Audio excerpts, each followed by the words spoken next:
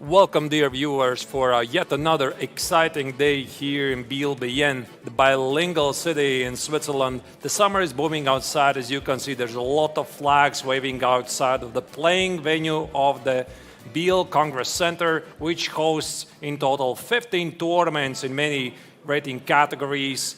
The action is unfolding already for several days in a row. Yesterday there was a lot of drama. As you can see, this is the playing venue in the Congress Center. Today we are probably in for even more action, more drama, and we are going to follow it live here from Biel Congress Center. Your host as usual, I'm Grandmaster Artur Nekšans, together with the ever-charming Angelika Volkova. Angelika, it's great to have you back again. Thank you so much, Artur. It's always a pleasure to be with you here and show our dear viewers what is happening at the Biel Chess Festival, especially Grandmaster Triathlon, which is a very exciting event. Indeed it is, and before we jump into the games, let's have a look at the format of the triathlon, which is the main event of the 57th International Biel Chess Festival. As you can see, it consists of 3 combined tournaments, Classical, Rapid and Blitz. In total, 20 games. Then after the triathlon, there's going to be a special new edition, the final stage, where the top players in both categories, Masters and Challengers, they're going to fight it out, a special round-robin tournament, and the players at the bottom will be eliminated and not participating in the fight for the championship award. And it is going to be an innovative edition because we had already so many new things happening this year comparison to before. We had in the Chess 960 challengers were challenging the masters in the last 2 rounds of the tournament. Now we have this final stage, which is going to be also exciting. We have so many top players here in the field, and I'm looking forward for the round number 2. Indeed, so am I, and a lot of viewers who are following online. So let's maybe now check the current standings in both tournaments, the Masters and Challengers section, because Rapid tournament is over, round 1 is over of the Classical, which was held yesterday. Here you see Liem, the Vietnamese Grandmaster, and the past 2 years winners is still again leading the tournament 9 points, followed Haik with 8.5 points. Also, the surprise winner of yesterday's game, Abhimanyu against Pragg. In the Challengers, we see Alexander Donchak is in a great shape. He won the first Chess 960 Rapid tournament. He is leading the tournament again after the Classical part, round 1, with 11 points. Followed closely by Salem Saleh with 10 points and by Shali with 9. And here we have the round 2 pairings for today's matchups. In the master sections, we are going to see Sam Shankland with the white pieces battling it out with Abhimanyu Mishra. Will we see if we're going to be another crazy preparation by the American Grandmasters? It's going to be a US match there. Liem with the white pieces, Vietnamese Grandmaster against Pragg. Liem won the previous game, Pragg lost. We're going to see what the Pragg is preparing for today. Haik, the current leader, the second place of the Grandmaster Triathlon Masters, is facing against Vincent Keymer. Vincent has not such a great time right now in the Grandmaster Triathlon compared to the previous years. In Challenger section, we see Marc-Andrea Morizzi with white pieces is going to try to challenge the Ukrainian young Grandmaster, one of the youngest Grandmasters in the world right now, Igor Samonenkov. Vaishali, after a very nice and spectacular victory over the top seed Jonas Bier, is going to face Alexander Donchenko, and Salem is facing Jonas Bier. And now it's time for us, dear viewers, go live to the playing venue and see how the players are prepping for the games. It's about 5 minutes before the start of the round. Everybody is getting ready, approaching here the boards.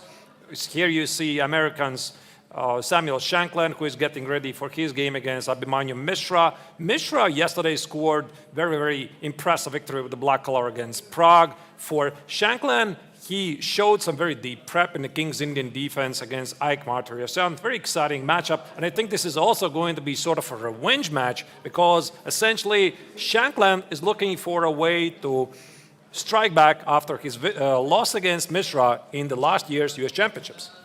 Yeah, for sure. And we see here the clash of the experience. Samuel Shankland is much older, one of the oldest participants of the Grandmaster triathlon master section. Abhimanyu Mishra is one of the youngest and super sharp players. Even though there is this rating difference, the match is going to be exciting for sure. And we see Marc-André Maurizi here preparing for the game against Igor Samonenko. Igor Samonenko had not a great time in the previous two tournaments, and yesterday he was defending to the very last moments in the game against Alexander Donchenko.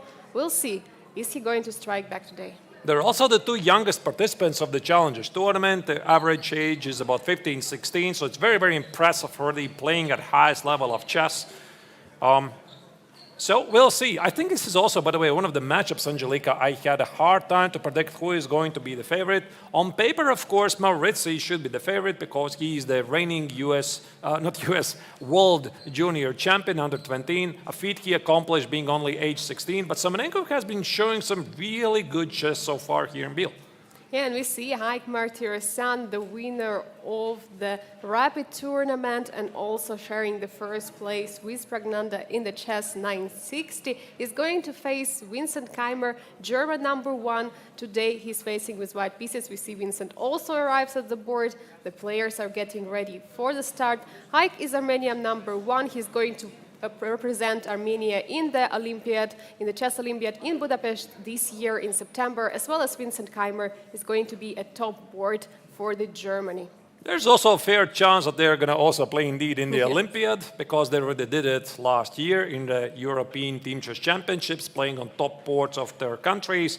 Here's Alex Salem, one of the most creative players of the Challengers tournament. He is back in Biel after 2 years, one of the most experienced players and participants of the festival because he has been in total 10 times, which actually is not a record because there's yet another player in the Challenger section and his name is Alexander Donchenko, who has played in Biel for a record 13 times. So here you see Donchenko arrives for the game with the black color against Vaishali. Now this is going to be a huge game.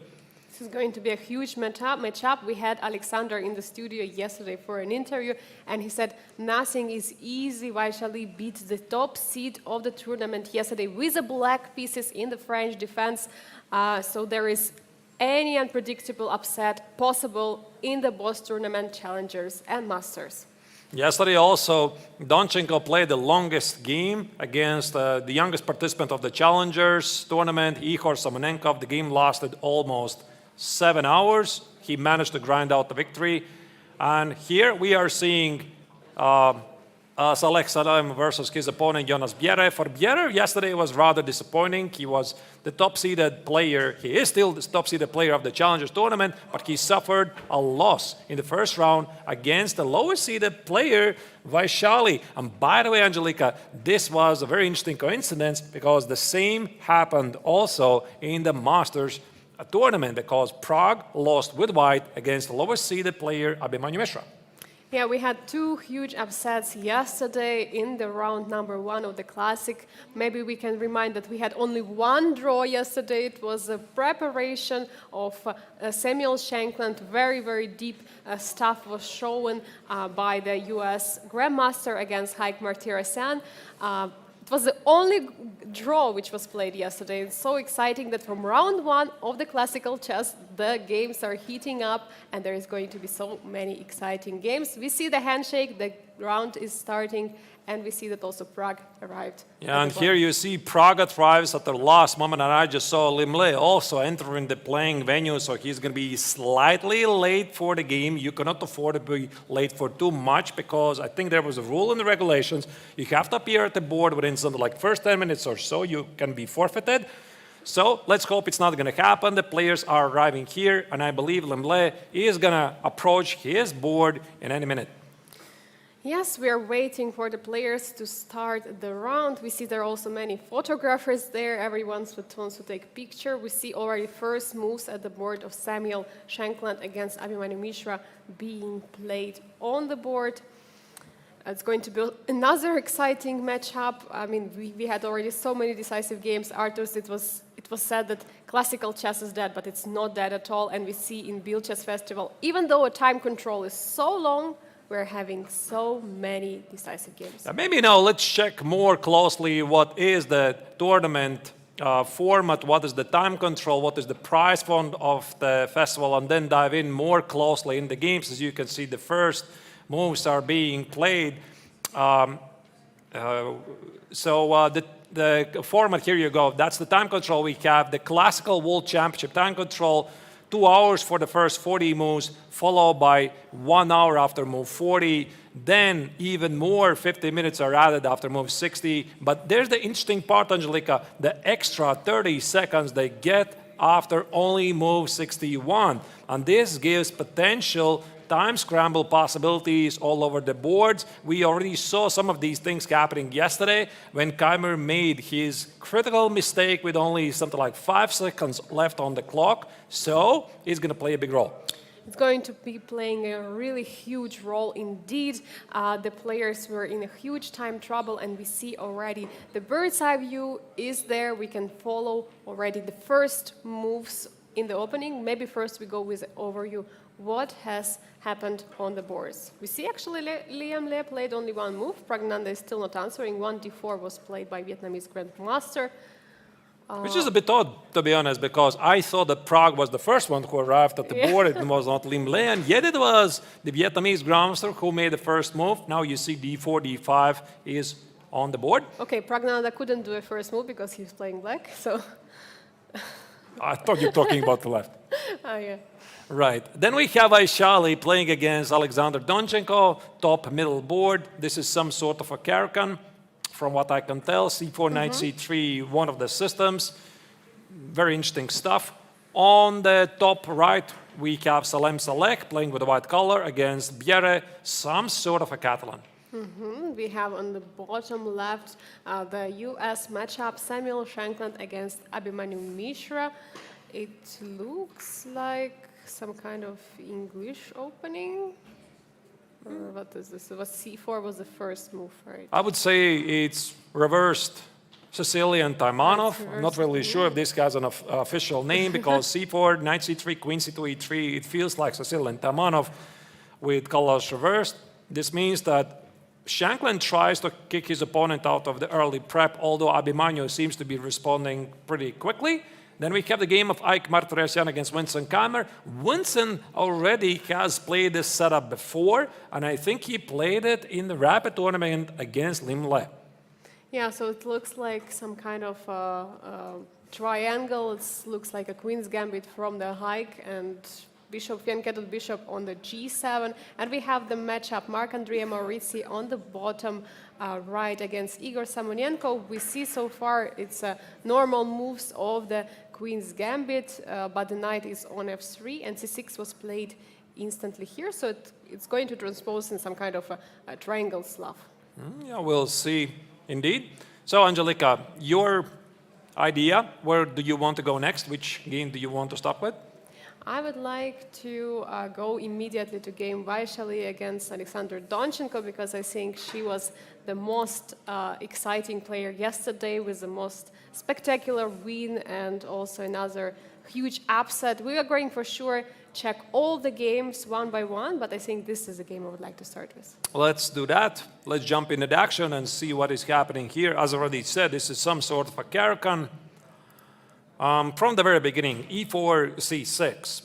You know, Angelika, if I would ask you the question, what do you think? Is Karakan a positional repertoire or is it aggressive? Positional. It's a positional. If you compare it with French, for example. Right, but I also think so. But I have talked with many Kalo grandmasters and they think that actually Karakan is pretty aggressive. And the idea is that you avoid all kinds of symmetrical structures, meaning if you're playing at the highest level chess, you're, of course, get using to the idea you need to play for the win also with black. So it's very difficult that you play some symmetrical structures like e4, e5 against significantly low-rated opponent, and you hope that you're going to outplay him in the long run. So you try to unbalance the position. And that's why the Karakan is so popular, that with c6, d5, it's sort of positional indeed, I agree with you there, but yet white almost always has difficulties to get this symmetrical position. This is exactly the reason why it's so popular. There's a number of grandmasters at the highest level who are playing this all over the world. And now the trend here is that e5 is becoming the main move. I think knight c3 already is kind of obsolete because of, if I could show you, I think this is one of the main reasons, knight f6, the so-called Tartakova variation, which gives black pretty good chances. But to be honest, also the old bishop f5 fares pretty well, and that's why e5 has taken over the popularity of this variation. Talking about Caro-Kann, I would say, yeah, it's like positional one, but it's for sure very ambitious. You don't want to play symmetrical position. You want to have some imbalance in the position, and I guess it's a very nice choice by Donchenko against this matchup, because he is sure that there is going to be a fight there, and probably he's the one who is starting it first. Do you play Caro-Kann? Yeah, I used to. I never played it before. I wish I would have done it. Yeah, I had this idea to start to play Caro-Kann at some point, but somehow I never got around. All right, bishop f5 is one of the main moves here. So if you look at this position, you would think that it looks quite similar to the French defense. But the thing is, if black plays e6 to play c5, compared to the French advanced variation, black has wasted the tempi. That's why bishop f5 is typically played, so that black can play e6 and then potentially play c5. Yeah, actually, I used to be a French player, before I played Caro-Kann, so it was a little bit easier for me to adjust, since I knew that, okay, Caro-Kann is kind of a better version of the French, because I have this bishop on f5 already. And in French, I would always have this bishop stuck on c8. I would maybe lose many games with this bishop. But since the bishop is getting out, the idea is still similar, because the pawn structure in the center is almost the same as in the French, but there is some lost tempo because of the c6 first move. Right, and this c4, Angelika, I'm not really that familiar with this setup. I think a far more popular continuation is a knight f3. There's also the aggressive h4. Yeah, try to trap the bishop with a g4 and h5. There's also the very aggressive knight c3, followed by moves like g4 and knight e2. There's many setups. c4 is something I haven't really seen a lot, but probably it makes perfect sense to fight for the center like this as well. And after knight e7, knight g to e2. This is the first surprise, apparently, to Donchenko. I don't think he expected this.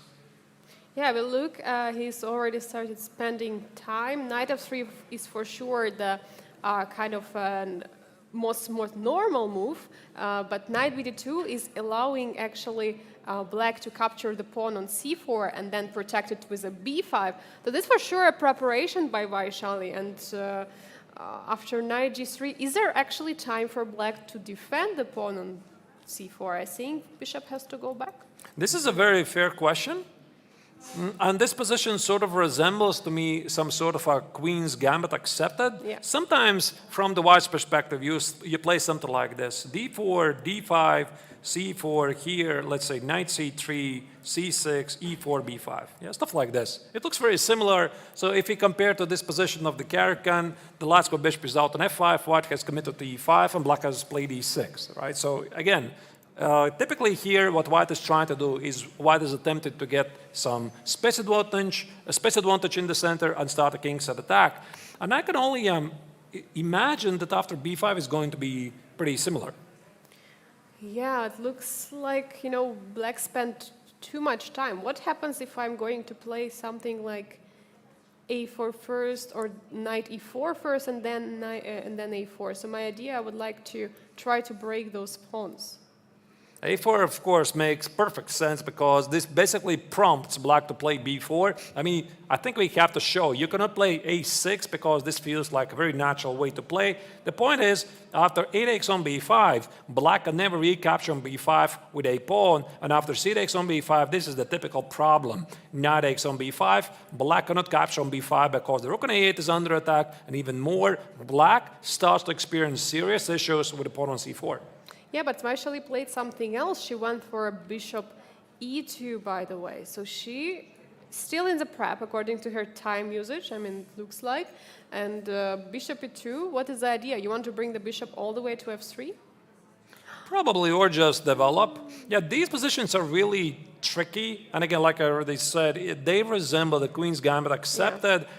Yeah. And I have a feeling that Donchenko was slightly surprised with the choice of this formation because he did spend here something like 7 minutes. He played rather quickly, d-takes on c4 and knight g3 followed by b5. So this means he knows this. He just tried to recollect what were the continuations here. And bishop e2, by the way, if you see how the bar reacts to this, this is not the main move. And speaking about the prep at the highest level, one thing I know for sure, how the highest level players they tend to prepare, they are not using the top choices of the engine because the opposing party, your opponent, is going to do the same. Of course, he's going to follow the top choices of the engine in any variation. And as soon as you divert, you make some logical move, but which is maybe not fully endorsed by an engine, there's a fair chance that your opponent might not know this. Look at this. I'm looking at Donchenko right now. He's trying to remember. He's trying to remember what was after bishop e2. Yeah, and also another interesting idea is not going for these main lines, but also going for some side lines which require a very high precision. For example, after this move on bishop e2, let's say black would have 1 or 2 options which would keep their slight advantage, and all the rest of the moves I'm going to bring advantage for white. So that's why with that you eliminate the chance of your opponent playing the best move and keep the same evaluation of the position. Indeed. I mean, sometimes this evaluation, for example, I just open engine. Engine says 0.18 for black. What does it even mean? Maybe you get to this evaluation if you make a series of only moves and you need to really know them, and then white is still not risking anything because white is still within the drawing range. This is a very popular thing to do at the highest level, not following the top choice. And right now, Donchenko is trying to figure out what's the follow-up. And sometimes, you know, these things happen that you looked at this line after c4, knight c3, knight g2, maybe a couple of years ago, and you're like sitting there and trying to remember, yeah, I had this file on ChessBase, yeah, there was this continuation after knight g3, b5, what was even there? And you looked at this line like a couple of years ago, for example. So you're essentially trying to recall an exam that you took a long time ago. This is not easy. This is absolutely not easy, and like looking at what action Vaishali did also in the earlier Chess 960 rapid tournaments and the yesterday's first round, this looks really really promising for the young Indian grandmaster. By the way, Arturs, what is their score generally in the Biel here and generally? Have they played before a classical game? They have played a classical game, a single classical game last year in the Tata Steel chess in the B tournament, one of the most prestigious round-robin tournaments typically held in Vikanje, Netherlands every January. Donchenko won with the black color in a Sicilian Scheveningen. So actually I would say it was a rather small surprise, I suppose, because when Vaishali was doing the prep against Donchenko, I suppose you always look at the first game you played against your opponent. The opponent plays Sicilian defense against you, so you mainly prepare against that. But to be honest, nowadays, at the highest level, these guys, they play a lot of defenses, a lot of openings, and that's why you prep a lot of stuff for the game.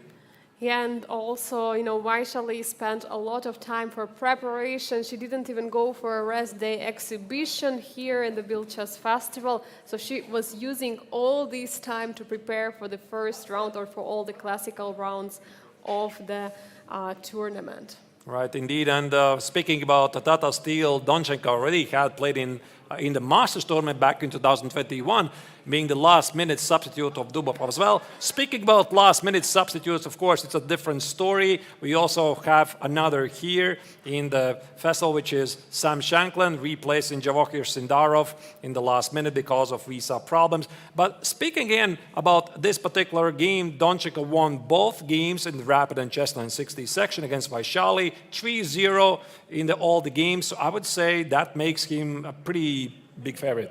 Pretty big favorite, but he should not relax for sure.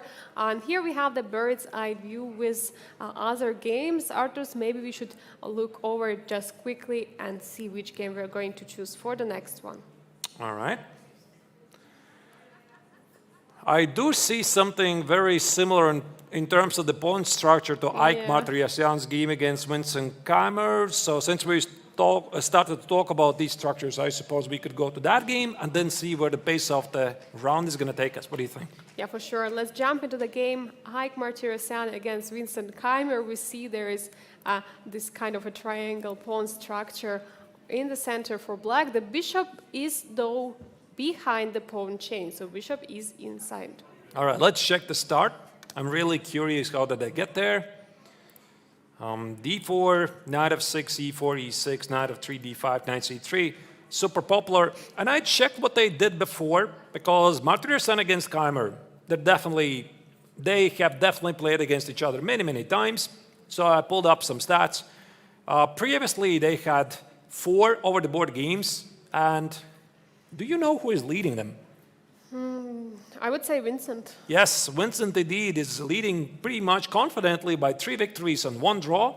The last time they played was last year in European Team Chess Championships. I believe it was top board when Vincent was playing with black. Exactly the same moves, where here he played the so-called Tarash after c5. This is what they played in the previous classical game. The game continued c takes, queen d4, e takes, and I think it was e4, d takes, queen d8, king d8, knight g5, bishop e6. The rest already don't remember. Draw? No, I don't remember this, but this is a very topical theory, and I think the current reputation of this line is black is holding. So Haik was pressing in that game for most of the part of the game. He messed up in the time scramble. He allowed Keymer to take over the game, and his position collapsed very quickly. So this is what happened previously, and here Haik decides to sidestep. Not Haik, but Vincent decides to sidestep, and he plays c6. Yeah, and we have some so-called triangle pawn structure. It can be called triangle Slav. It can be triangle system, very popular nowadays because black is just defending the center, not yet showing all the cards where they want to locate the other pieces, and they are ready to capture on d5 either with c or e pawn. Depends what they want. Either they want to have some more symmetrical pawn structure and having some kind of exchange Slav, then they would take with the c pawn. If they want to have a Carlsbad structure, they would take with the e pawn. It's a choice for black. Indeed it is. So c6 leads to a very complex battle. Maybe I'll also just mention how they have played here in Biel so far, because all the players have met each other twice in the Rapid and Chess 60 tournament. Both games were won by Haik Martirosyan, which, by the way, I think is pretty important. So in the Rapid tournament, Keymer made a very interesting exchange sacrifice. He had a very nice position, but then Haik managed to take over the game and win with the black color. In the Chess 60, Haik won a nice game where Keymer flagged, so he did not manage to make his move in time, or he lost on time. And they have played against each other online, by the way, a lot. I know, of course, it doesn't really matter for over-the-board games. They have played in Junior Speed Chess Championships back in 2020 and 2021, and both times Martirosyan was winning dominantly. This is incredible, yeah, and we see even though they had some classical differences in the scores, so Vincent is the one who is leading those. In the Rapid and in Chess 960 here at Biel, Haik was the one who prevailed the young grandmaster from Germany. Does it mean something psychologically, Artur said, okay, Vincent comes to the game, he knows he lost yesterday's round, he knows he lost also 2 games here in Biel in Rapid and Chess 960. Does it change the preparation for him? Not really sure if it changes the preparation, but the mood definitely is different. Yeah, I think if you play a really nice game and you have had a great start in Chess 960 and Rapid like Martirosyan does, it lifts you up. You're playing with a lot of motivation. And for example, for Vincent, it's slightly different. He had, okay Chess 960 tournament in Rapid. I do not immediately recall what was his result, but he was not at the very top. And yesterday he lost this very painful game with white against the reigning champion Liem. Move 40, made a big mistake, then he had a chance to escape, then he blundered again.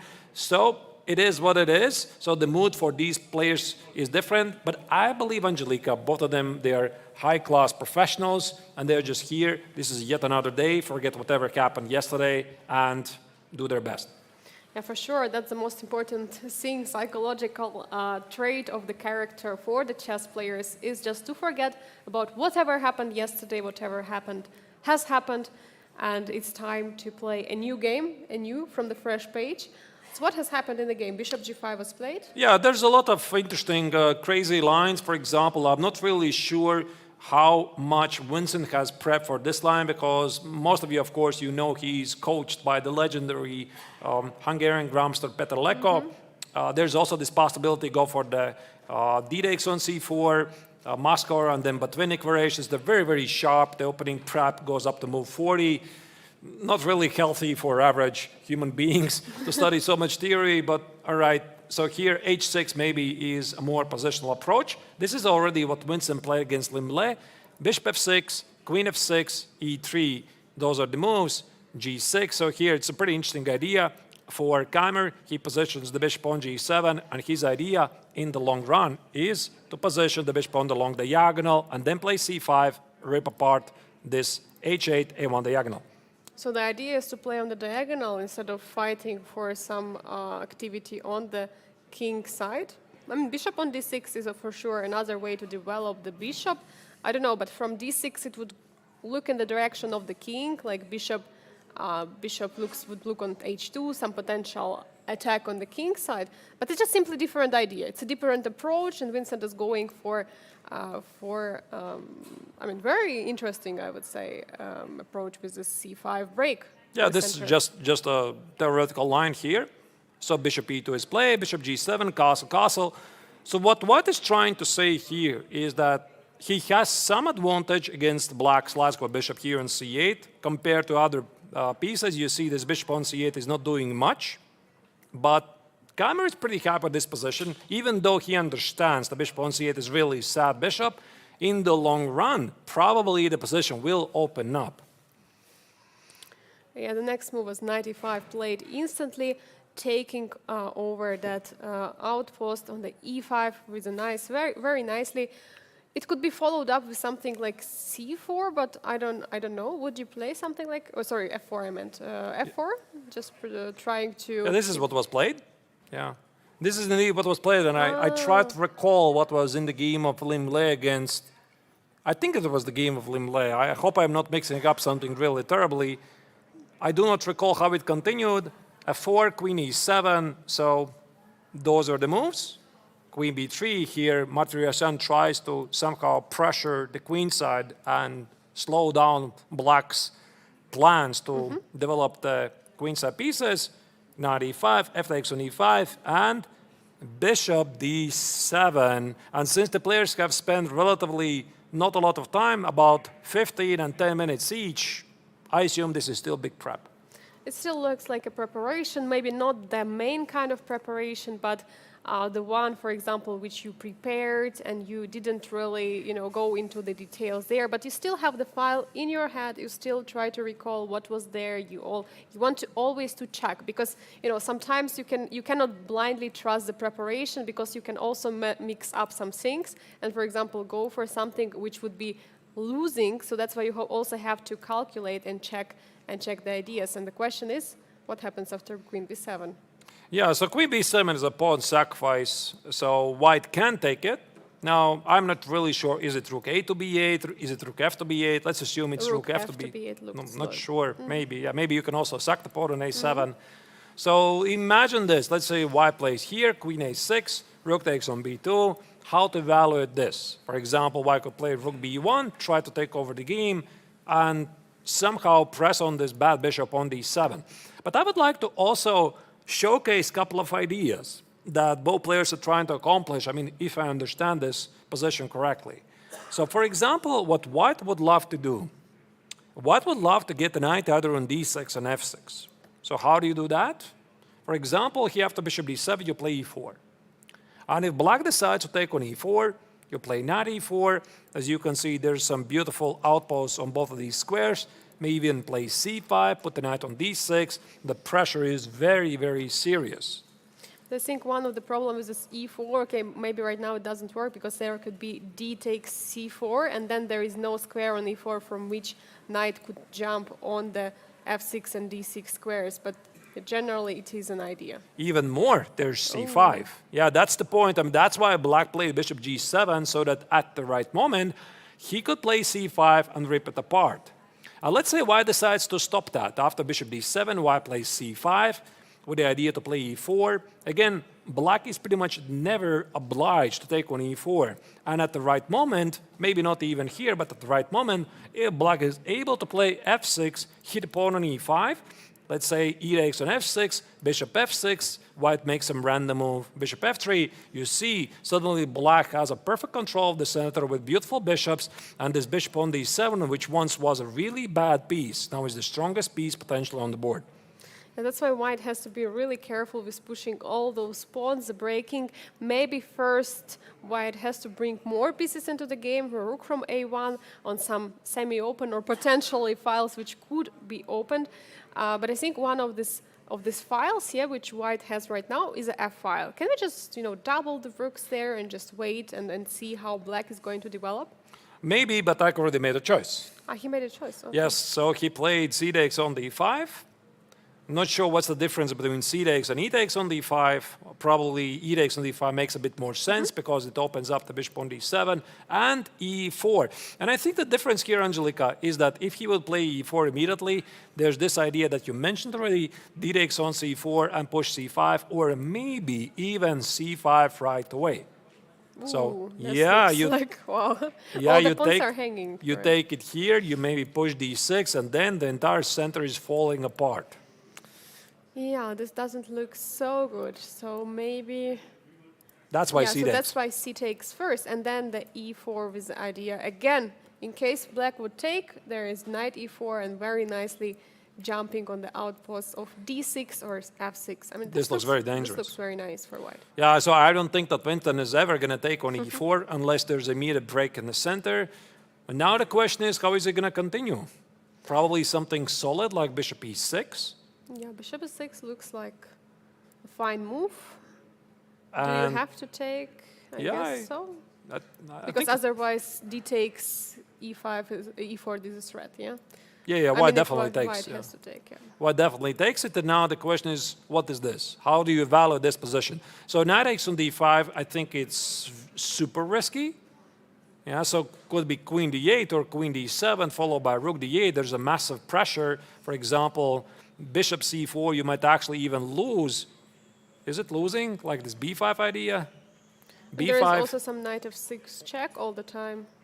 There's even more. There's knight e7. Ooh. Yeah, intermezzo checks. But what I was thinking originally, I mean, if white takes on d5, bishop c4, you can even just play rook d8. It's just good.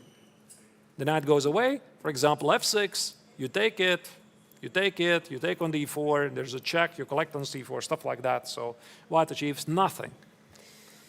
Yeah, so that's why white has to be really careful in this case. And I mean, bishop e6 looks like the main move.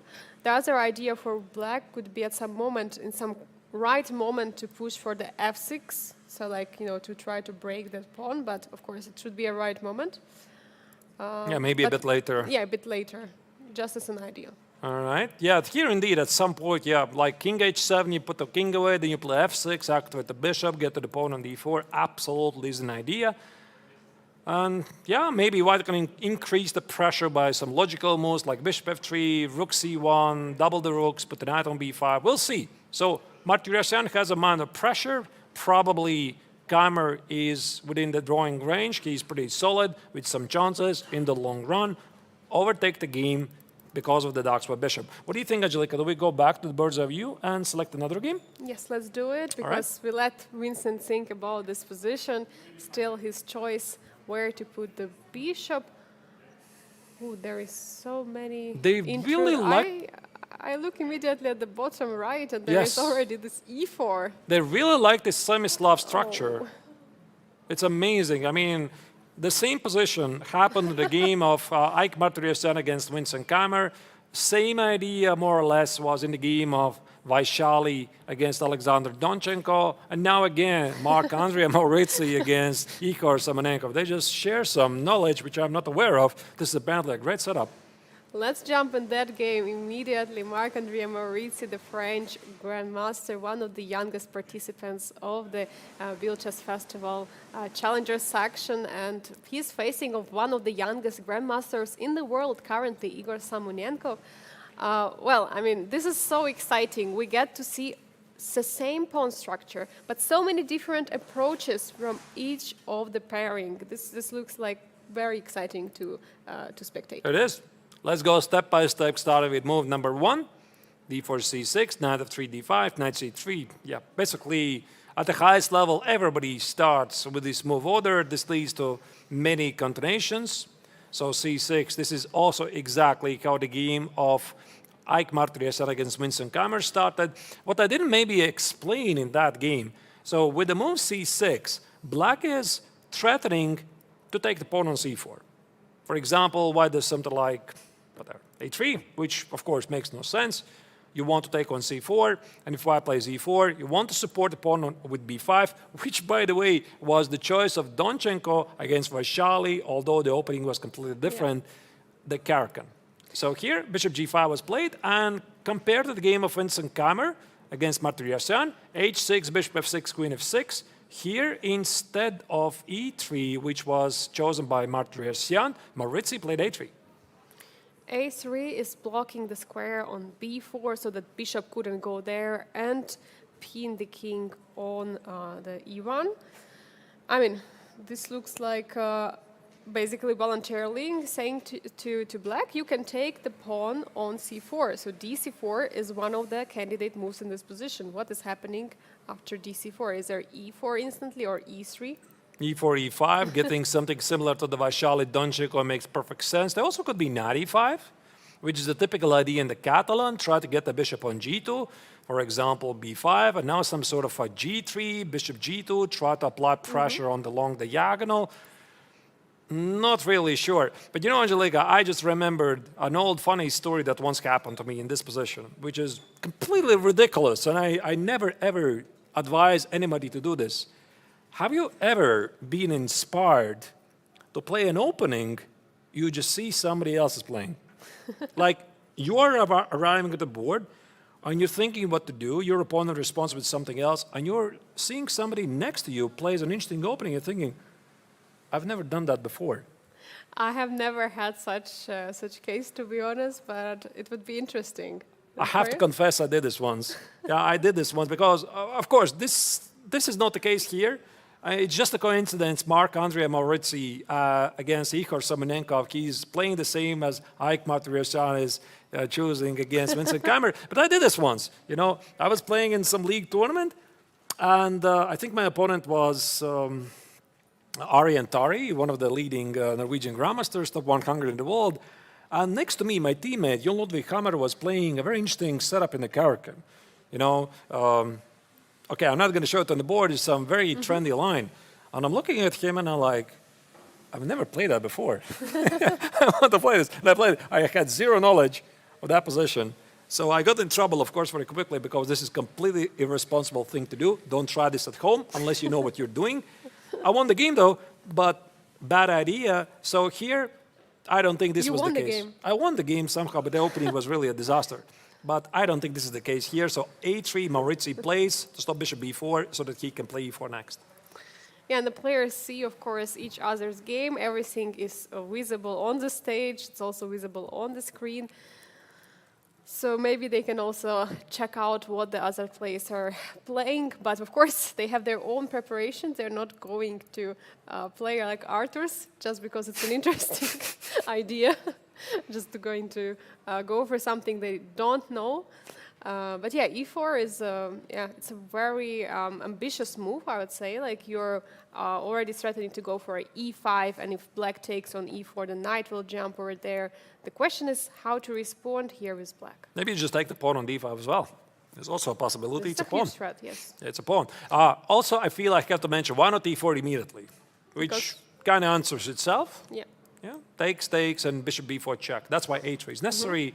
And after knight c3, there could be moves like c5 immediately. You can't really take on c5. There's a check on c3. As you can see, this black queen on f6 is conveniently placed to cause white some issues.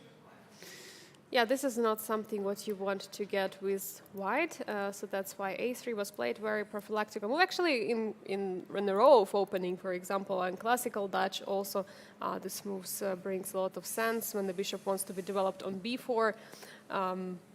Yeah, and e4, and it's played. Igor is thinking. Igor is taking time. What would you play here with black, Artus? Would you take on e4 or c4, or you play something else?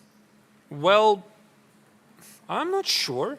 I think that my intuition would suggest that I have to take on e4 because it's a central pawn. A c4 pawn is kind of not. And one of the reasons, by the way, why these lines are quite popular, you're going to notice their viewers, maybe you're not aware of, but many modern openings, they feature this theme, get the two-bishop advantage, which is a very, very popular thing, especially from the white's perspective. So white tries to get the so-called minimal two-bishop advantage, because then in the long run, the position is going to open, and then those two bishops are going to reign supreme. But also black does this in many openings. And that's why here, this is what Vincent Keymer is doing, this is what Igor Semenenkov is doing. So you sort of have this bad bishop on c8, but you really hope that in the long run, it's going to be really, really strong. And that's why white is pressed to prove something rather quickly. So I'm not sure, Angelica. So here after, what was it, 97e4, I would consider moves like d takes, 94, maybe get the queen back on d8, get my castle, and push either c5 or e5 to activate the bishops. Yeah, this looks like a decent idea. Yeah, you want to break this center, you want to challenge the pawn on the d4, yes. I see the bar doesn't like it though, so probably it's not a very good idea. Maybe this is also pretty decent. Sometimes these ideas are in the Maran variation. Black plays e5 for the idea to open up to the light square bishop. And maybe actually white is not happy with this. Look at this. Yeah, suddenly the position is pretty open. Black has two bishops. The bishop goes on c5, and I'm not really sure what white has to show for these weak and dark squares. But we go back to this moment after d takes on c4. Most likely, white will include the intermezzo move, e5, and after queen g6, this could get really spicy. Bishop takes c4 and queen g2, rook g1. What is happening there? Who is attacking whom? Sharp game. Okay, maybe queen e2 is not really accurate, but you get the point, right? I mean, it's very, very sharp. Most likely this king is castling the long side, maybe even knight e4. Try to control these squares, queen d3, long castle, rook g3. That's what makes chess really exciting. That would make it for sure very, very exciting and spectacular. But for now, Igor Semenenko is taking time, and we see that he's most likely out of the preparation. He's out of the prep, definitely. You don't spend so much time. Yeah. I think he's just completely unaware what to do here. So this entire sequence of a3, I think this probably surprised him. And you know, that's how it goes. You prepare, typically imagine you're Igor. You prepare for somebody. I'm not really sure what Maurizi plays as his main contention. Let's say he's a big e4 guy. And when you're preparing for a game against Maurizi, you're checking, okay, against e4, I'm going to do this. Against any sidelines, c4 or knight f3 or d4, I'm going to do this. And you don't really go it very deeply. You're kind of trying to guess. And then in one of those sidelines, your opponent plays something he has never done before. You're guaranteed to be out of the prep. Yeah, and that's where Igor is right now. I think it's a time for us to leave Igor to think about the position and jump into the other game. Let's see here, we have a bird's eye view to get all the information from the other matchups. Which game catches your eye, Arturs?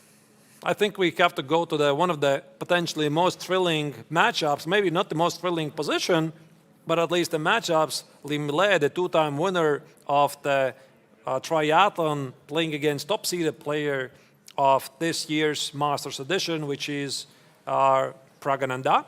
Pragg yesterday had I'm not sure what it was really, a very disappointing performance. He was playing with white against Abhimanyu Mishra with the white color, showed some very nice prep in the Italian game, sacrificed the knight quite early with this thematical g5, knight g5 idea, and then everything just went downhill after that. Even though it was a very ambitious idea to sacrifice a piece to create this huge attack on the king, he went wrong in one moment. And that's a problem when you are down a material, then you just have to keep your attack going. And if there is something which is stopping it, then you might just be down a piece and lose the game. That's what happened in that game. Unfortunate loss for the Pragg. But I think he's back. He's back in his spirit, in his fighting spirit. We know he's a super fighting player, very ambitious with many ideas, can be aggressive, attacking. And we have Liem, who is in good spirit after yesterday's round, win against Vincent Keymer. He's in a better mood for sure, but is it going to be a very easy matchup for him? Sure not. No, I don't think so. Speaking about the previous encounters here in Biel, they have already played 2 games, Rapid and Just Dance 60. And quite surprisingly, I mean, okay, Rapid was a solid draw. Pragg didn't get anything out of Liem's Petrov defense, but also the Just Dance 60 game was very, very peaceful. Somehow there was not a big fight, and the Vietnamese top grandmaster was able to kill off any complications that Pragg tried to inflict upon him. So both games finished in a draw. Prior to Biel, they have played 2 classical games over the board. Both games Pragg played with white back in 2018, 2019. That's what, 6 years ago. So he was definitely much, much younger. And Liem was victorious in 1 game with black and draw in another. And of course, they have played a lot of games online in Meltwater, Oslo Esports, FTX Crypto Cup, and I counted the total score. I hope I got it correctly. Pragg is leading with 5 victories against 3 losses and 5 draws. It's just a lot of games. It's a lot of games and matchups, but classical is for sure something different. You can also flag online and do all kind of tricks. But over the board, classical matchup, especially with such long time control as we have here in Biel, it's a World Championship match time of control.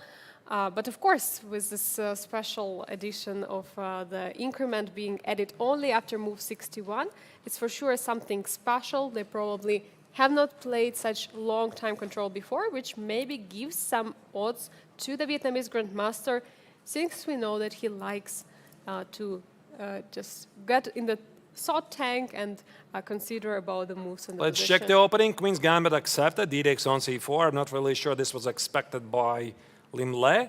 Knight of 3, E3. The nuance here is that you include Knight of 3 to stop any 5 ideas from black.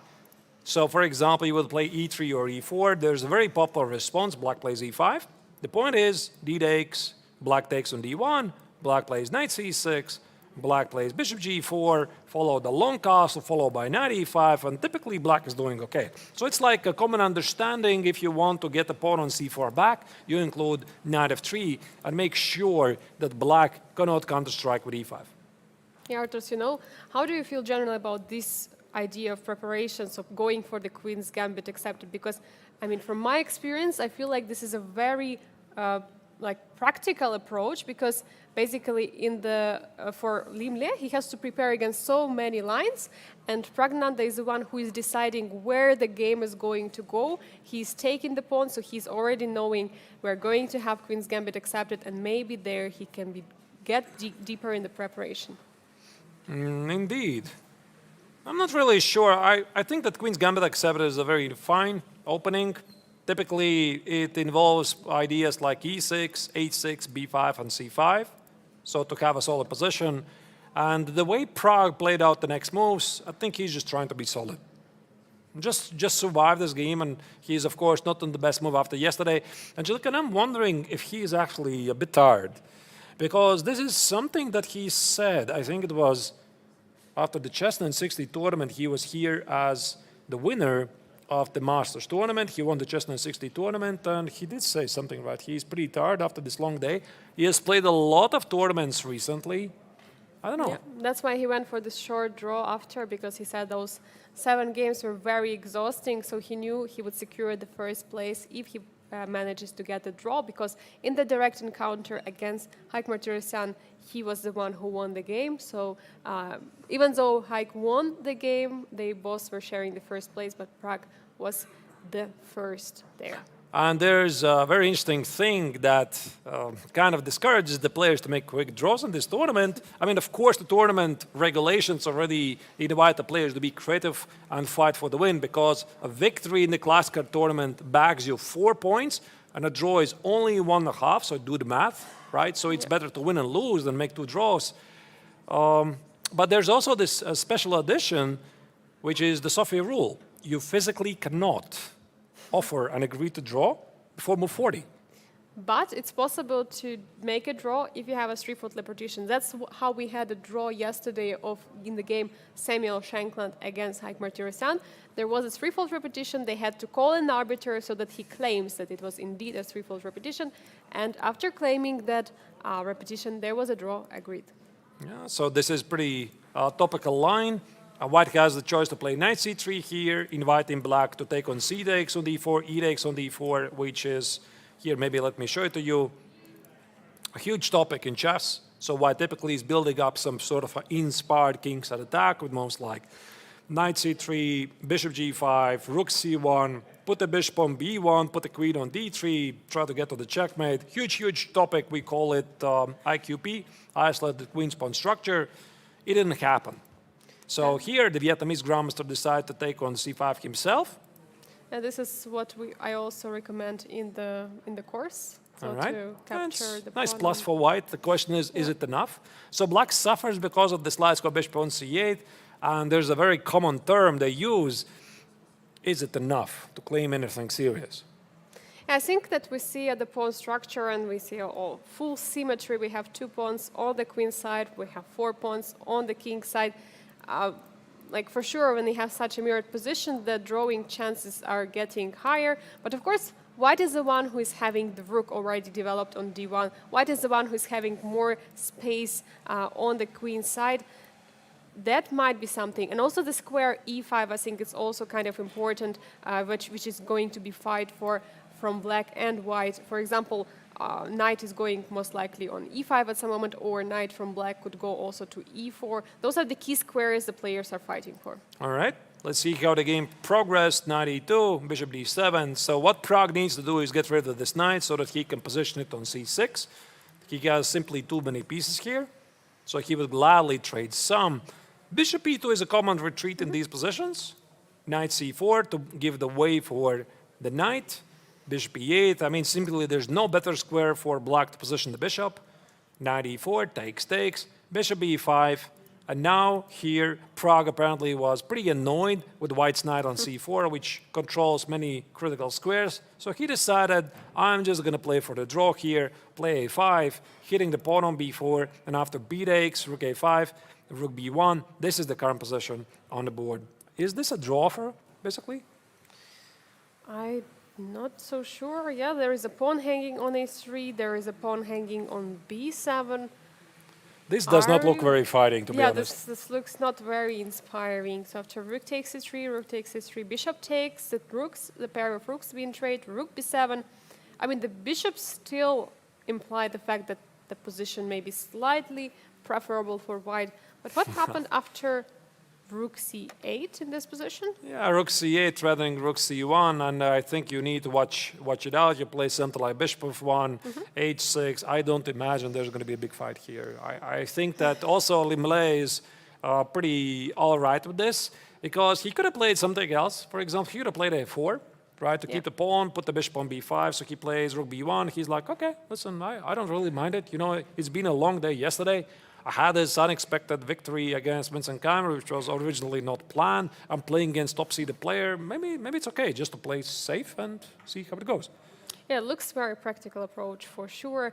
I think that we are going to move to the next game because yeah, let me see what else we can choose. Because all the rest are playing. We have the US matchup between Samuel Shankland and Abhimanyu Mishra. I think this is one of the games we would like to check out. How many games we haven't yet seen? So it's Shankland against Mishra, and who else? And one more game, I think it was Saleh Salem against Jonas Biel. Oh, we are going to check that as well. All right, of course, we have to. So, how did this game started? c4, c6, knight of 3, 5, e3. One thing I could tell you about these two players, even though on paper Shankland is the ELO favorite, he's the 2018 US champion. However, in their only over-the-board game, Mishra was victorious. So he beat Shankland in the last year's US championships with the black color in a very complex French Winawer oration. And that's why here, what I think happened is that Shankland just played c4, knight f3, e3, and usually you play these kinds of positions just to kick your opponent after the prep, just to get a game. But the way Abhimanyu responded here so quickly, he was ready for this. And we also had a poll ongoing on our broadcast, and there were some voting going on who will win today, or it's going to be a draw. We have the results already. The majority of the audience expect Abhimanyu to take a point. 42% of the viewers voted for Abhimanyu to win the draw with a 31%, and Sam Shankland to win with 27%. So according to our viewers, Abhimanyu is the favorite, I think also because we have a memory of him beating Pragg yesterday with a very precise defensive technique. I think Sam respectfully disagrees. He definitely has his own ideas, so we are going to see. By the way, the position here after c takes on d5, knight e5 reached some sort of, which I already mentioned at the very beginning, reversed Sicilian Taimanov, where the queen stands on c7, the knight stands on c6, the pawn is on e6. So if you could imagine this from the black's perspective, it looks pretty similar. Doesn't really matter. So it's some sort of a reverse Sicilian, followed by d3, a3. So white takes care of all the critical squares. And take a look at this. Again, we have the same imbalance. Two bishops. And white is happy about it, because white is thinking, in the long run, I'm going to open up the position, and then my dark square bishop is going to rock and roll. But Abhimanyu is happy with this. Why? Because he has a healthy development. Yes, for sure. Like if we could choose which side plays with which color, I would say that black is playing with white. Yeah, it looks like the black has at least one tempo up with all the bishop on the g4. But yeah, here we see that actually Samuel is playing white, slightly more passive. But I think it's just approach in this opening, right? He's playing right now passive, but he's going also to finish development very soon, and he has also two central pawns, the e3 and d3, so potentially some break in the center is possible. This is a pretty surprising move, to be honest, that he gave up the bishop just like that. Bishop f3, there must have been some reason why not bishop h5. I think I understand. Probably the idea there was some improvised g4, bishop g6, and maybe some h4, h5 ideas. Maybe there's sometimes, oh, wait, maybe there's even e4. Look at that. So you play e4. There's no knight f4. Obviously, it's a juicy outpost, Yes. but there's a fork on e5. You could do that. So the knight goes away, and then this bishop on g6 is feeling really silly. So this is the reason why Abhimanyu, he didn't really want to do this, because the bishop on g6 will be standing really nicely, hitting the pawn on d3, but he simply had to take on f3.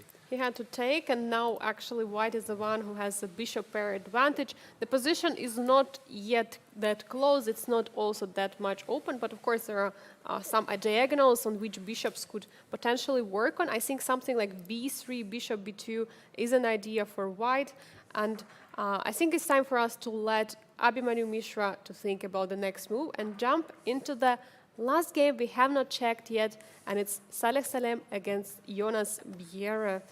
Indeed. And let's see how did this game progressed. It was a Catalan. All right. Of course, one of the most popular openings in the circuit. Very, very interesting stuff. So here, white wants to position the bishop on g2, and then in the long run cause black some problems with this long diagonal. D takes on c4. The young Danish player says, I have a free pawn. Come and get me.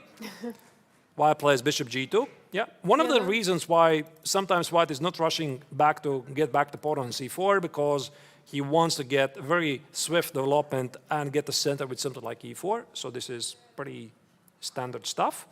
It's also not so easy to defend that pawn for black, not without compromising their development. So I think That's a fair point. Yeah, I mean, there are definitely very popular lines like knight c6, rook b8, or a6, b5. Sometimes black includes bishop b4, b5, a4. I try to hold on to the pawn, but almost always white wins it back. So why hold on to this?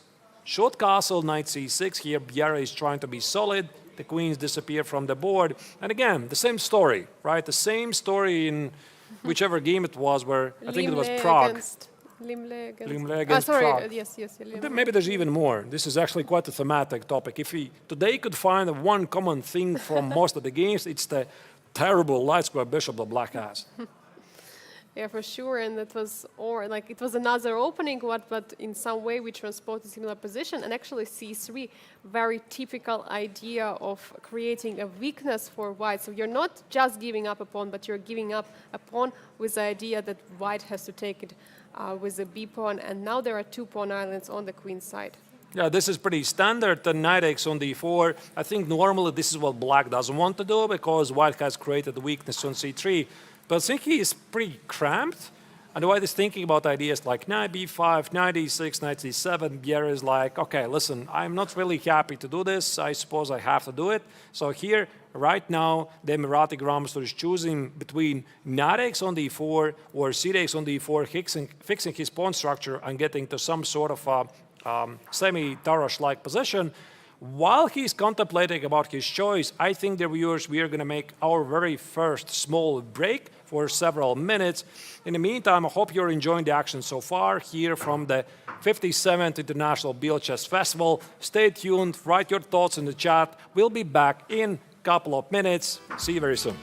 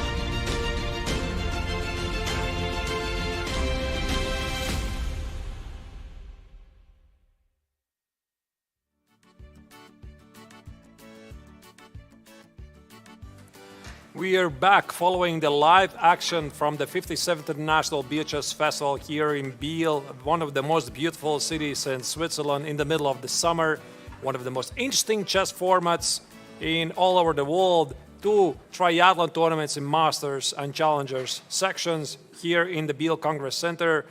I think it's high time for us, Angelika, to jump back to one of the most exciting games, and there's one game in particular I want to check more closely, and that's the game on the screen. Vaishali playing against the current leader and the winner of the first 2 tournaments, the Chess 960 Rapid tournaments, Alexander Donchenko. What is this craziness on the board we're seeing there? Yeah, we have so many interesting clashes today, and this is one of the most exciting ones. We have Donchenko, who is a current leader of the Challengers, who has won his game yesterday. He won also the Rapid tournament, the Chess 960. But Vaishali was only 1 step behind in the Rapid tournament, and yesterday she managed to score a huge upset, beating the top seed of the Challengers Grandmaster Triathlon tournament. This is for sure a very exciting position, and it's going to follow with some, I guess, 2 result games. Yeah, absolutely. So we left it, where was this? I think we left it after knight g3, b5. Those are the last moves. We saw it. And here after bishop e2, it was the German who thought how to continue after this move. He was apparently slightly after the prep. Now he played bishop g6, that the engines don't really like it. Maybe he could have continued with knight a6, which is a pretty common theme. Knight a6, try to put the knight on b4, maybe knight on d5. But the thing is, if he does this, he gives up the light square bishop, right? So there might be some problems with knight f5 at the right moment, maybe even bishop g5 and knight f5. And that's why here the German decided, okay, listen, I need my bishop. He played bishop g6, and now a4 was the continuation of Vaishali, immediately trying to undermine the pawn on b5. It's interesting that she didn't go for it instantly with a4, but first developed the bishop to e2 and then went for the a4. I think she's still in the preparation at this particular moment because, she knew that she had to play bishop e2. She went it very quickly, and I think a4 is for sure something what she wants to do. She wants to break those pawns and win the pawn back or create some initiative on the queen side. Maybe. Yeah, it could be that I didn't really see this moment when she played this, but the point is if we kind of follow really this argument that the bishop on g6, at least according to engines, is a mistake, maybe this is something you don't really prep, yeah, because again, you're prepping for the most favorite continuations by the engine, and if there's something wrong with that one, maybe you just even don't know it. Either way, it doesn't really perhaps matter because here a4 was played by Vaishali. Now knight e4 comes in, threatening with knight e6, threatening with knight c5. Here, bishop e4 seems to be already necessary, which kind of underlines that this bishop g6, bishop takes on e4, feels a bit artificial. It is artificial and it is losing a tempo. And Arturs, you mentioned the fact that, since bishop g6 was not that a great move, that it's not a preparation of Vaishali, but it's also another, it highlights to her if she plays this move and it was not in the preparation, that there should be something wrong with that move, and maybe that helps her to also understand she has to approach the position more ambitiously. Queen h4.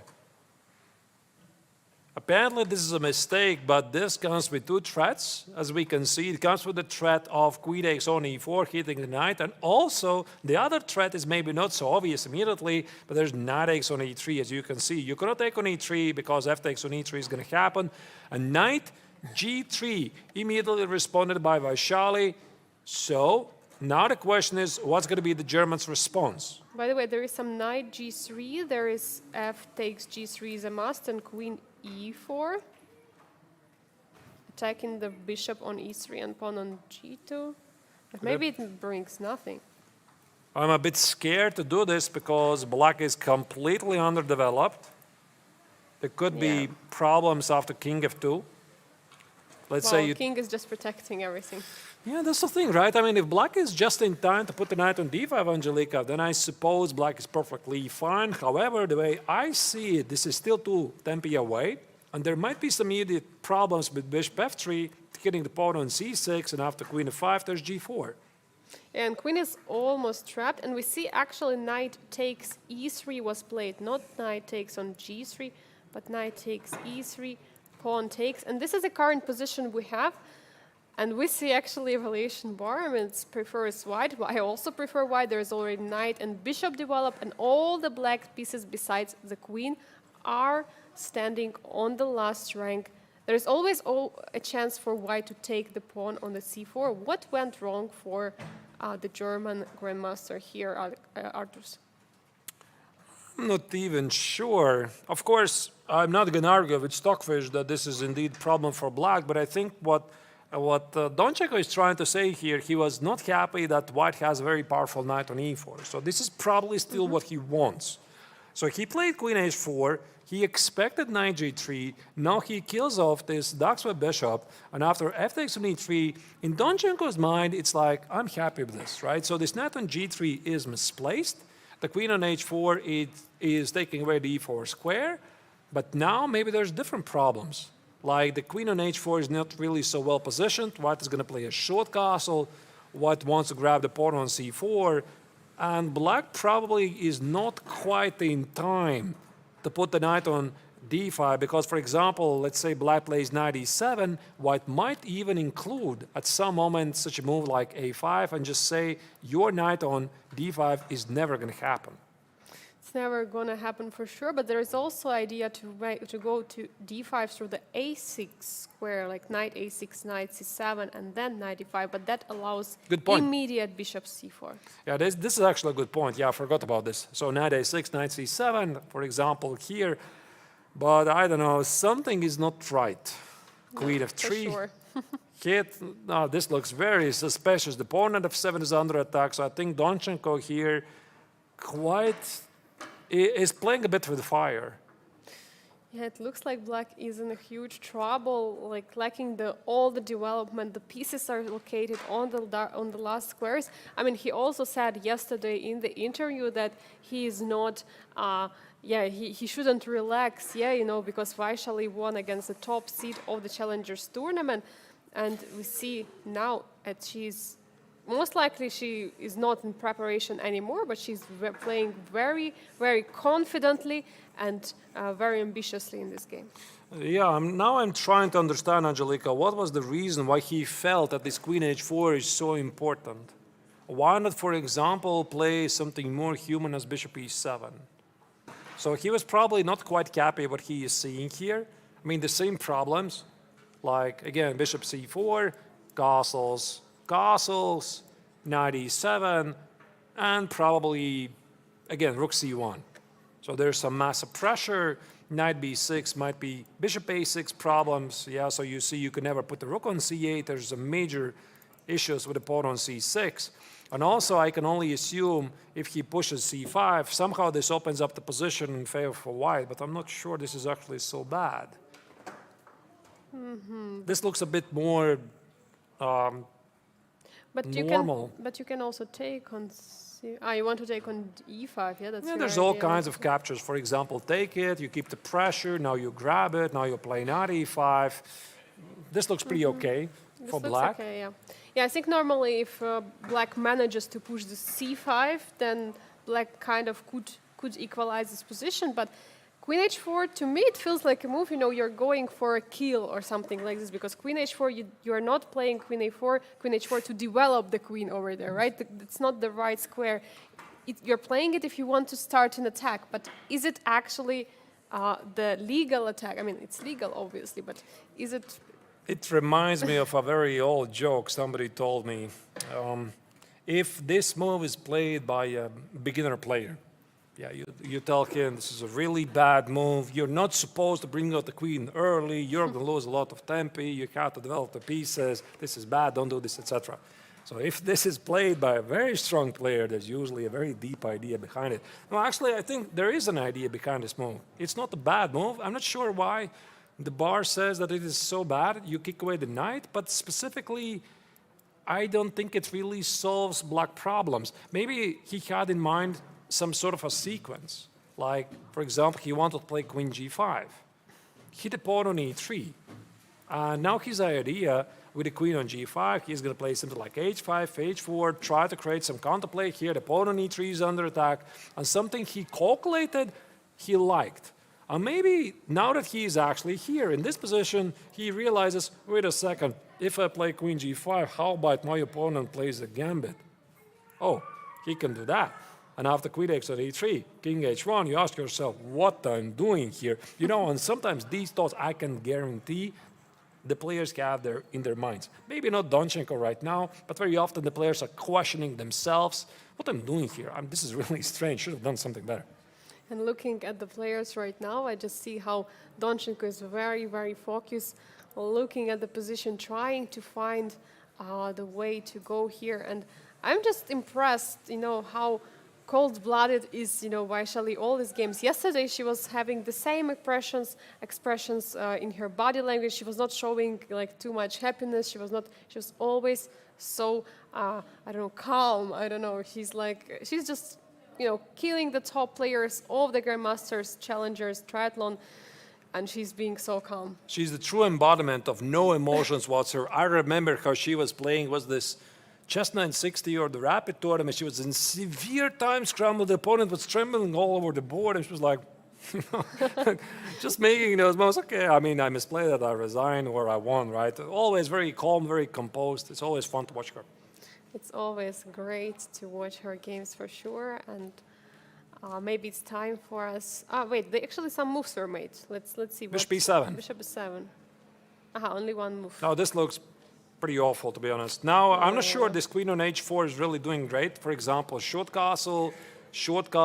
How about we have some rook f4 ideas? Look at this. I mean, this queen on h4 actually becomes a target.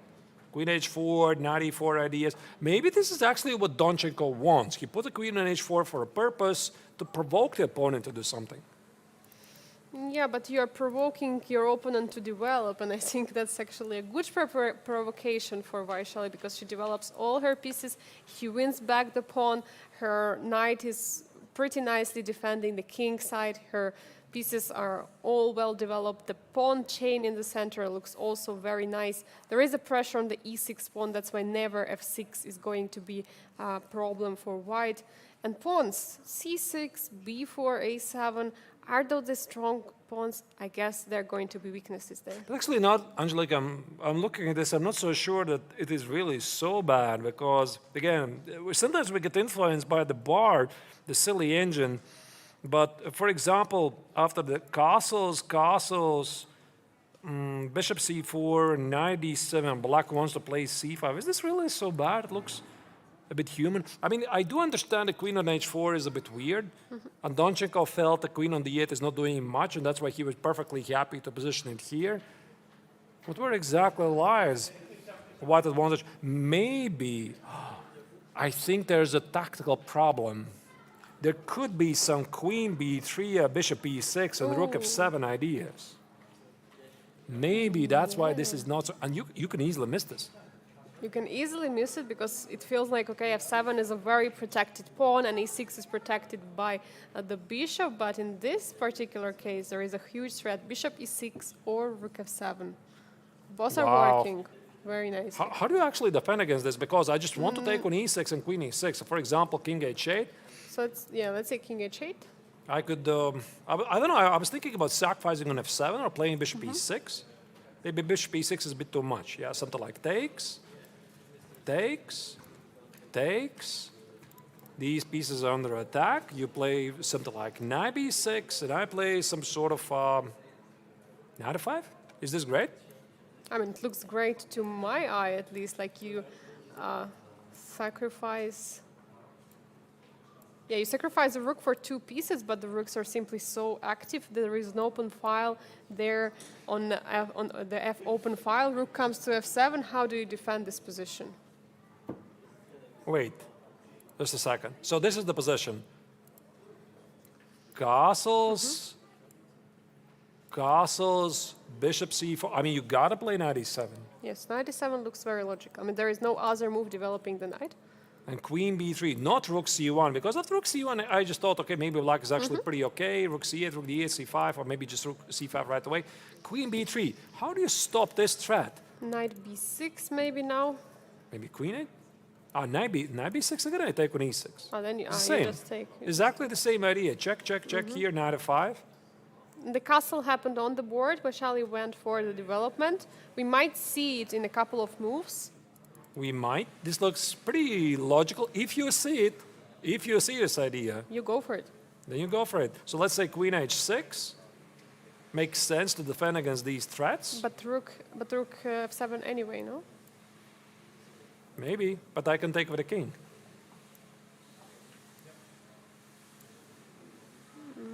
Knight Oh, f5. there's all kinds of ideas here. Knight f5 looks nice, no?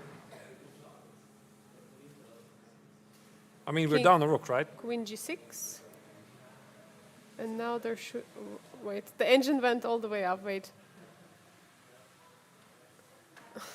Rook f1? No, I mean, rook f1, maybe it's too much. Yeah, rook f1 looks very human, but I think black is going to escape it. It feels so dangerous. Bishop e6. Yeah, even this looks dangerous, like being down a piece. Yeah, but it's a rook, right? Ah, sorry, rook, yeah. Yeah, but it's a rook. Yeah. I don't know. Okay, maybe some other move. I mean, the evil bar was so high up there. So, rook f7.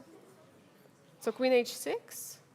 So, is this line rook f7? This is a crazy line. Rook f7? King f7. Yeah, rook f7 is bishop e6, by the way, Yes, yeah? So this looks pretty risky. King f7, what was it? Knight f5, you said? Knight f5. Hit the queen, queen g6. g6. Okay, let's check the engine.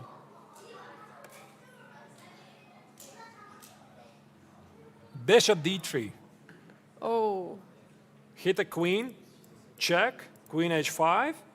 What's it saying there? Oh, now you play rook f1. So that there's no king e8, there's a fork.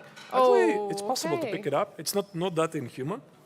it's not that inhuman, especially when you're playing one game. You have such a long time control. You guessed with the preparation correctly. You have 2 hours for the first 40 moves. But So- the most important, no increment. So once again, short castle, bishop c4, knight e7, queen b3. This could be the reason why the engine really hates it. Why this queen h4 is not really so great, solely because of this idea of queen b3 and bishop c4. There are some tactical ideas like rook f7 and bishop e6, sometimes knight f5, and the queen on h4 is just wrongly placed for this. Might be not so obvious also for Vaishali, because one of the things that even the best players in the world, they tend to miss their unusual ideas. And why is this? Because you have not trained to recognize them. It's something that never happens. So that's why it's very easy to miss it. Yeah, and Alexander is back at the board. We see he saw the castle happen. Is he going to even short castle himself? Maybe he's going to see this queen b3 idea and he will decide not to short castle, but you cannot also castle long. I mean, what do you do actually as black? No, but I think that Alexander's approach, what he was expecting most likely, was something like rook c1, some human move, right? I mean, some rook c1, remove the bishop, get to the pawn on c6, come play c5, etc., etc., etc. By the way, if you play rook c1, as you can see, the bar immediately drops. Yeah, it's like a very human move, but suddenly black is very much in the game. So it's specifically this queen b3, and I'm pretty sure that he's already getting pretty good feeling that there might be queen b3 incoming somewhere. Yeah, I think it's a good time for us to pull up the bird's eye view and check the other matchups which are happening right now. Do we see any updates there? Let's see. So the top left board, I don't think we're going to see anything there. That's Liem against Pragg and Die. It's heading to a draw. White has this nominal two-bishop advantage, but the position is so dry with no weaknesses for Pragg. There is one idea I would like to show you maybe a bit later, but realistically, now, especially now, this game is officially heading to a draw. So, no, I don't think we're seeing there anything. Bishop f6 is essentially draw offer. Okay, So, yeah, we're following the middle top board, Vaishali against the Donchenko. Top right is Salem Saleh against Jonas Bjerre. That's the game we checked before we went to the break. Looks that white is slightly pressing, or the bar says black is better. Weird. on the bottom left corner, we see that Samuel Shankland is actually Yeah, he managed to develop the pieces. That looks at least good, but I see that there is some huge expansion of the pawns for black on the queen side, and black is having generally more space in that particular game. On the bottom, in the middle, we see a game, Haik against Vincent Keymer.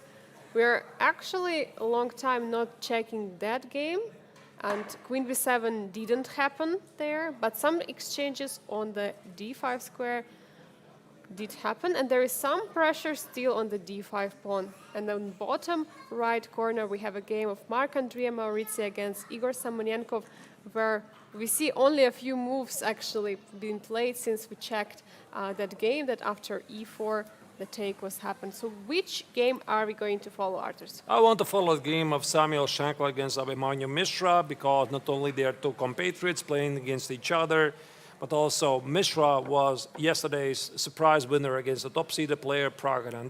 He's doing really well. The youngest grandmaster in the history of chess, becoming a grandmaster at age 12 years, 4 months, and 25 days, beating Sergei Karyakin's record, which held for good 19 years. So this was accomplished back in 2021. Karyakin's record was back in 2002. So there we have these two players on the board.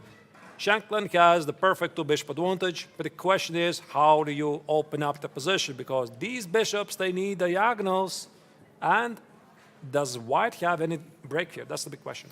Yeah, that's a huge question, because it fell from the beginning when we checked this position. Black gave up another bishop for a bishop pair advantage for white, but I see that the bishops look a little bit sad. Okay, bishop on f3 is still much better developed than the bishop on e1. I think maybe any time bishop could go on c3, but this annoying knight on d5. I mean, the knight looked like a star of the current position, and being supported by another knight just in case something happened, the other knight can also jump in. And maybe it's some kind of a provocation in case white is playing something like e4, which of course white doesn't want to do. It would weaken a lot of squares and close the bishop. Yeah, I think that what Sam wants to do is he wants to make either b4 or d4 happen. Why is this? Because this position essentially resembles some sort of a Sicilian from white's perspective this time. And those of you who have played some Sicilian defense, you probably know one of these two main important rules, that if you carry out from the black's perspective b5 or d5, you're a happy person. So I assume that for Shankland it could be pretty similar. That's why he might be looking at push d4. So instead of g3, for example, he would push d4, and if he would get this position, let's say takes, takes, takes, rook d4, Shankland would go here without a thought. Absolutely, he would be very happy about this position, put the rook on d1, put the bishop, I don't know, somewhere on d2, e3, or just d2, c1, just apply pressure. But you, Angelique, you probably sense there's a problem with the plan. Yeah, it looks like there is a problem there with immediate d4. Yeah.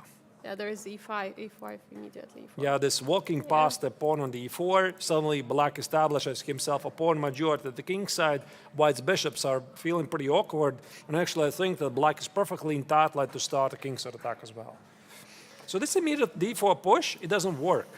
The same applies for b4. This will cost white one of the bishops. Like takes, takes, knight b4, bishop b4, c takes on b4, Shankland could continue something like queen b3. But the question again is it enough? You give up one of the bishops. You don't want to do that. Yeah, and also you give black the chance to have this outside passer on the b file. Are you really ready to block that pawn in some way? I mean, maybe white is indeed blocking that pawn and there's nothing going to happen, but there is still some weaknesses also for the white, for example, the pawn on d3. This actually position could very quick turn into Liem's game against Pragg 4 pawns each at the king side, but I don't think that Shankland wants to do that. And that's why he plays g3. It's like a slow move. I'm going to take it slowly, play bishop g2, maybe play king h2, maneuver my pieces, and as soon as the knight goes away from the d5 square, if it ever happens, then I'm going to push b4. Yeah, it looks like a decent plan, but for sure black is the one who is having this much more space, and I mean, as long as the bishop are not working, I mean, I guess black is the one who is in the front seat right now in this position. There's also some cat and mouse game right here, because white has no obvious targets. So sometimes what you do in those positions when you don't know what to do, You just sit there, quietly improve your position, and you just wait for something. Because also, imagine this position from Abhimanyu's perspective. Okay, you have the Marozzi bind, so to speak. Yeah? You have the pawn on c5, pawn on e5 against the pawn on d3. You have beautiful knights on f6 and d5. You have queen on d6, beautifully positioned the rooks. Now what? Yeah, that's the big question. Now what do you do? I mean, what do you do? What do you do? I mean, maybe there is some opportunity to push the pawn to a4, but first you have to support it and try to create some... You play h5? That's maybe a weakness Yeah. to attack the king. Do you play f5? Maybe your opponent is expecting this to meet e4. I mean, what do you do? You know, that's why I think Shankland is pretty smart with this. So he just makes some quiet improving moves. He just brings the ball back to the opponent. This is like a typical play of Rafael Nadal. Yeah, like he plays tennis, just hit back the ball and it's your turn. I'm just hitting back the ball, it's your turn, right? I'm not attacking you, just do something about it. So it's a perfectly okay strategy, and Mishra is just going to be very solid. I suppose put the rook on d7, apply some pressure, and not rush. Yeah, indeed, the d3 pawn could be one of the main weaknesses for the white.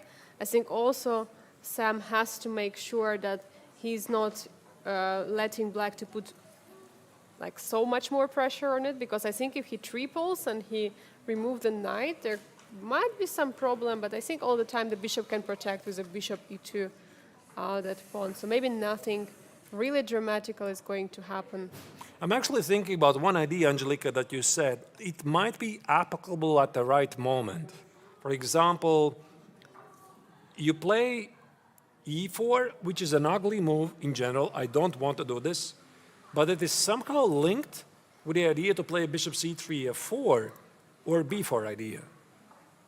But by doing this, of course, you weaken the d4 square. Like takes, knight e6. I don't think this is really great for white. It doesn't look great, but for sure some kind of an idea, obviously. You just have to make sure you don't give those dark squares so fast. Or maybe start with b4, takes, and then play e4. Of course, it enables some knight c3 ideas, but of course, again, black can just play knight c7, knight e6, and occupy the d4 square. So for example, let's say Shankland plays bishop g2, while black plays rook d7. How do you improve your position any further? That's a good question. I mean, I don't see how you can improve, because it feels like the rook is standing on b1, getting ready to push for the b4, another rook is on d1, queen is on c2. All the pieces have their natural position. Do you want to move the king? Play some prophylactical move? Maybe this. Ooh. Then put the rook at e1 and play f4. Maybe bishop could go also to a1. Oh. Even Oh, wow. further. Okay, let's try to imagine black does nothing. Yeah, like here, here, here, here, here. And b4 maybe. Oh, now I'm missing b4. Okay, so I keep the knight on d5, so I'm playing something like queen e7. I'm just being rock solid. Now maybe I don't know if d4 is possible. Oh, what, again? d4? B4? D4, But D4, it's the same, D4. no? I mean, it's the same c-dex, e-dex, and e4, no? Yeah, but in this case we don't have bishop on f3.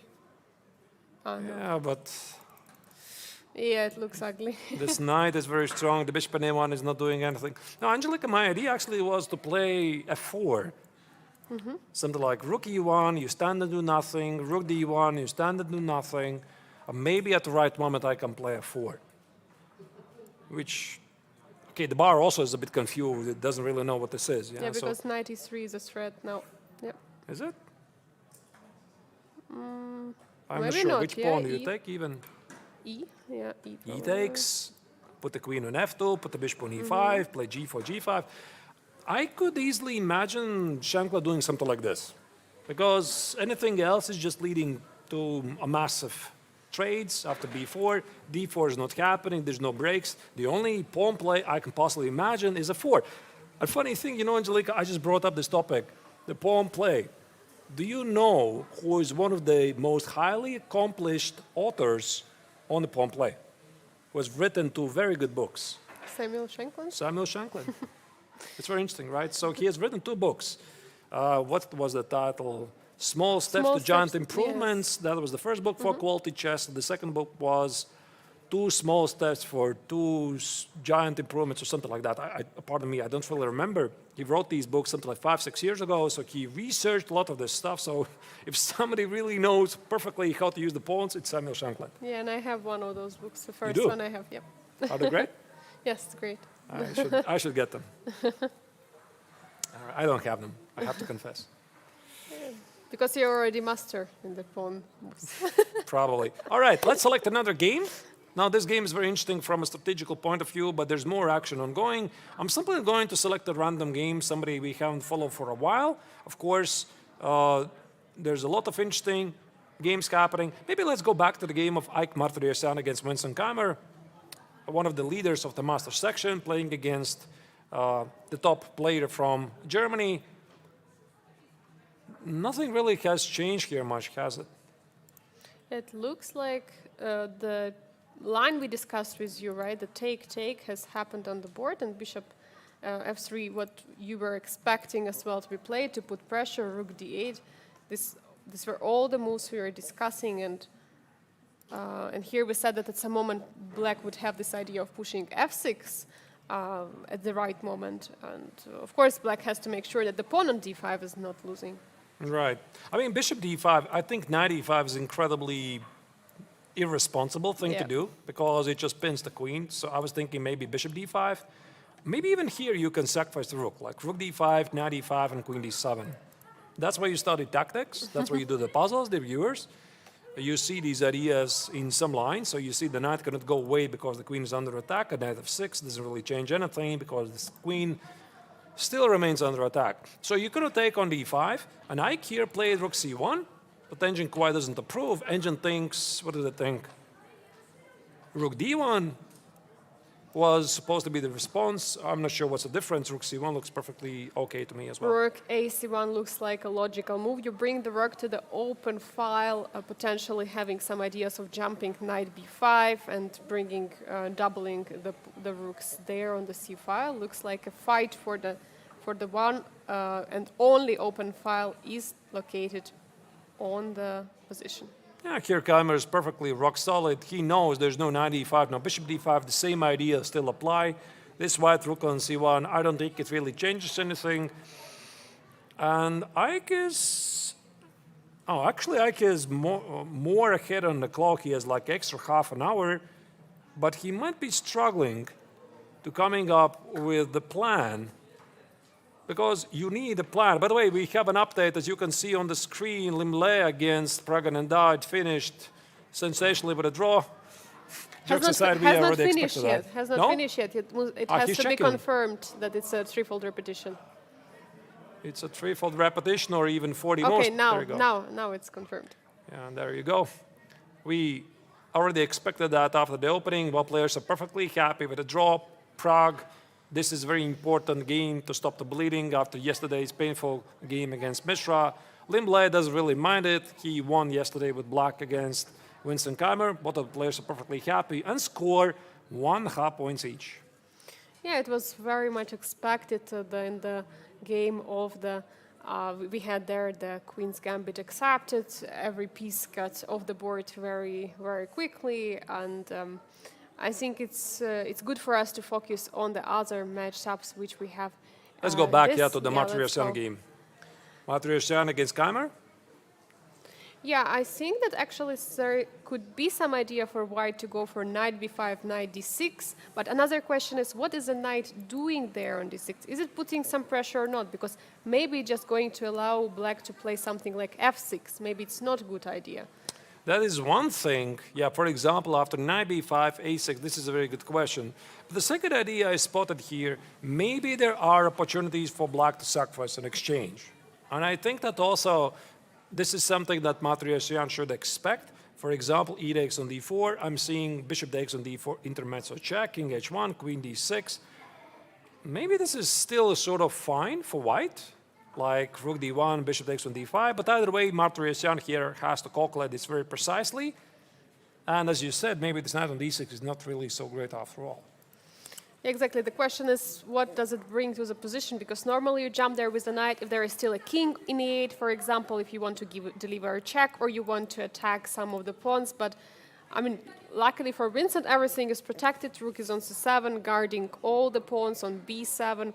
But maybe knight b5 could be a move which would stop black from bringing another rook to d8 if rook a8 wants to be played right now. Yeah, I suppose rook d8 is an idea to secure the pawn on d5 forever because, you know, one thing why I think black is interested to put the rook on d8 is to relieve the queen. So if black puts the rook on d8 and defends the pawn on d5, then he has free hands to do something at the king's side, like queen g5, maybe queen e3. Actually, speaking about the king's side, now that I'm looking at this, you said something about freeing the docks with bishop Angelica with f6. But I'm just thinking maybe there's another idea. Like, I could play h5.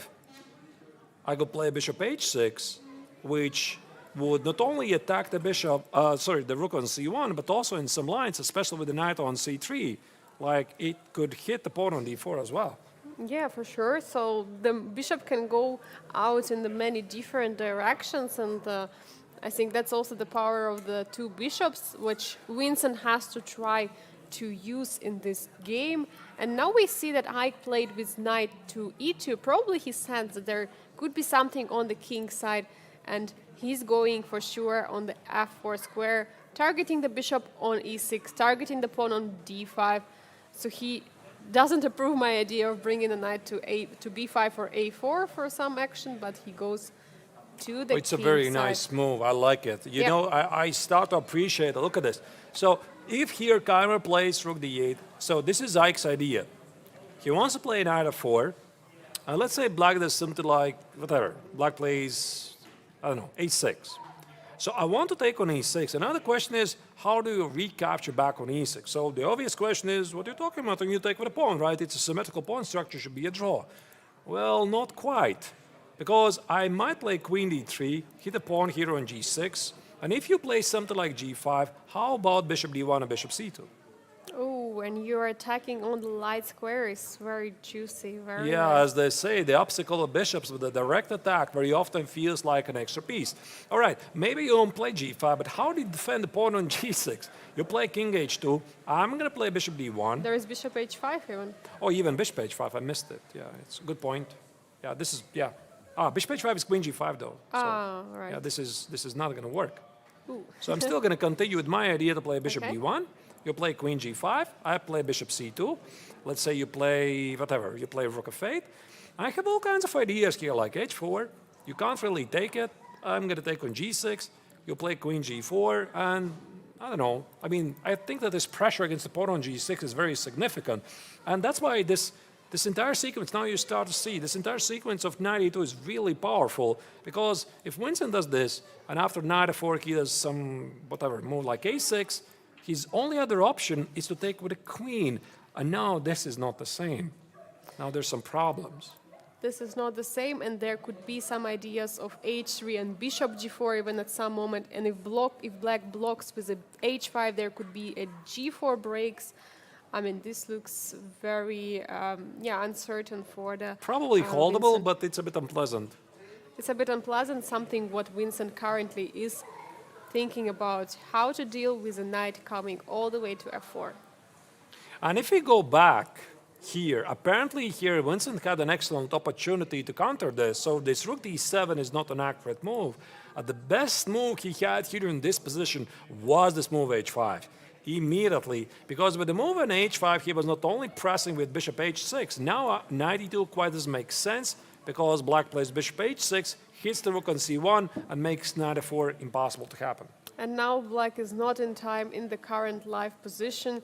Now h5 and bishop h6 doesn't make any sense. So, yeah. Right. Yeah, you're talking about this position. Yeah, Like, the after current. knight e2, h5, knight Already f4. not in time. I think this is probably somehow going to tactically fail. Takes, and Knight c5. knight c5, yeah. This looks pretty dangerous. The bishop is under attack. You remove it. I take on d7. I take on d5. And Yeah, as you they say, take all the pawns. The f7 is going to fall as well. as they say, auf Wiedersehen in the German language. So not going to happen. Yes, so maybe it's a time for us to pull up the bird's eye view and check the other matchup. We have already first result, as we already said. Liem played a draw against Pragg, was not very ambitious position there, so it finished in a draw in the threefold repetition because it's not possible to offer a draw under move 40. I suggest to go to the game of Marc-Andrea Morizzi against Igor Samonenko because it was also a very unbalanced game quite early on, as you're seeing on the lower right corner. These are the two youngest players in the challengers section. Actually, maybe even, no, not overall, because also, of course, Mishra is age 15 and he plays in the master section. So the battle of the youth. The battle of the youth is happening here in the Grandmaster Triathlon. In the Challengers tournament, Marc-Andrea Morizzi with white pieces is challenging the young Ukrainian Grandmaster Igor Samonenko. Queen C7 was the last move played. Okay, maybe we should step a few moves back to see what happened after E5, because Igor spent a lot of time after the E4 move. He took on E4. Yeah, I thought so. This looks logical. Feels very, very logical. Nice move, Queen F4. I like this move because with this move, Queen F4, Igor not only applies pressure against the knight on E4, but he's just in time ready to bring the queen to the safety if it's ever attacked. Pretty nice. Bishop D3, yeah. Bishop E7, we see that castle happened, rook D8, trying to put some pressure on the D4 pawn. And after knight G3, Black played B6. Okay, wants to develop the bishop over there to the B7. Queen C, bishop C2, queen D3.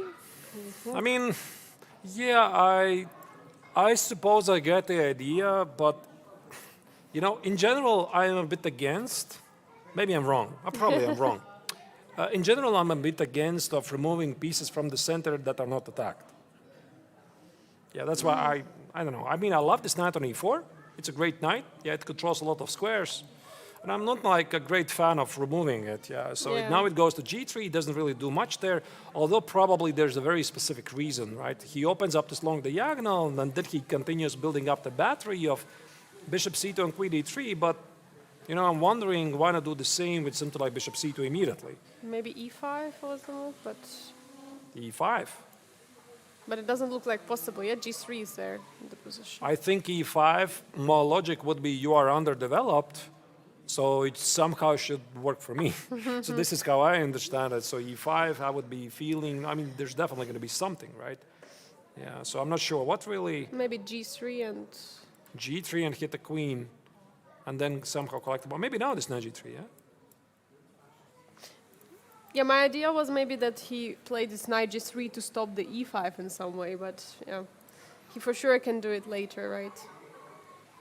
So we can start with bishop C2, but yeah, he had his reasons. It's a move, yeah, it's a move. I slightly don't like it, but okay, it's a normal move. Queen C7, and now, yeah, here Igor felt that the queen on F4 is becoming a target. And yeah, he's ready to push C5 for E5. Yeah, queen D3 looks like a move, but then black will just jump with the knight to F6 very quickly, or F1, F8.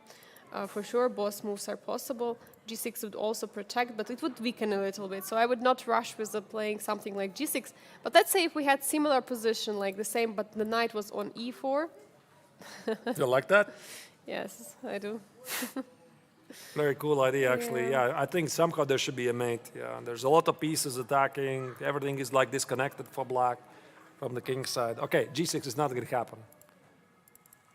Yeah, but knight F6 looks logical, and if we, if you imagine in this position, the knight would not move to G3 and would stay on E4, then there would be idea of from white to play knight takes on F6. Can I do that? You can try. So my big idea is, oh no, my knight. It's a mate on the board. But of course it's not going to happen. So G6, and now you don't have any sacrifice on E6 anymore because the bishop defends it.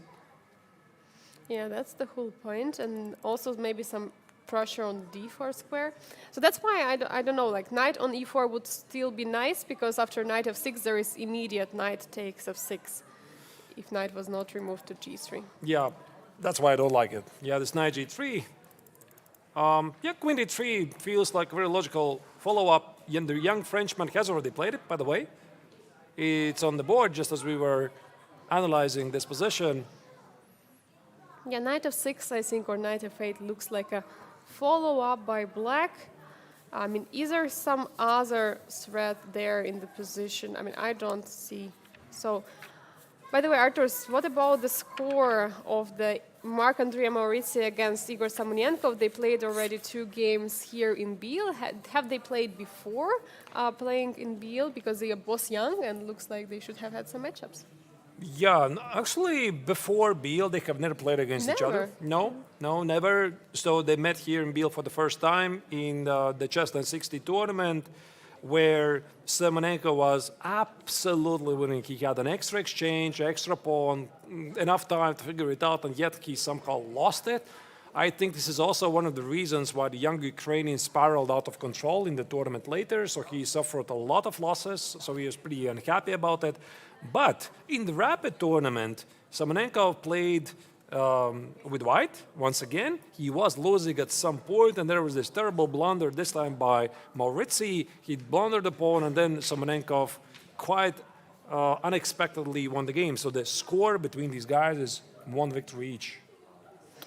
Yeah, it's very interesting that both of them managed to score a win. And of course, the classical is completely different in terms of time. You're not getting so low in time. You're not getting into the time trouble. And yeah, for sure, we see already both players are looking for a fight. We see it out of the opening, this e4 move instantly opening up the position. Now, Marc-Andrea Maurizio is playing this queen d3 move. He wants to go and attack black's king over there.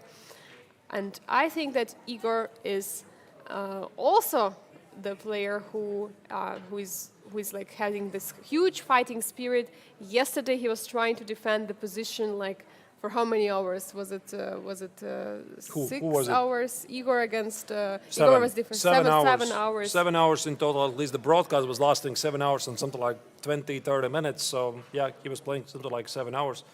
Very, very long game. You know, I pulled up some info about Maurizio. His previous accomplishments are obviously he is the world under-20 champion. He did it at the age of 16 last year. And also he was doing really well in this year's Tata Steel Challengers, the B tournament. He was leading the entire thing with 1 point lead after 11 rounds, but then ultimately he finished in the 2nd place. Just a second, let me fix this thing.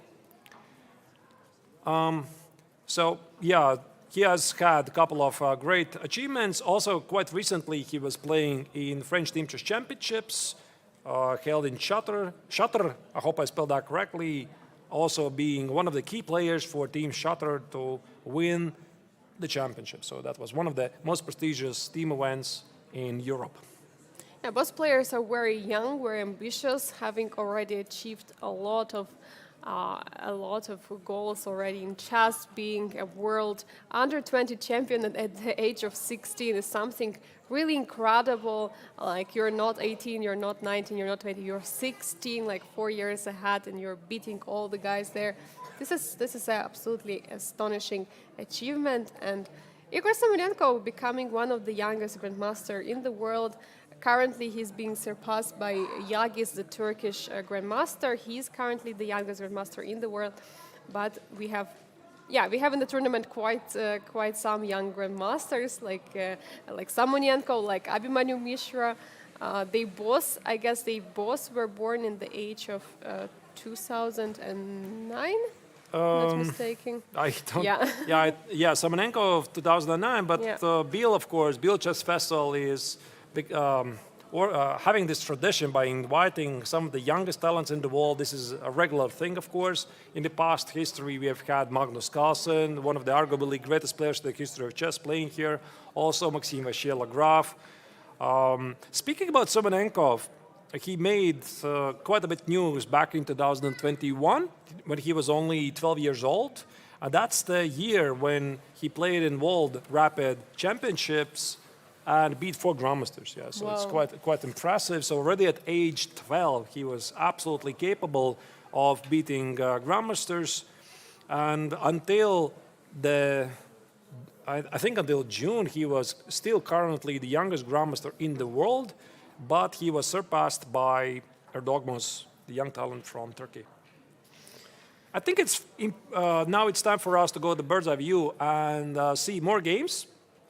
Something we might have missed in some of the other games. There's a lot of action happening, 6 games we have to follow. Angelika, maybe you do the overview, what we're seeing there on the screen. Yeah, we see in the top middle board Vaishali against Alexander Donchenko. Exciting match. We are for sure don't want to miss. We're going to follow it very close. We have Saleh Salem against Jonas Biel. Also very exciting position for both sides. There is a center for white. Yeah, black is trying actually to attack it somehow, but white has a pair of bishops and some space advantage. We see that Samuel Shankland is playing against Abhimanyu Mishra on the bottom left corner.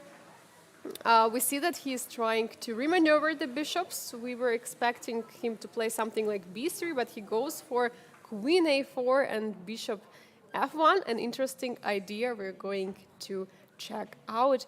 Haik against Vincent Keymer. We have just checked recently. The knight finally appeared on f4. That was a plan of the Haik when he removed the knight to e2.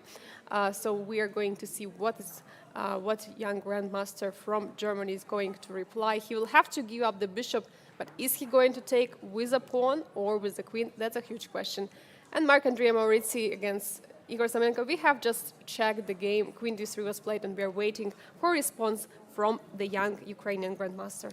I suggest we go to the game of Salem versus Biel. That's the game we haven't really paid a lot of attention. We saw it briefly after the opening, where in the opening, knight d4 was played by the top Emirati player. Here, all kinds of ideas were in there, like knight b5, knight e6, maybe even sometimes capture on c6 and try to exploit the slightly better position pieces.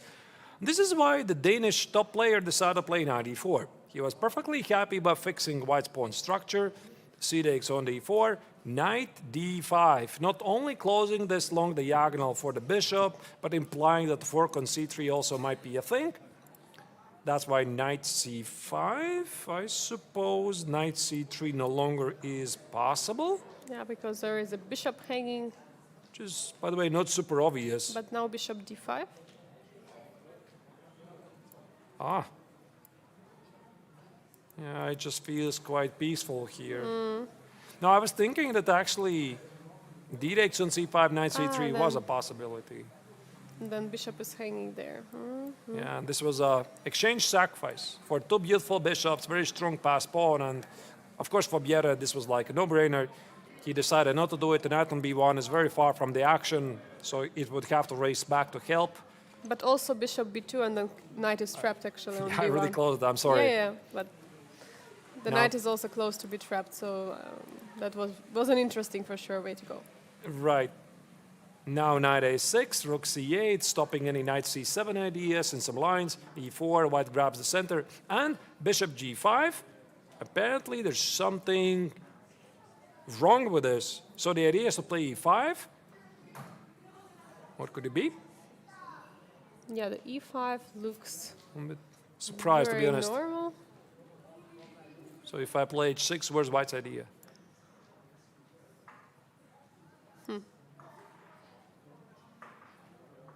Do you really want to take that? No, I play bishop g5. I suppose I have to take, no? Okay, I could go back and say that your h6 is going to work against you in the long run. I'm not sure, maybe. No, I thought he played bishop g5. He's kind of ready at some point to take at f6. I'm just curious, what is it? Okay, h6, take. Takes, and d5 looks a bit strange because this opens up the dark square bishop on f6.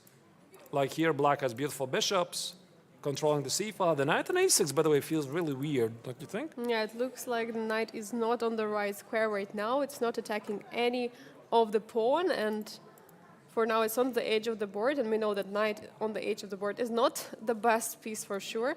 But e5, what is happening here? Bishop g2, king g2, and then bishop goes somewhere.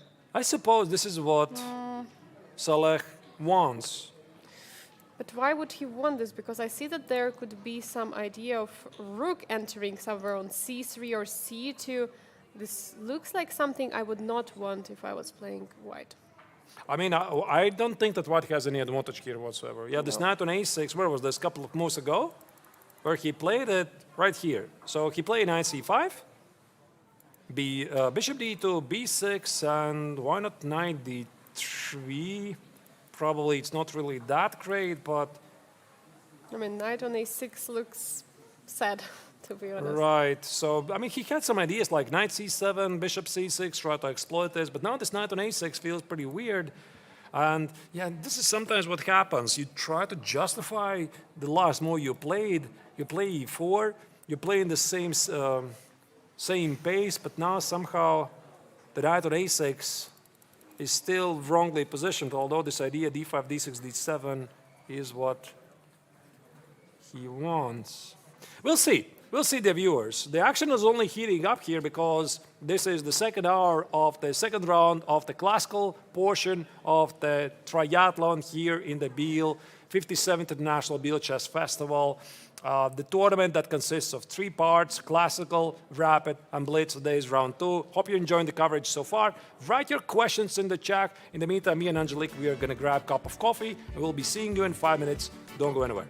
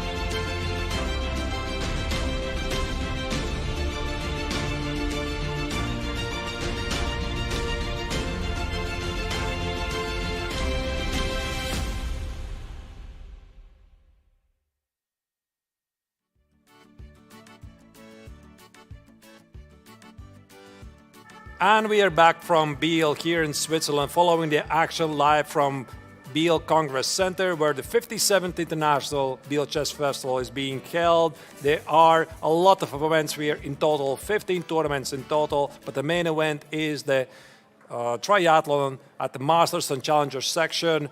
We are going to immediately dive in back to the action, but first, let's go back to the results and see if any of the games got finished. Angelika, is there something you would like to pinpoint from this round? Yeah, we already have one game which was finished. It was a draw in the Queen's Gambit accepted. It was Liem, current leader of the Grandmaster Triathlon, and he actually has won 2 previous Grandmaster Triathlons here in Biel consecutively. After Pragg, who suffered a loss yesterday, we had amazing pairings for today. We have a US match, Sam Shankland against Abhimanyu Mishra, Haik against Vincent Keymer. But the game which I'm particularly would like to check is Vaishali Ramesh Babu with white pieces against Alexander Donchenko. And what about you, Arturs? Absolutely. I think this is also one of the most interesting matchups because Vaishali is not only the only female player here in both tournaments, Challengers and Masters, but she's doing really great. Yesterday, she managed to do an upset with the black color defeating the top-seeded player, Jonas Bjerre. Today, she is also doing really great against the second-seeded player, Alexander Donchenko. So fascinating stuff is ahead of us. So let's go right now to the bird's eye view and see what is happening all the remaining 5 games in both sections. Here you see the game in question, Vaishali against Alexander Donchenko. That's up the top middle board. There you see Queen B3, by the way, was not played by the young in the star. Yeah, and we're told that it was the only move which can create some potentially tactical opportunities for white, and we see that actually c5 was allowed. c5 was a move which, of course, Alexander wants to play for sure.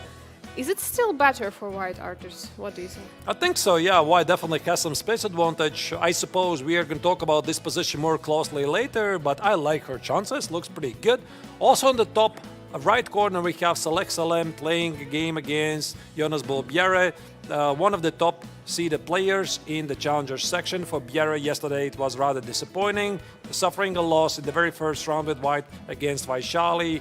For Salek, it was slightly different. He played a very nice game against Marc-Andrea Maurizzi, scoring an important victory and also 4 points in the overall rankings. However, here, the more I look at the position, the more I like Bjerre's chances. I fully agree with you, Artur. The other game which we have is Sam Shankland against Abhimanyu Mishra on the bottom left corner. We see this complicated battle from the both sides. We see that there still has been no pawn break made by Sam. He's still remaneuvering his pieces. He's still trying to find the perfect moment to go for it.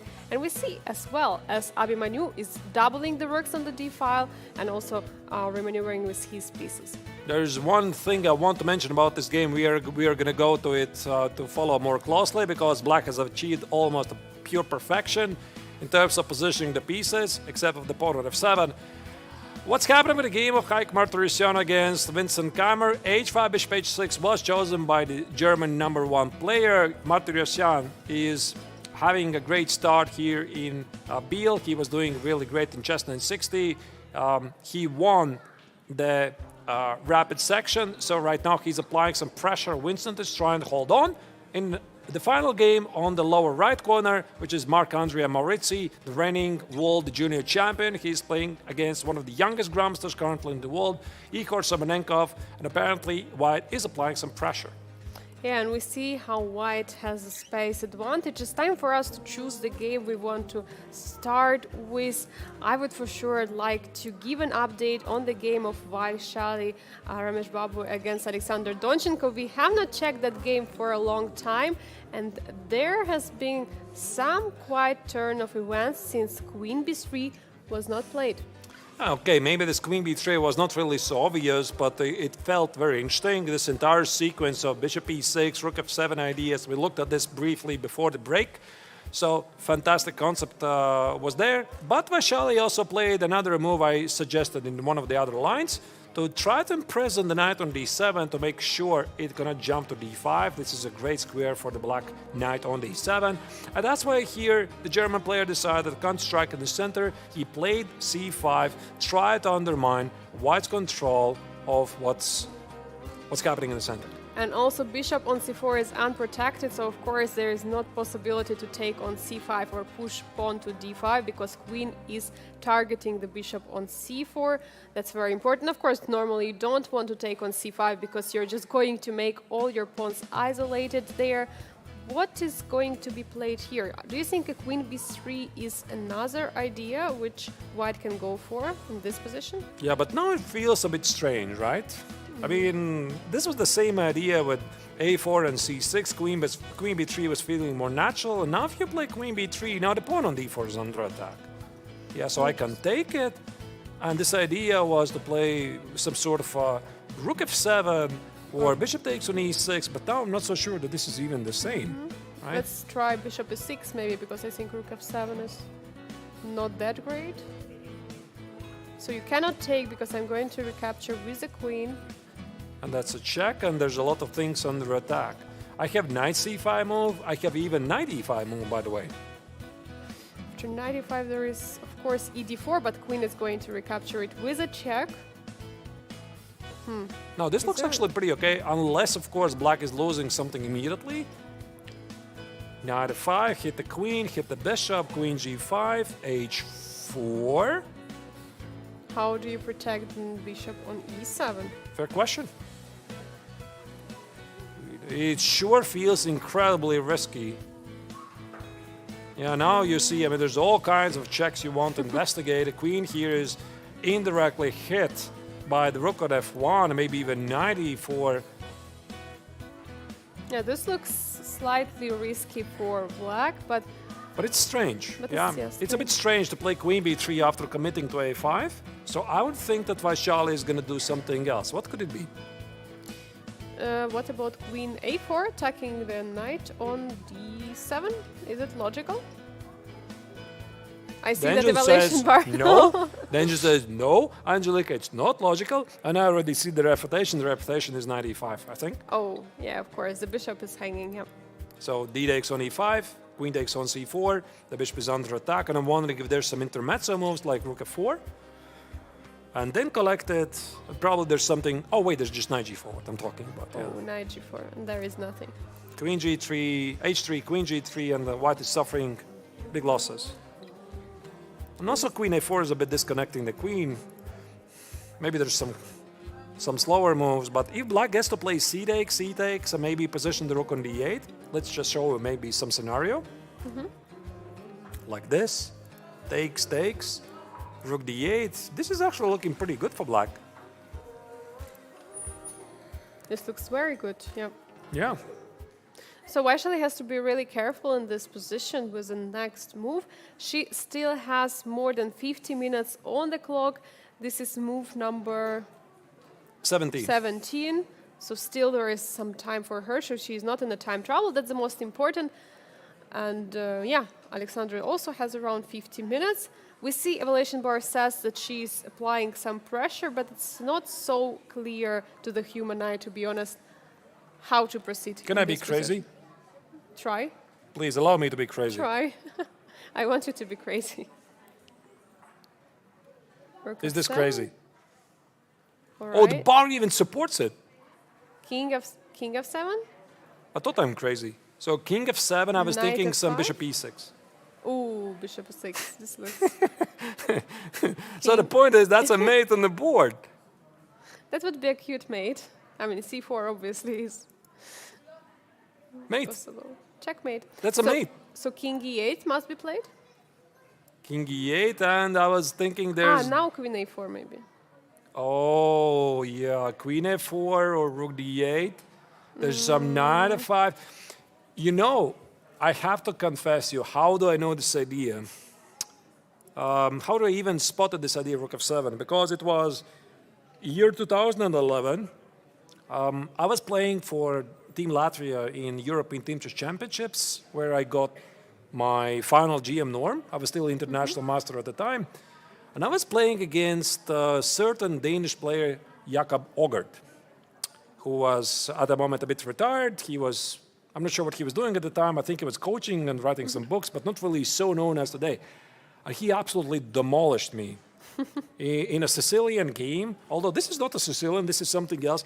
And he played exactly the same idea. He played rook f7, bishop e6, and then just Crushed you. demolished me, just blew me off the board. It really left such a strong impression to me. And after the game, I shook hands. I said to Jakob, "Listen, Jakob, you just played this amazing game. I'm just your greatest fan, right?" He was blushing. Yeah. But it was like still part of the prep. I mean, he knew these ideas. So this is a very common idea, very common theme from the Sicilian. It's crazy. Yeah, so white sacrifices an entire rook, but bishop e6 is the sequence. So if king f7 and bishop e6 follows, maybe black actually has to play rook takes on f7. How about bishop e6 now? And now there is a huge pressure on the king. Bishop is pinning the rook over there. How do you protect it? The queen on h4 looks kind of... Rook f7, she just played it. Rook f7 happened on the board. Is it a brilliancy? What do you think? It's got to be a brilliancy. You can give it a brilliancy. Oh, No, even it's a brilliancy. Rook f7 is played by Vaishali. I mean, I just threw it. What I was thought the maybe it reaction of worked. Alexander? Was he shocked? I think his card rate is something like 150 right now. Crazy. Wow, rook f7, huge move. So Vaishali, look at this. Look at the body language of Vaishali. She just plays rook f7 like it's a casual move. You know, it's Yeah, like she's playing casual 1e4 or 1d4. I mean, I play rook f7 for breakfast. It's just very, very impressive stuff. So both of the players look perfectly under control. Wow. Huge game here in the making. So Vaishali yesterday took down the top-seeded player, Jonas Biel, and now she might do it the same, but against the leader, against the winner of the first two tournaments. Yeah, it's going to be for sure a tough time right now for Alexander to find a way how to react on this rook f7. I'm just wondering, like, should you take and how do you take? Because, I mean, we've just seen king f7, there is immediate bishop e6, a crazy move, immediately bringing king all the way to center. You don't want as well to play rook f7, but you have to react. You must react on this rook f7, because if you don't take the rook, then white is simply up a pawn. So you kind of have to go and take the rook. But with which piece would you take, Artus? With which piece did you take in the game against Ogard? Take with the king and pray there's no mate? I don't know. But, you know, can I go back a bit? You know, there's one thing which is bothering me. I do not quite understand if here rook f7 already was a possibility. Or this was some sort of a trap by Vaishali that she looked at rook f7 right now. Mm-hmm. There was something that she didn't like. That's why she included a5, making a devilish trap, because c5 feels to be very logical continuation, and then rook f7 played. But now, maybe she could play rook f7 right away. I think one of the ideas is what we actually we're talking about is after a5 there is a a4 e8 diagonal opens up for the queen, you know, and that's why you can bring the queen to the game. So that's why including a5 might have been a better choice. Maybe so in this case, we don't have queen a4. You don't, but this is really queen a4. The typical idea, maybe, we're going to check it. We're going to try to understand the difference. So here the pawn on c6 sort of better shelters the king, and with the pawn on c5, the position is more exposed. So this is the difference. So rook f7, king f7, bishop e6, there's no double exclamation move, so I'm going to just make it myself. There you go. Double exclamation move. Back-to-back beautiful sacrifices, king e8. And now queen a4. Queen a4, but where's the follow? I don't quite know follow. Rook d8? Yeah, but now it looks like a huge just a pressure. e6. Oh, there is e6 immediately. Yeah, but actually, if not going to e8 with the king, where else do you go? Wow. Wow. That is the difference, right? So this a5. Now the only question I'm really curious here, Angelika, if Vaishali saw all of this right here. So we're looking at queen b3 with the idea to play rook f7, rook f7 or king f7 and bishop e6. If Vaishali saw this rook sacrifice already here, rook f7, king f7, so let me again put it on the board. She wanted to sacrifice the bishop. That's what she thought here for so long, and right now she just could not make it up. I mean, is this really so great or not? Because there's kind of no follow-up, although, by the way, if you see the bar says, it's still good, you can do that. I mean, there's all kinds of knight Still f5. dangerous. Still dangerous. And that's what she played as a5, and I'm curious if this was one of the most devilish traps you could do. And Donchenko fell right into it. He played c5, and now rook f7 is like a cold shower to him. Yeah, he's looking at this rook and he's just cannot understand with which piece could he take, what could he do. We look at his body language, he's for sure under huge pressure, while Vaishali is fully relaxed. She played rook f7 casually and so cold-blooded as if it is just a normal move. I mean, I would be, I don't know, jumping out of the chair, you know, if I would see this rook f7 being played.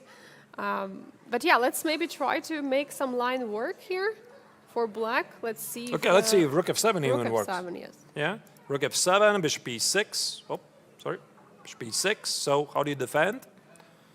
There's also knight f5. How do you defend? Rook f8, but Maybe then king you give f8. up.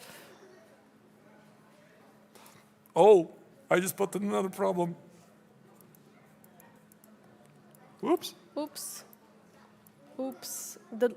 And that's the sequence of the move c5. If the pawn was on c6, it wouldn't be possible. Yeah. She I set think up so. a trap. She set up a deadly trap. I think so. If we compare this position again, rook f7, bishop e6, let's say king f8. Yeah, the bar says it's still winning, of course, but now the difference here is that I have a queen f3. The rook is not losing. The pawn stands on c6. But the pawn on c5, now the rook is gone.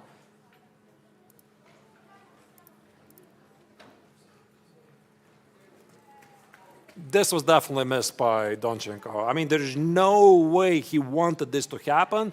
I'm not really sure if he saw this coming.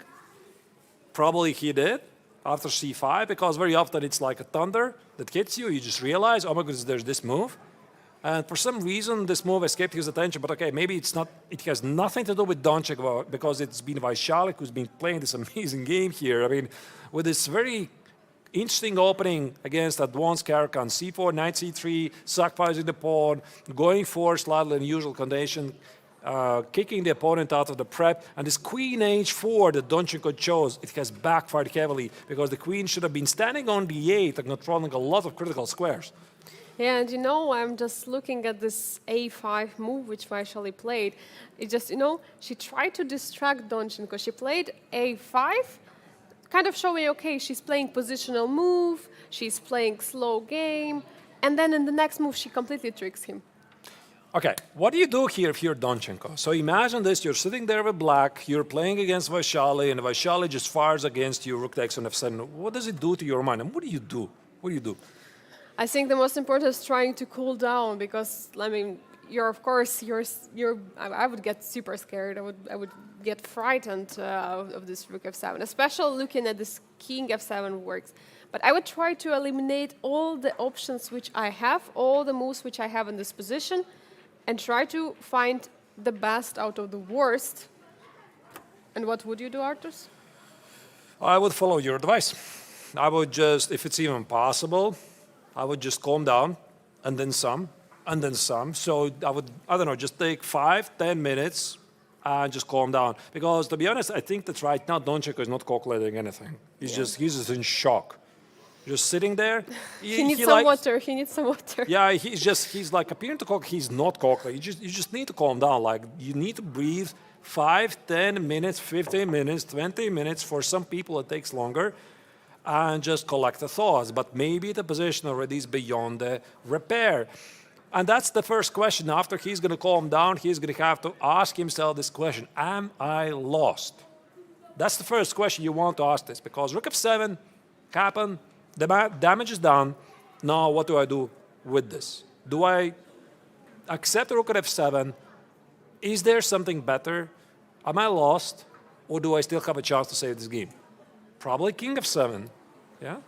No, wait, but king of 7, we kind of discovered this was Yeah, losing. king of 7, bishop takes. Is there a way to go to g6? No, probably, yeah? You cannot go to g6 here. Well, maybe. It Queen, just, queen d3 or...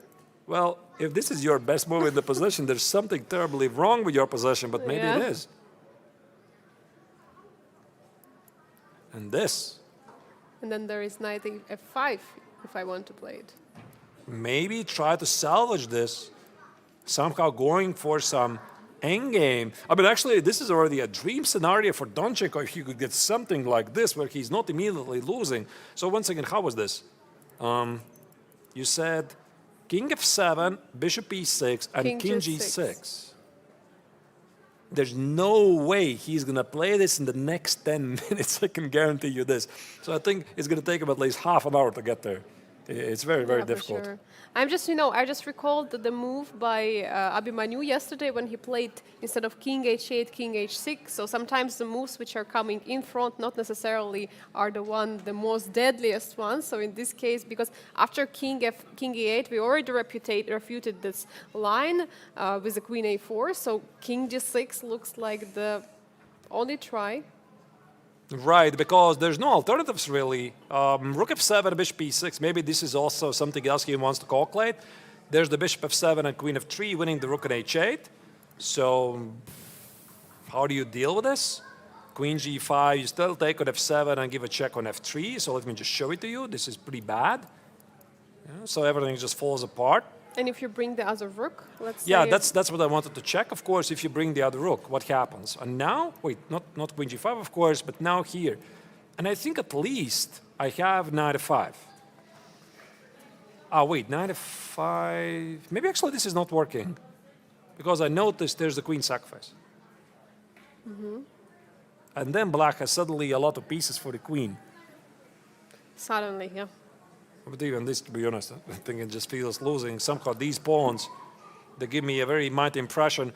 Either way, dear viewers, this is a huge game. The game of the round. Yesterday, Vaishali already played a huge game against Jonas Biel. Ultimately, we made a recap by calling it the game of the day. In case you want to check it out, you can head to Biel's YouTube channel. It's available there, including with all the recaps from the previous tournaments, of the Rapid tournament, of the Chess 960 tournament.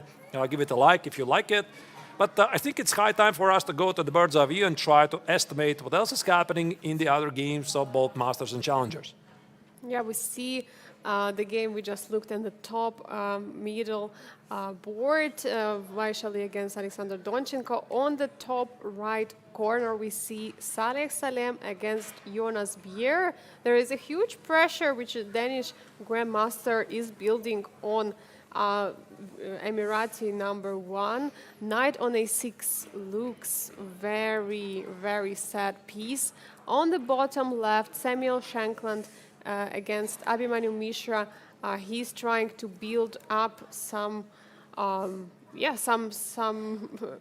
maneuvers with the pieces. It's very tough to see. He played right now b3 in this position, trying to prepare for some pawn break.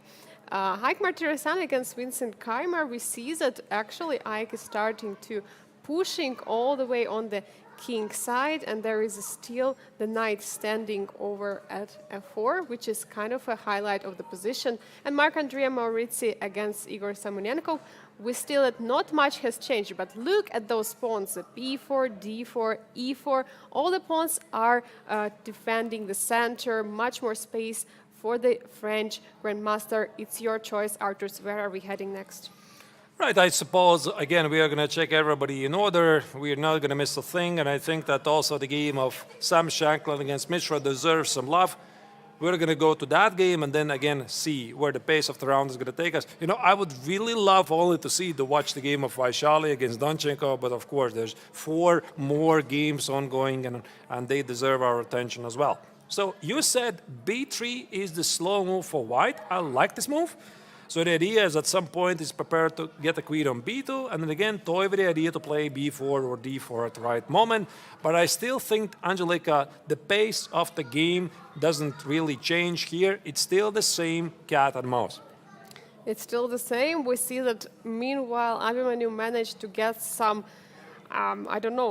not stone wall setup, but I want to say very solid setup, being ready for all kinds of breaks from white. I see we have the doubled rooks on the d file. We have a queen on e7. The knights are protecting each other on d5. The knight is a monster protecting the square on b4 in case of potential break. Queen b5 was okay. Yeah, I'm just, I'm sorry. There was some repetition, yeah? Yeah, I mean, I'm just strolling through the moves and I try to get the context, what happened before. But there's one important detail, Angelica, I want to point out. It's the clock situation. And this is exactly what Shankland is trying to do. So he's playing cat and mouse here. You know, I mean, kind of implying I have threats, although I have really no threats here. Play b3, play queen b2. I want to play either b4 or d4. So he's toying with these ideas. But what he actually is doing, he is waiting for something for his opponent to do. So if the knight goes away from the d5 square, there's going to be the b4 push. Then he implies, at the right moment, queen b2 maybe is going to be followed with something like bishop d2 and f4. At the same time, Abhimanyu, he's suffering with his thoughts, where lies my counterplay? Because, dear viewers, I can guarantee you one thing. The hardest thing to do in chess is to do nothing. I mean, you always want to do something. Yes. We're taught to play chess like that. You always want to have a plan. You want to improve your pieces. You want to attack the opponent's king. You want to be in control. And there's nothing Abhimanyu can really do here except sitting and doing nothing. It's the hardest thing to do in the world. Yeah, it's super tough because sometimes you're getting, you know, you would like to go for something, you would like to try to push some pawns, but in this case for Abhimanyu, it's not really going to end well because he cannot really touch any of his pieces like knight and pawns. Of course, he can always bring the queen or the rook, he can always shuffle around a little bit, but yeah, I don't think that... Yeah, we see that Arthur is pointing out the pieces are located all in the third, first ranks, but still there is this opportunity of pushing the b4 or d4 break, and black has to be always ready for it. This is a very rare thing. Actually, now that I think I've always never seen it before. I mean, none of white's pawns or pieces have advanced further than the third rank, and yet it is black who can't do nothing. It's very strange. And that's why I think Abhimanyu right now is fighting with his urge not to do anything stupid, you know? It's like he really wants to organize some counterplay at the king, so he wants to show I'm also capable of doing this, but at the same time he perfectly understands this is what my opponent wants. He wants me to do this.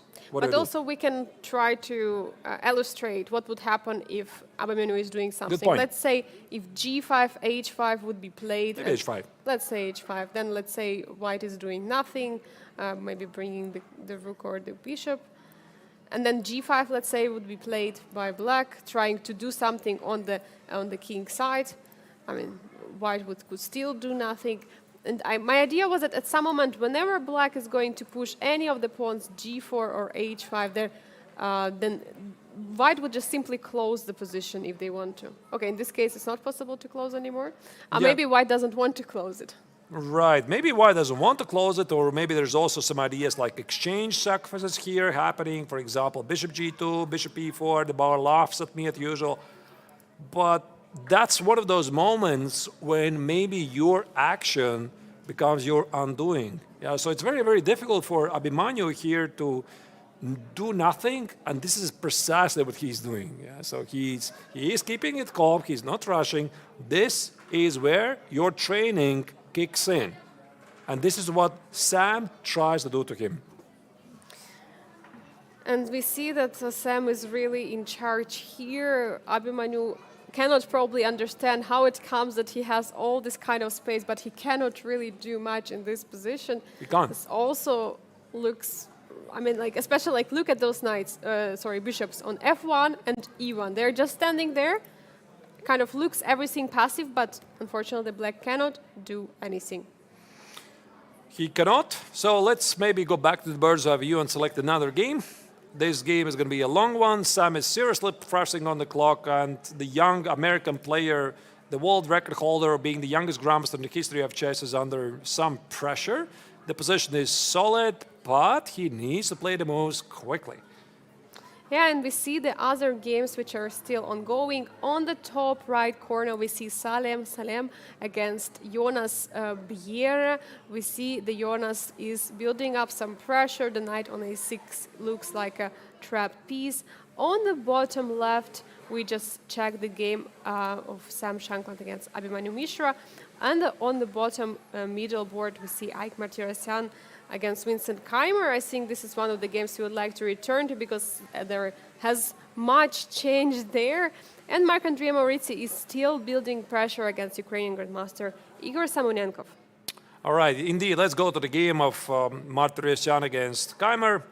There's not a lot of moves can be made. We left it about here after 92, where the Armenian top player found this very cute idea to put the knight on a4 and threat it with knight e6. So h5 was played, knight f4, bishop h6. Now white decided not to take on e6, actually. Look at that, keep the knight on f4, bishop e2. I guess there's some queen g3 ideas to launch the king closer to the king side. King g7, queen g3, there you go. There's the queen move, queen g5, and queen e1. Quite mysterious. Queen e1 is a very mysterious move, but maybe the point is that he just doesn't want to trade the queens, and there was no other square he wanted to go, even though there are many squares on the third rank. I was wondering why not play this knight e6, you know? Knight e6, f takes on e6, and try to get to that position that we talked about a bit earlier, like retreat with a queen, put the bishop on the long diagonal, maybe queen d3, and apply some very serious pressure against the pawn on g6. But I suspect because of this queen under attack, he's not in time. So what Martirosyan does, he plays queen e1, keeps the black queen on g5 imprisoned, and now he kind of implies that knight e6, followed by some sort of a king set attack, might be still possibility. For example, rook goes here, rook c3, knight e6, and rook g3, threatening to get to the pawn on g6. And now this looks something very serious. And I remember you were mentioning this idea of building up a pressure on this g6 square once the pawn from f7 captures the knight on e6, bringing the bishop all the way to d3, bringing the queen to b1, or also on this diagonal, because if black is going to capture the bishop with the pawn, g6 might be the problem, since then they're going to be opposite-colored bishop, and we know with opposite-colored bishops, the attack is the strongest. Indeed. So, I'm wondering here, if this is a big threat, rook c3, rook g3, and knight e6, rook g3 is becoming a problem at some point, is this something I want to consider at some point?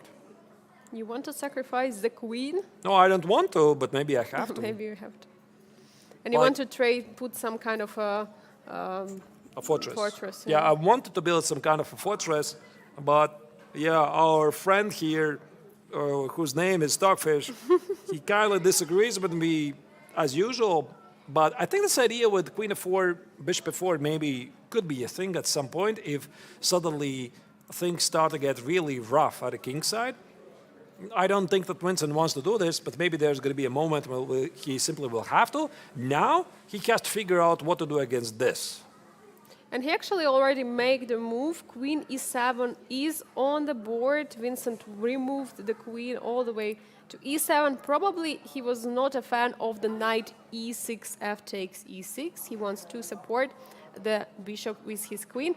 But another question, rook c3 or rook f3, g3 is still an idea. Yeah, I think so. It's definitely an idea I would like to play. So these threats are looking pretty serious. Maybe there are even some tactical ideas already, like knight h5 or bishop h5 and rook g3, and you have enough pieces. Because suddenly you start to look at this position and you realize all of white's pieces are directed towards a direct king set attack. And at the same time, you look at black, he's like kind of solid, kind of positioned at the center, but you can't help but ask the question, what is he doing here? Yeah, I would like to sacrifice the bishop at the moment on h5. I would like the knight to put all the way to f6. You know, a knight on f6 would be a star of the position. It would have a great outpost there and very nicely attacking the king. So something like bishop h5, knight h5, it would be an idea. I mean, does Vincent want to take on a 4? Maybe he has no choice. bishop f4, rook f4, and try to just escape. Try to trade. Try to trade. All right. In the meantime, Donchenko's position is falling apart. Apparently, there's more moves incoming, so maybe let's go straight live to that game and see if there's more moves have been played. It's not looking great for the tournament leader and the winner of the previous two tournaments because he has already played not a good move. After this brilliant move, rook takes on f7. After a longer thought, here the German strong player decided to play rook takes on f7. Okay, you know, the engine marks this is a mistake, but I think that already there was no good answer. Yeah, out of two already bad moves, he went for the bad one. I mean, according to the computer, the worst one, but king f7 was also dangerous. He didn't want to try it out if he will be checkmated or not. He just captured with a rook and trying not to decapitalize immediately, but Angelique, it looks like... I have a question to you. I can't help but feel it. I still remember what he said yesterday in the post-game interview. He finished this very long game against Igor Samonenkov. He played about 7 hours. That we had a dinner together. But in the interview, you asked him, how are you feeling about your performance so far? You said you had a great start at just on 16th Rapid. You won those tournaments. What did he tell you? You remember? Yes, he said that it of course feels great to win those events, but he shouldn't relax because tomorrow he's playing, yesterday he said that today he's playing against Vaishali, who has just beaten the top seed of the tournament, Jonas Biel, in very nice fashion. That's why he said, I just need to gather some thoughts, I need to gather rest, and maybe even not do any preparation and just going to go for it. But he also said all it takes one game. Yeah, all it takes one game here and there, it's 4 points, and that's exactly what we are seeing here. So this is exactly what's happening. A disastrous game for the tournament leader, an excellent game at the same time for Vaishali. And now the rook f8 here, she has a couple of choices how to continue. The big question is, can she just take on f7 or play knight f5, or there's something better? There are for sure many ideas. Like you can take on f7, you have e6 move, you can play queen b3, you can play knight f5.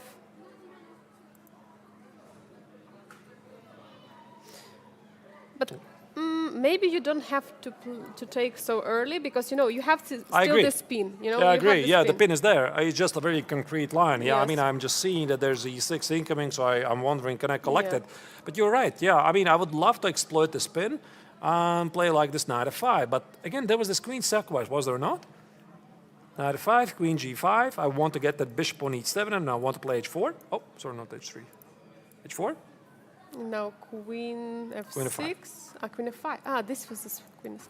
Maybe this is something what German Grandmaster is aiming for, to give up a queen for rook and 2 pieces, which, normally it would be materially better for the side with the rook and 2 pieces, but in this case, we see that, unfortunately, due to very weak king and pieces which are not in harmony, the black is just falling apart.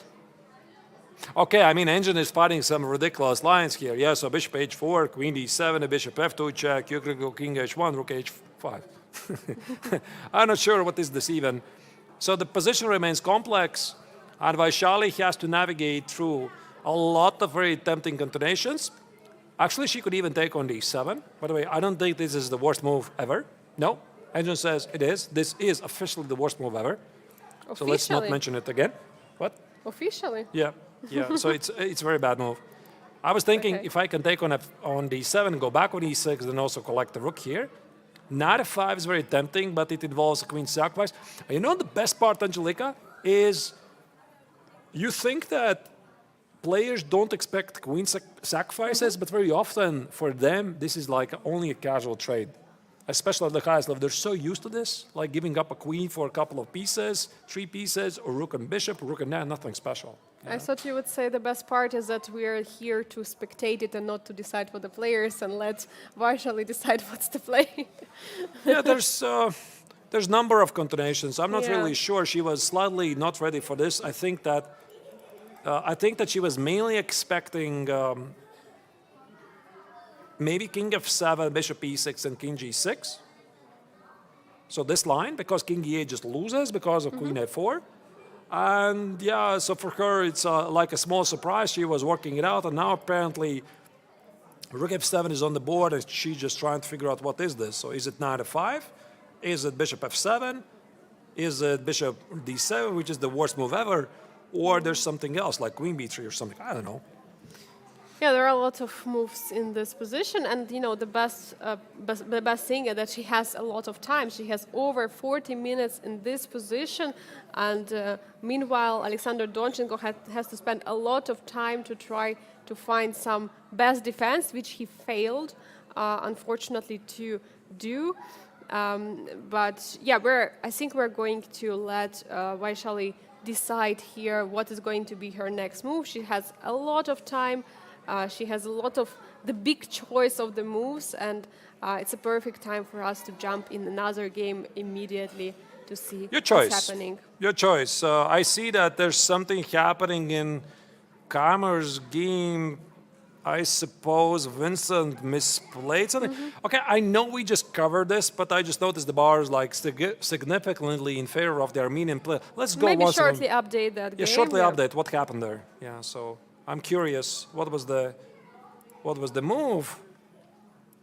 So he took the knight, yeah. So that was a new move. Yeah, he took the knight, and this position is looking pretty sad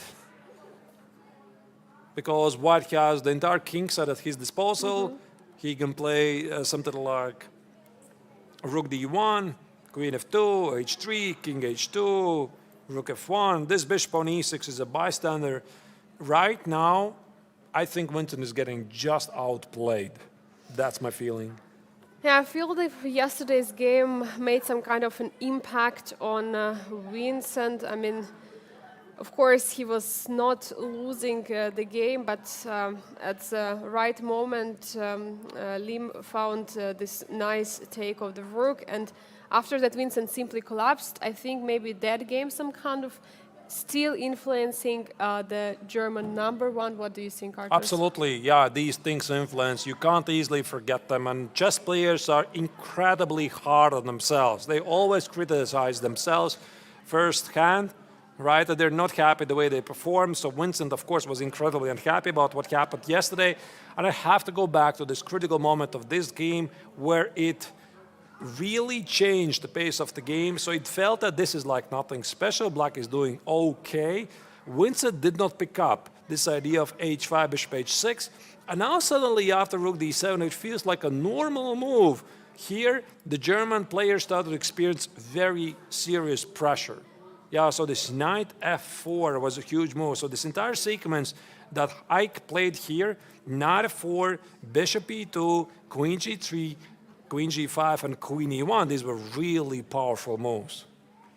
Yeah, the sequence of the moves which brought us to this very much dominating position by White, so that Vincent had to remove his queen, but it looks like, he has this bishop pair, he had this bishop pair in the position, but he couldn't really find a way how it could work. So he had to take one of the attacking pieces for White. And now actually there is no modest dark squared bishop, and all the squares like f6 are being very weak. So potentially there could be some rook, for example, entering to f6, and huge threats being created, like Artur's here showing. Yeah, very good, very nice and spicy ideas with bishop g6 sacrifice. Indeed. Yeah, there's a lot of ideas here for Martyriosyan, and while Vincent is suffering here and Martyriosyan is on his way potentially to score first ever victory over the board in a classical chess over Vincent Keymer, let's go maybe to yet another game. We haven't seen for quite a while the game of Salek Salem against Jonas Bolbiere, where the Danish player surprised his more experienced opponent from United Arab Emirates with this bishop a4 lash out, something that Salem did not really expect. This knight on a6 feels weird, and I have a feeling ever since things are going out of control for White. Yeah, it feels like everything is going south in this game. Knight on a6. Again, very strange choice earlier. Now it cannot be taken away. But like after, I mean, you can capture the rook, obviously. Also, you can also trap the knight, by the way. Knight is also not a great piece. Yeah, also the knight on a6 is in many lines under attack, like bishop d3, and try to ask white some very direct questions. So yeah, this is looking pretty bad. h6, bishop f6, now black has two bishops on the board. e5, here Liem select tries to salvage the position, bishop b7. The position is becoming worse and worse. And this is also an excellent chance for the top-seeded player of the challenger section to strike back after yesterday's shock loss against Vaishali. Yeah, but you know, if he would play draw yesterday, let's say he would survive that game, and play another draw today against Saleh Salem, he would have only 3 points. So you're saying this is part of the plan? Maybe. Of course not. Of course, the player wants to catch as many points as possible. If he could save yesterday's game, it would be perfect. But as a scenario, you know, is theoretically, of course, this could be possible, and that's why I am saying that this kind of this kind of scoring system, which we have at the Grandmaster Triathlon of a Biel Chess Festival, is something special and encourages our players to fight it out on the boards. All right. Maybe before we go to the break, let's go one more final time to the bird's eye view and see if we're missing something else in some other games. So there you go, that's on the screen. So Vaishali is still contemplating about her chances, about her opportunities against Donchiko. That's the upper middle board. Upper right corner, select Salem is suffering against Jonas Bull Bjerre, the top-seeded player in the challengers section. Sam Shankland against Abhimanyu Mishra in the lower left corner is playing against his countryman, the youngest grandmaster in the world, Abhimanyu Mishra. He is pushing, he's playing cat and mouse game, trying to somehow crash through. Abhimanyu at the moment is not blinking, he's not making a mistake. Matresyan is clearly having a much better position against Vincent Keymer, playing a beautiful positional game. Just played rook b1 on the board. That's on the lower middle board. And finally, Marc-Andrea Maurizzi is playing also a pretty interesting game against Semenenkov. I think that's the game we're going to definitely go back after the break to check it out, what happens there. Angelika, your predictions. What's going to happen in those games? Yeah, I think for sure we're going to see many decisive results. Vaishali is pushing. We see that Haik Martirosyan is pushing against Vincent Keymer. Absolutely incredible also fight against two the most youngest players in the field, Marc-Andrea Maurizzi against Igor Samonenkov. And of course, Jonas Bjerre is trying to strike back. I mean, many interesting positions. We had only one draw. Exciting games to follow. Are we going to see more decisive games here in round 2? Yesterday there were 5 decisive games out of 6, only one draw, and even that was very spicy. Is Vaishali going to beat yet another second high-seeded player of the Challengers tournament section? Is Vincent Keymer going to lose second game in a row in the Master section? You will have to find out after the break. So we're going to be seeing you in 5 minutes. Don't go anywhere, take some refreshments, and see you in a bit.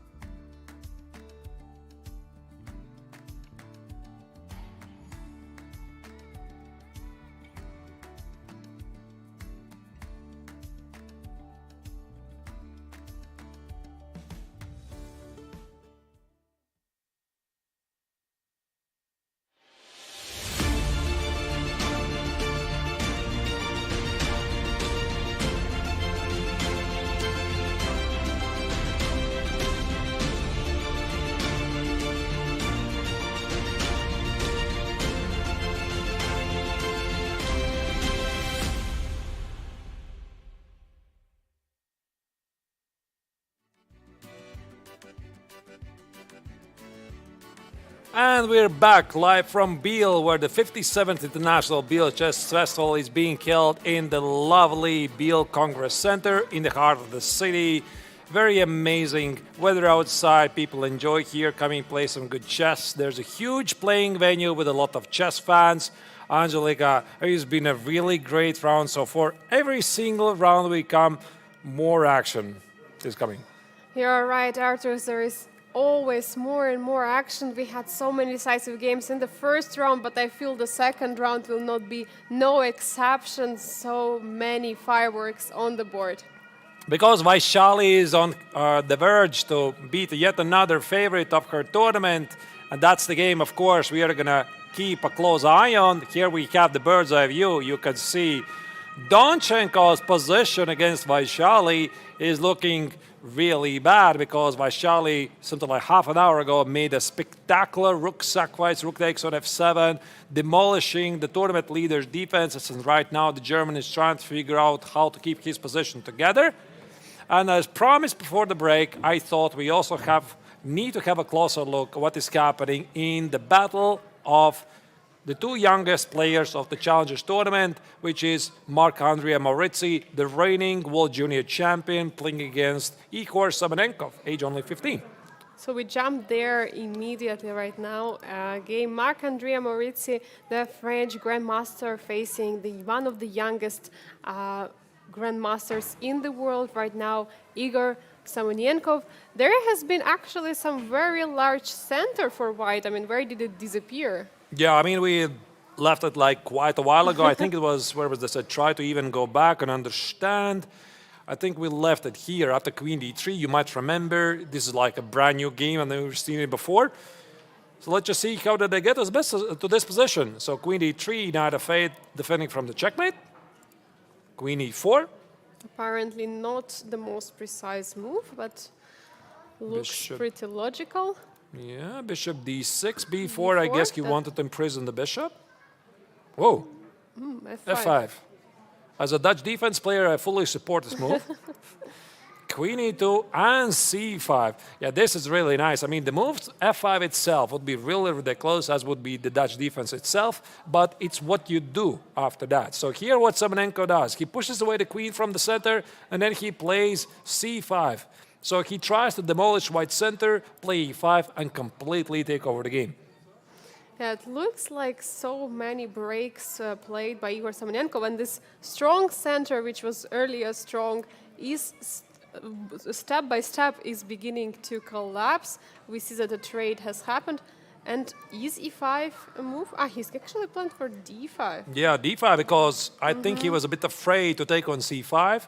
For example, Black would respond with Queen c5? Queen c5 or bishop c5. I'm not sure which is better. And if he positions those bishops on the long diagonals, I mean, look at them, Angelica. One bishop is here. The second bishop is here. Yeah, the bishop advantage, the bishop pair advantage would be for sure huge in this position. So. And it would indeed. So here d5 was played by the Frenchman. He tried to close at least one bishop and try to get to the pawn at f5. So you see the bishop on c2 and knight on g3. They bother, as they say, they tickle. Who told me this actually? I think it was Ketty. Yeah, one of the commentators. Ketty Tsatsalas, he told me, tickle the pawn on f5. Yeah, tickle the pawn on f5. I haven't never really thought about it. So Black defends the tickle pawn on f5. Play g6. Bishop a4, pretty weird move. Takes, bishop b7. Black seems to have solved, at least visually, the opening problems. And after rook d1, rook a c8. Engine hates this move. Why does Engine hate this move? So what's the idea behind the rook a c8? You place the rook on the file with the pawn and you try to support it to go further. There is nothing wrong with that move, but maybe there was something better for Black. I don't know. Maybe play c4? Immediately, and then rook c1. Yeah, but this is very scary. I mean, I see I give up the d4 square. There's all kinds of knight d5, knight b5, knight b5 ideas. And it's very easy to see ghosts, right? For example, after bishop takes on d5. Do you want to allow this, Angelica? Are you feeling comfortable here? Yeah, I don't feel so much comfortable here. Like, queen, king looks very, very empty. Yeah, like... No, this looks very scary. So c4, there's going to be knight e4.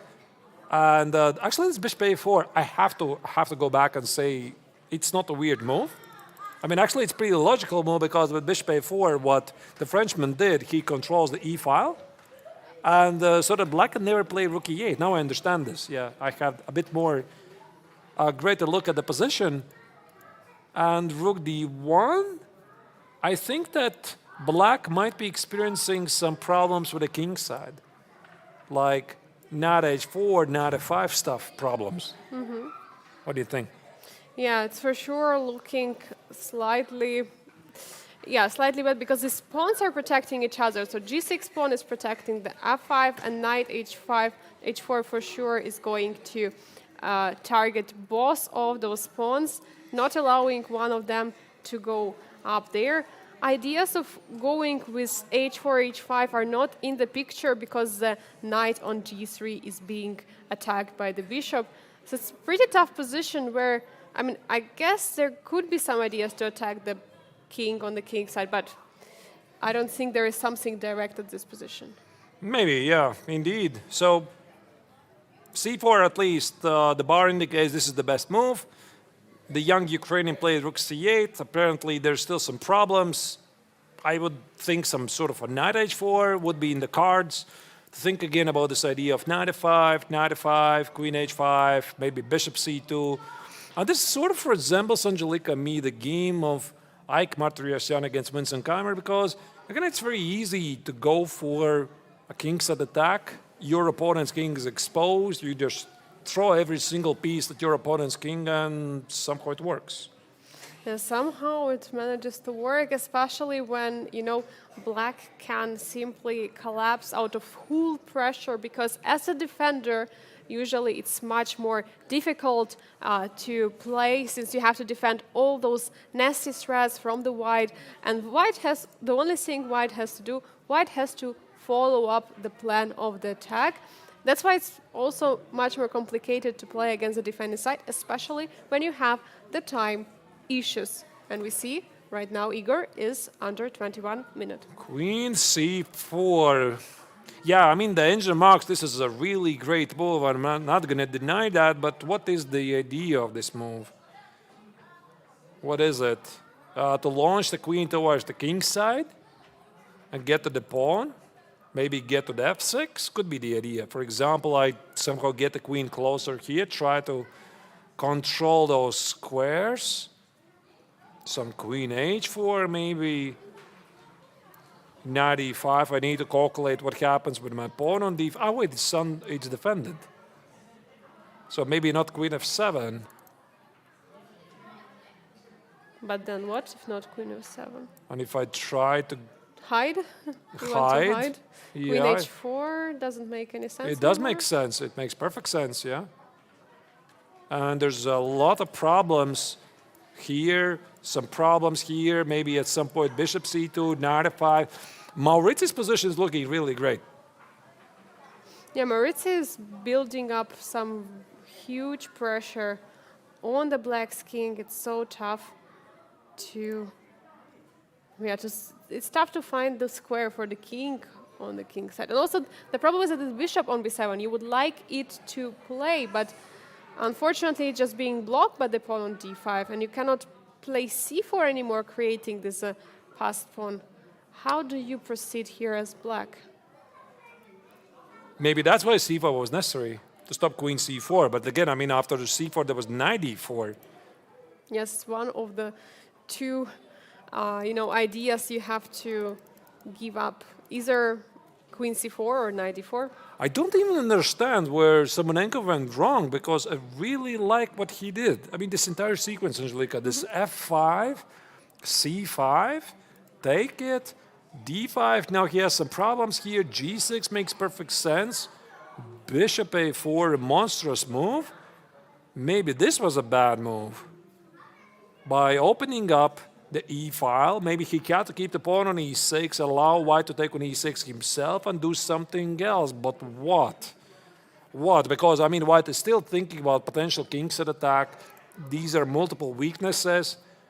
And what here Semenenko is trying to do, he's hoping that these bishops, they're going to prevail in the long run, but there's one problem. There's a direct attack at the king side. Yeah, the direct attack is on the king especially is something what matters more, and you have for sure to protect that. Yeah, with all costs, so it's pretty difficult. Yeah. All right, let's maybe continue to observe more games and go back to the bird's eye view to see what we might have missed if more moves have been played. For example, in the game of Vaishali against Danchenko, and there was a move, by the way, Queen A4. That's a move you suggested yourself some time ago, I believe. Yeah, Queen A4 attacking. No, I think I suggested Queen B3, but Queen A4 is a continuation of Queen Right. B3 attacking the knight on D7. By the way, where is the knight? Yeah, maybe going? let's go to that game immediately without looking at the bird's eye view. Let's go to it concretely. There you go. Queen A4 is played. Angelika tried to make this move work for some reason. You see, Vaishali thinks very similarly to you. Yeah, Queen A4 is the move for sure. We see that the engine doesn't like it. Engine said, okay, there was something better over here, but I mean, to human eye, Queen A4 looks also very good. Like, you're attacking this knight. How to protect the knight? You want just to take it and keep the pressure and keep the pin on the rook and F7. How can this be not good? By the way, let's not forget that white is down the rook. A whole rook. Yeah, but you are attacking the piece now, yeah? Knight goes where? To B8? Right. So let's say knight B8, yeah? Yeah, knight B8, and now rook F1. Maybe this is her idea. Rook F1, and then her idea might be to take rook F7 and queen E8 and try to checkmate. Maybe... Wait, but there is actually no queen H5. How do you defend? There is no queen H5. Fair question. How do you defend from this threat? I guess you just don't. I mean, I think that white is simply going to collect the rook here, and queen e8 is full. I don't see any defense. But the problem is if black does nothing, there is going to be a checkmate. So the threat is rook f7, queen e8, bishop has to protect, bishop f8, queen f7, and it's going to be almost It just looks very bad, actually, here. Rook f7, queen e8.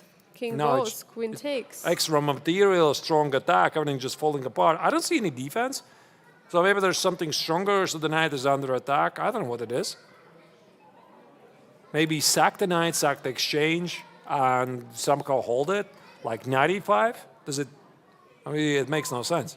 Oh, wait, what? It really does make sense. Why would it make sense to give up the knight? Because it's lost anyway, I suppose. Yeah, because you're just taking a pawn for a knight which is going to die. This knight is dead. Yeah, this is a dead knight. I mean, it couldn't go to b8, so best sacrifice it for something. And now what do you do as black? King goes away. But wait, now you can take... Oh, wait, you cannot really take. Right. There's one more thing, actually, the viewers, I wanted to show you. We talked about this spectacular sacrifice, rook takes on f7, you know, and I walked through my memories of this 2011 game against Jakob Ogert, European Team Chess Championships, Latvia against Denmark, round 5 or 4, whatever, doesn't matter. And there's another game I would like to show you which features the same motive. You're going to like it. Look at this. Just look at this. So, e4, d5, e takes, queen a5, knight c3. knight c3, queen a5. So you're probably wondering what I'm talking about here. You're going to get it in a moment. Knight e2, not the most usual move. Bishop 5, knight g3, here, castles, e6, d4, knight f6. There's the idea. White plays a4, that's why you put the knight on g3. Bishop b7, f5, takes, bishop d3. So white is cooking up something really serious at the king side. So black played short castle, knight takes on f5, rook e8, bishop g5. You can definitely feel the heat. Yeah, it's building up. Queen e1, queen d8, queen h4, knight e5. So this is the position for white to play. It's a very famous game. The question is, have you seen this position ever before? Have you? No. You have not? And you? Maybe the viewers have And seen you? this position. Have you I seen have this? never seen it, but I know it's very famous. But it's very famous, yeah?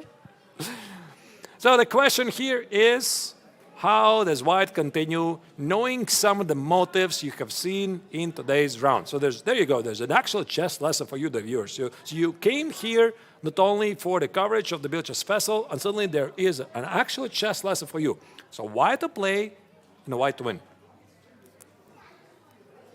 All right, I'm trying to... Kay Binkster in the chat says, I have seen this game. Well, then I suspect the author of this game has boasted about it more than once. he's just using us. Shame on you, Beck. Oh, sorry. All right, I already kind of spoiled it. So the author is our producer, Beck. So he played this legendary game. Yeah. And white starts this game and plays for the win. The question is, can you find it or you see something very familiar from other games we have covered today? I'm going to give you a hint. It resembles the game of Vaishali against Donchenko. You've seen the motive, then it's much easier to figure it out. So is someone from the chat be able to find the move It's very or difficult, idea? to be honest. All right, we're just going to show you. Maybe if you don't want to hear it, just mute the stream. I'm going to show it anyway, so just don't watch it. So here the idea is knight takes on e7, which feels pretty logical. So black responds with knight e7, and now comes the shocker. Rook f7, the brilliancy. Rook f7, so where's the idea? You're probably wondering why give up the rook, what white is doing. So the point is, bishop takes an f7, check, check. You can't play knight g8, it drops the queen. And there's going to be a lot of pain for black in a lot of places. Yeah, so you see, there's no way to defend against this. Bishop f7, the king is pinned, knight f6. I think you're already asking for some kind of a rook sacrifice. Call queen an f6, ambulance. call an ambulance, but not for me. Yeah, so this is just a mate on the board. Indeed. And after rook takes at f7, if black plays here, then there's the very beautiful check. Bishop c4, king f8, rook f1, knight f6, and rook f6, bishop h6. Yeah, not queen Mate on the board. h6, bishop h6. You want to checkmate with the queen, the bishop. Very, very beautiful. So this indeed is one of the games of our dear producer, Bick, who is doing a fantastic job. You're not seeing here, he is about 10 meters from us on that side. He's probably very happy right now. But anyway, it just features the same theme that happened in the Vaishali game. Again, I'll tell you about my experiences in my own game, and that's why Vaishali was able to replicate. I don't think she has seen Bick's game, but she has seen this motive definitely from some other games. Donchenko's attention somehow slipped. He didn't see this, but now you know it. It exists. Yeah, and what has happened is last queen a4 was played. Donchenko is being in a thinking tank right now. We see with his body language he is not happy.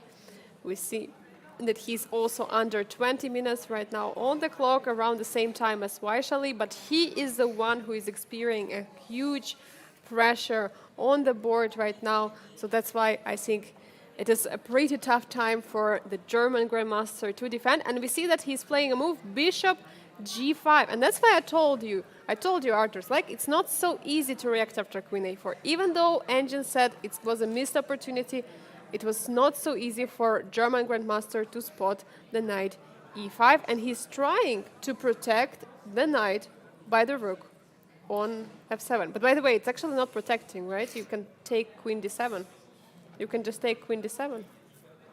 Here after bishop g5, yes, just I queen think d7. queen takes on d7, and Donchenko's idea apparently is just to play bishop takes on e3 check, king h1, and grab a lot of pawns, but I think this position is just looking Very suspicious. very suspicious.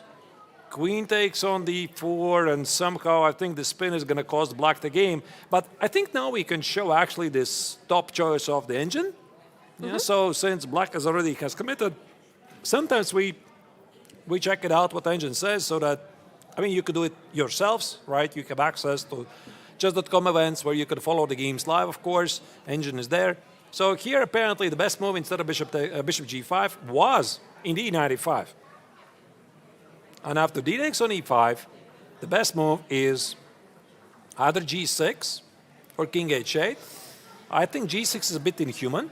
Yeah, come on, it's very difficult to spot such move here. But actually, it stops knight f5, so maybe somebody's going to find it pretty human. Anyway, the point is after g6, let's say queen c6, king g7, takes, and black still lives. He's down a pawn, he has a terrible position. The engine says you're almost lost, but he still lives. He did not find this, and I have to say in his defense, Angelika, knight e5 was a very difficult move. It was very difficult for sure because there is huge pressure which is white building on the black's position. It's not so easy to protect everything, and even for such strong grandmasters, right? Like Donchenko has over 2600 rating. He's one of the leading German grandmasters going to participate in the Olympiad for the German team. He has had some quite nice accomplishment. He has just won chess 960 yesterday's game, rapid tournament. But he slipped here and he played bishop g5, the move which is not very likable by the engine. But again, is it so easy? But I think queen d7 is a pretty easy move. It's not easy because there's one thing I have to mention to you, dear viewers. Look at the clock. It's 18 minutes for Vaishali, it's 19 minutes for Donchenko, and it's only move 20. This means there is no increment because to remind you the time control, the viewers, of the classical part of the triathlon, it's 2 hours for 40 moves, 1 hour for the next 20 moves, followed by 15 moves until the rest of the game. And the increment we are so used to of 30 seconds, it only comes starting move 61. There is no increment right now. It's not going to happen even after move 40. By the way, Artur, we are looking at queen d7, but what about knight f5 and knight d6? Bringing the knight all the way to d6. Is it possible, or there is some chances from black? That's a beautiful move. I like it. So apply more pressure, ignore the knight. Probably there's some sort of a bishop e3, try to, push you a bit back, and knight e3. I suppose you don't want to do that. King h1. King h1, and whatever happens here. Yeah, so you want to go here. Maybe, I'm not sure, queen f2. And you play knight d6. Yeah, why not? I would be a bit afraid, to be honest. It looks quite scary, but as you can see, black cannot sacrifice the queen on f1. Look at this. Yeah, queen f1, rook f1. And there is not possible. Yeah, but I cannot do it. My king is pinned. Yeah, the king is pinned, and that's the huge problem right now for Alexander. What is going to actually play else than that? So queen d7, knight f5. Is there any other move here, or we just let her sink in this position? I think queen d7 is just good. Knight f5 is a worthy alternative, and right now Vaishali should be actually pretty careful because she is pretty low on the clock. So queen takes on d7, and bishop takes on e3 is played by Donchenko, and I think he is going to try to apply some pressure on the clock. But when king h1 is played, maybe bishop f4 could be a logical move by the German grandmaster, hitting the knight on g3, threatening with some mate ideas on h2. While he's thinking about this, let's go to observe more games. And one game we haven't seen for a while is Haik playing against Keymer. Yeah, this is a game we have been neglecting for some time. Oh, and my dream actually happened. The rook is on f6. I wanted so much to put the rook over there and double, and he actually tripled. So now there are always these ideas of sacrifices on g6 in the position. So this looks very nice. What do you call this? Triple... No, there is a word for that. You don't know? Which one? No? There's a very special word for that. One of the former world champions is credited for... Okay, I'm not really sure if he invented this, but he is always credited for this. put the two rooks in front, and then the heavy cannon on the queen behind. What is this? It's the Alekhines gun. Yes, this I know. It's yes. like some sort of a pushka, yeah. Yeah, like a. It's like put a some lot kind of- of like battery, but with heavy pieces. Yeah, with a lot of heavy pieces, rook, and queen. So you're building a lot of pressure. So yeah, Vincent here is destroyed. That's the feeling I have here. There's a lot of pressure, all kinds of tactics, and this idea of sacrificing on g6, getting the rook there. This is one of the main motives, and that's why here Vincent keeps the queen on g5 and try to hold on. But the main problem for him, he is incredibly passive here. Yeah, he's very passive, but there is a bishop still on e6, which is trying to hold the pawn on f7, pawn on d5, trying to protect everything. Also, looking at the time, by the way, Arthur's look, Haik is one who has around 30 minutes, half an hour on the clock, while Vincent is the one, actually without no surprise, in a time trouble. He has only 4 minutes on the clock, and this is move number? Move number 34. So Vincent has to play 6 moves with no increment. So our kind producer, Biel here, who is the greatest producer In the world? He zoomed us in. As you can see, there's this a very nice view. This is the best zoom we can get. By the way, we have to give a huge shout out also to the organizers who have provided us with some amazing cameras. We can use them, we can rotate them left and right, zoom in, zoom out, spin around, show you some interesting angles for the boards. Sometimes if we have some questions, what is the actual clock situation on the board? But I don't think the clock situation really matters for Vincent. So he's looking not great anyway. I think what I'm more interested here, Angelika, is if Martirosyan, if he is going to play the obvious rook f4, try to hit the pawn on h4, which allows black to sort of get away and trade the queens. Look, someone is very nervous. Look, someone. Thank you. I think it's big. He's nervous. Yeah, this is very typical Body language. legwork, so to speak, by players. Anyway, what I was saying, if White is going to play rook f4, hit the pawn on h4, or he's going to try to keep the pressure and not allow Vincent to make the easy moves, because what I try to understand here, Angelika, are you sure you're going to win this? Like this position, are you sure you're going to win this? Yeah, I'm not sure, of course, because whenever there are like 2 rooks, there is still opportunity always to bring some kind of counterattack, yeah, from the side which is protecting. You know, once you get those rooks on the second or the first rank, you can start creating some threats. So it's not so easy. And that's why Martirosyan is not doing that. He played queen d2, so he tries rook f7. So rook f7 is a big threat. As you can see, the black queen on g5 is under attack. Keymer gonna play king h6. So king h6, rook takes on h4 is a big problem. The queen now cannot take on h4. That's a pin, so the queen is lost. You could do that. And rook takes on f7 actually seems to be a trivial threat. But how? How do you defend? Queen h6, I suppose. Queen h6 looks like a move which is protecting the queen, which is of course important. How do you follow up here as white? So there was a threat of rook f7. It's not there anymore. So maybe now it's time to remove the queen. But if you remove the queen, then when do you remove it? Because if you go to f2, then queen g5, there's going to be a repetition. You don't want to repeat because you don't want to let Vincent get to the 40th move. We have a very interesting shot here. As you can see, the players are very stylish. Very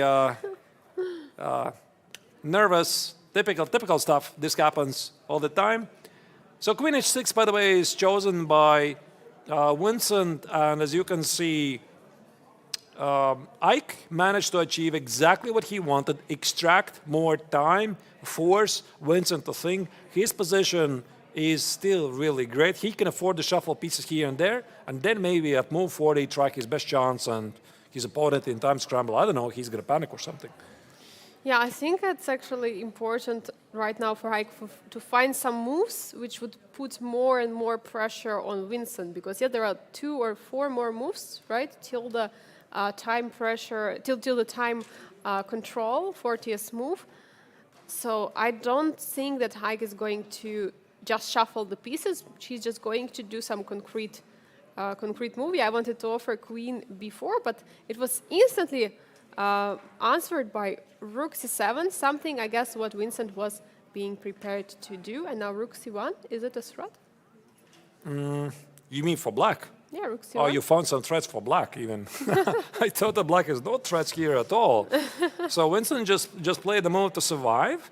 I'm not really sure why not queen g5. Queen g5 was also good, activate the queen, but okay. Rook c7 played very quickly, so right now the #1 German needs to make 3 more moves to get an extra hour on the clock. Again, dear viewers, just to remind you, there's no increment until move 61. Is queen? So, yeah. Yeah, is queen d6 an option? Can you go there with the queen? Oh, But maybe rook. rook d7, But yes? rook d7, rook f7. I How about wanted rook to make f6? it work. How about make this happen? But then, I don't know, the diagonal opens for the queen, but there is nothing, yeah? I don't know. I haven't yet calculated. Of course, I'm a bit concerned about the queen, but I see a threat, bishop g6. Bishop g6 is a huge threat. So the bishop on e6 will be under attack. If the pawn takes on g6, the bishop on e6 is under attack. Maybe it also opens the possibilities like rook e6 and then rook f6. Yeah, also is a thing to consider. Most likely, black will have to like defend with everything he's got, like rook e8, and not to lose immediately. But maybe now queen d6, and after rook d7, there is rook f7. Is there? Rooks? I don't know. Let's No, try. I don't think so. Ah, no, not anymore. Okay. Yeah, Doesn't so work. not yet. But the tactical possibilities are definitely there. So Vincent is trying not to lose immediately, and Martirosyan tries to use this time situation on the clock that Keymer has minor time issues, and he tries to win the game on the spot. And that's why here he's going to spend something like several minutes, try to figure out. I don't think Vincent is going to lose immediately.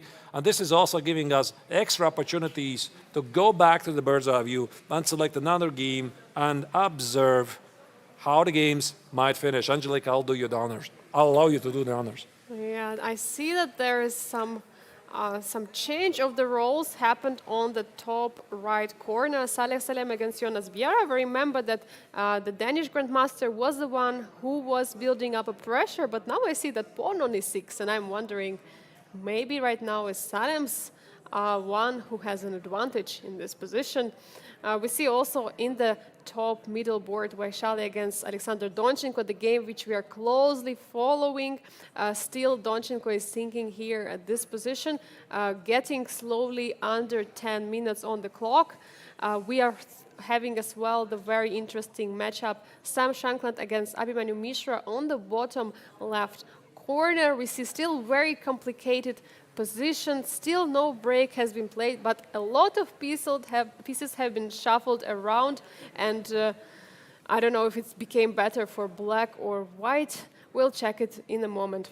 To be honest, I want to go to check the game of Saleh Salem against Jonas Bjerre because something changed there, and I think Jonas had clearly a better position. To give you an update of Sam Shankland's game against Abhimanyu Mishra, I see the bar somehow now slightly favors black. I don't really think that's the case, but at least, yes? Arthur's Haik played my move, queen d6. Queen d6, rook d7. Is there rook f7 there? Which game are you talking about? Haik Martirosyan played queen d6 on the bottom middle board. Then we would have to go back full screen to the game of Haik Martirosyan against Vincent Keymer. Rook d7 and queen a3. Ah, he went back. Okay. I just want to say he played my move, queen d6. Yeah, but unless there's a sacrifice, like, I mean, there could have been something like queen takes here. Queen takes here with the idea after bishop d7, rook f7, king g8, and rook f7, and this position looks just crushing, even though white has sacrificed queen for the rook and the bishop, the black king is in danger. There's all kinds of threats like rook f6, rook g6, e6, rook d8, I don't know. Super dangerous. Super dangerous. But I think there's a problem, tactical problem. After this queen sacrifice, queen takes on f4 is a good response. Oh, and you're just trading the rooks, and then you're going to this boring endgame, which probably is going to be defendable by black. I think for Vincent, this is the best position he has seen in something like 10, 15 moves. Yeah, Yes. so he'll be very happy. So Ike simply tried his chance. Maybe Vincent is going to be afraid to play rook d7. No, Vincent calculated it precisely, and now nothing really changes. All So right, I suggest to go to the game of select select mechanism. Yeah, sorry, I just Yeah. seen this queen d6, and I saw, okay, maybe there is going to be some action. All right. So that's what we have here. Is it an extra pawn for white? It looks like, but I remember when we had this game, actually black was the one who was pushing. All right. Yeah, indeed. So we left it. Oh, there was the double exclam move. I'm curious. Oh, we Where left did it. yeah. Here. Here. Bishop b7, rook c4, d5. E takes. Oh, e takes d5 is a mistake. Okay. Let's not focus on that. That was a long time ago. Here, rook d4 looks pretty human. Bishop b3, and somehow, wow, e6. That's a piece sacrifice. That's a knight sacrifice Yeah, for a couple of moves, not for long. Yeah, so white would be doing great. Actually, black is okay. Yeah, black is okay. Yeah, black is okay. Yeah. So Jonas decided not to do it. He played f5. Wow, I mean, f5 is actually a very responsible move because now this pawn on e6, Angelica, if black miscalculates it, it can seriously backfire. This was a big moment here. I'm not sure. Maybe he had to take on a6. Okay, we are going to see how the game unfolds. Yeah, it looks like he had to go for it, yeah. I don't know. Maybe. So now from here, the game is very sharp. Still very sharp. Everything is hanging somehow in the air. So difficult to predict the Yeah, moves. now Rook both players E1. for some reason ignore the pawn on a7. I guess there's no time to defend it. Bishop f3, rook e3, rook e3, rook e3. Trades And- happened. And bishop e4, apparently a mistake. All right. White would be a mistake. Is f3 possible? f3 is bishop c5. Oh, wait, but there's e7 check. Yeah. I'm not sure. And what was the correct move? The correct move was rook a8. Rook a8. That makes But no then sense. there is knight. I wait. just take it and then black suffers for a long time. Yeah, rook d3, rook d7. It's like essentially déjà vu yesterday's game of Donchenko against Samanenko of extra pawn. That's why I said I don't like this move. I mean, I see that Bar fully supports it. This move after e6, f5. I think that Jonas's ambitions got a bit better of him, but I mean, then again, I mean, what else you're supposed to do, right? You have this very nice position. You have two bishops, and the tournament format, it encourages you to play for the win, and that's why he plays f5. He plays a sharp move, but now this pawn on e6, Angelica, I just feel it's very risky. Super risky. I fully agree with you, Arturs. I fully agree. And after this bishop e4, rook c3 apparently is a great move, going all in for the 7th rank. That's why maybe rook a8 was essential to attack the knight on Wait, a7. I still quite don't follow. Wait, if I go here? Then so what's the rook big deal? c7. Oh. Knight c8. And there is no way black is stopping the pawn. Yeah, and this pawn is rolling forward. Yeah, that's a problem. That's very tough. So that's why here he got to go this to stop knight c8 and accept this worst endgame. So actually, I think he already made a mistake before. About here. Rook e5, knight b5. Maybe it was still okay here. I don't get it. Why don't you play? The rook is under attack. That's why, yeah. The rook is under attack. Now, why don't you play a6? It's a bit mystery to me. I slightly don't understand. Instead, he played g6 and allowed to take on a7.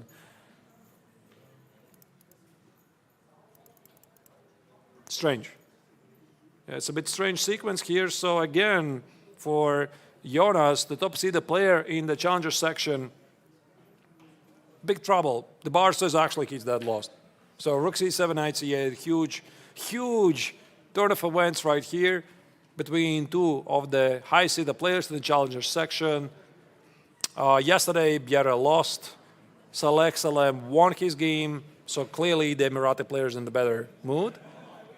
Yeah, he's for sure in a good shape, and we see that he immediately strikes to find this rook c3. But meanwhile, Arturs, I think it's time for us to check on the game of Vaishali. How is it going? Because I see that there has been some change of position, and the queens are off the board, but the pin is still there. The pin is still there. So we left it about here, queen d4, those are the moves. Rook d1. Oh, you bring another piece. So you allow the trade of the queens, but the rook is coming. But what is the spin on f7? Isn't it deadly pin? I think you just can keep that pin ongoing, and you just do everything you want. Just take it. Just take on c4. So here, Doncic is just trying to get his final chance to organize a pass pawn. I see nothing wrong by simply taking the pawn here. Yeah, because rook c8, there's going to be just a check on f7. Because I thought maybe he wants to go for a rook c8, but there is nothing. Oh, this is so nice. Look at this, Angelica. Why to play and win?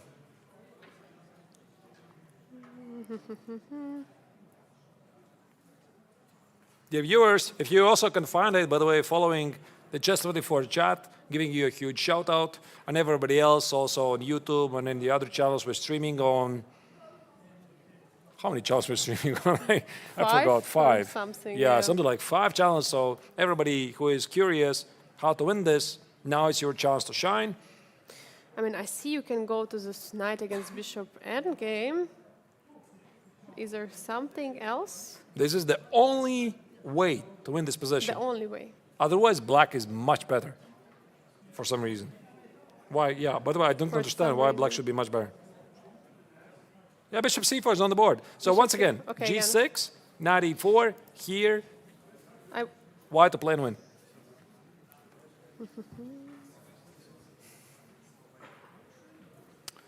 Maybe bishop f7 and e6? Yes, precisely. Okay. Now the rook is under attack. You can't Yeah. play rook e7, takes. This There is bishop no cannot stop way the to pawn, stop. and king is too far away. I think Vaishali's got this. She is about to make yet another upset. Yesterday, after defeating the top-seeded player, Jonas Biel, today she is about to do the same. 2 back-to-back victories against 2 favorites of the Challengers tournaments. Who would have thought? Absolutely surprising, shocking turn of event. But yeah, that's what also Alexandra said yesterday. You shouldn't underestimate anyone there. Everyone is sharp, especially Vaishali in the first round, beating the top seed, the Danish Grandmaster Jonas Biel. Now she's trying to repeat the same against Donchenko. In case, dear viewers, you missed it, this is how it started. So the position feels rather innocent. Here, Vaishali made this very devilish trap. She played a5, seemingly stopping knight b6. You're probably wondering what's the problem here. c5, and now she probably made the move of the tournament. Rook takes on f7. This was clearly missed by Donchenko, the tournament leader. The idea here mainly is that king f7 is bishop e6. You cannot take it because that would be a very cute mate on the board. And everything just falls apart for black because after bishop e6, king e8, queen a4. Now, thanks to the black's last move, c5, here everything is just falling apart. And everything after that, as they say, was history. Yeah, absolutely incredible brilliancy by Vaishali. It's for sure going to be the most brilliant game of the round. I think the game of yesterday was also Vaishali against Jonas Biel. Check it out, look at this. e6, take it. f7. How my cute is God. this? Is it Vaishali's move? Yes, she's definitely going to find it. Not take the rook on d7, but e7. But what was move played by actually Alexander? Because Alexander played bishop before. He's getting the pawn on e5. He knows he's dead lost. He's just trying his final chance. maybe hoping for My one of the God. lines, but this is a very, very cool idea here. Once again, e6, you hit the rook at f7. Rook takes. You gotta move the rook, right? e7 is the big idea. You can't stop it. Yeah, if rook moves away, there is e7 simply, right? And after rook d7, this is a very cute little move. White being down 2 rooks. And now the correct move, of course, is on the promotion. Not the queen. This is how you finish the game. Of course, promoting the queen also wins. So Vaishali here is making waves, scoring a very impressive victory. You can see there's already resignation in the face of Donchenko. He knows he's beat. Don't recollect the thoughts. He's not happy about it, but he perfectly understands this is sport. That's part of the game. His opponent played very mighty game. Yeah, she played indeed a brilliant chess today. Vaishali with the rook f7, completely cold-blooded playing that move, like she's doing it every single game, playing all the game down the rook, but creating this deadly pin. And she's playing e6. Yes, a of brilliant course. move. Donchenko already expected this. He's going to try rook takes on d7. I think you got to try just to check, just to verify that white sees the e7 check. But I mean, there's no chance that she's not seeing it right now. So we're about to see the end of this game. Yeah, a couple more moves are going to be played most likely, or resignation might follow as well. No, he's taking gonna the make rook. it. He's going to make it on the board. And Rotates there's in- the move. E7 is on the board. And with this, I think the game is officially over because the mate is inevitable. There's the resignation. Of course, Donchenko beat, resigns. Huge victory for Vaishali, scoring a major upset for a second day in a row. And this means we are going to have a new leader in the overall rankings after day 2 of the classical tournament. Yeah, Vaishali is taking the lead. Incredible performance by her, winning 2 games in a row.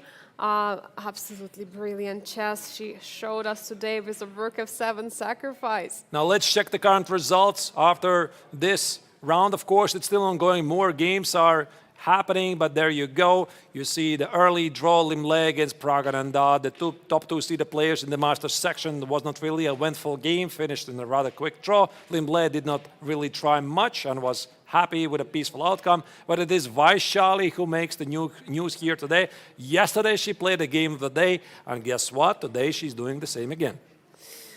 Incredible performance by the Indian superstar Vaishali. We still have other games ongoing. We see now the bird's eye view. We had 1 draw, 1 game finished in the victory for Vaishali. Are we going to have all the rest decisive games? We're going to follow. Yeah, let's maybe give a quick overview of what's happening so that we're not missing action. I'm going to start with the lower left board. Sam Shankland against Mishra. They have reached the second time control. The game is very slow. I think they can officially play it for a very long time. Haik Matriasen against Vincent Keymer, lower middle board. Also have reached the second time control. The German number 1 player is suffering. His position is really terrible, but he is holding on. The game of Marc-Andrea Maurizzi against Igor Semenenkov. Let me check how many moves have they played. They have played move 35, so there might be a time scramble. And also, of course, the game of Salek Salem against Jonas Bolbiere. Let me check which move they have right there. That is the move 39, but it appears to be that white has a crushing attack and is winning most likely. I mean, 2 extra points, as you can see on the upper right corner. So we'll try to get Vaishali for an interview here, but in the meantime, I think we could go to follow Maurizzi's game because I think, Angelika, that's the game that might be the closest to a potential time scramble. Yeah, in the meantime, maybe let's just follow all the games in a moment, and then we're going to go back to the game of Marc-Andrea Maurizzi against Igor Semenenkov, and hopefully we are going to get in a interview with Vaishali. I think, actually, what we're going to do right now, we have more news upcoming, is we are going to do a break. And then after the break, there's going to be the interview with Vaishali. The viewers, you're going to have a chance to see the surprise winner of the first 2 rounds, first card, here live from Biel, Switzerland, following the action of 57th International Biel Chess Festival. Don't go anywhere. Very interesting interview coming up. A huge upset in round 2, just as in round 1. Vaishali in a couple of minutes. Don't go anywhere. See you soon.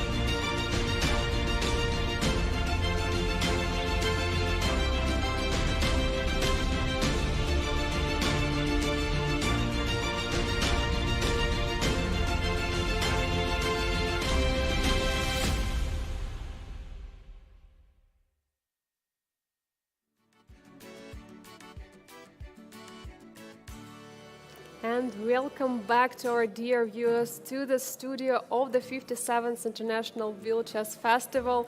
The other game of the Grandmaster Triathlon of the Challengers has finished. I am very happy to have with me Vaishali, who has just won her second game in a row in the classical portion. Vaishali, congrats. It was such a beautiful game. Yeah, thank you. I also didn't expect it to turn out to be like this. I'm very happy with the game. How do you feel yourself right now? Did you have because we saw you on the screen, you always have, these calm emotions. You're not showing anything. You're just casually playing Rook F7.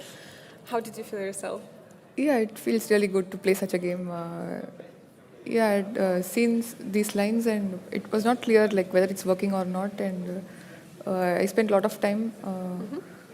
Yeah, I'm very happy it ended well. All right, let's dive into the game.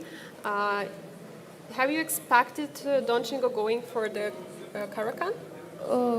He plays Caracan also, but I was expecting some other lines. But I was ready for it.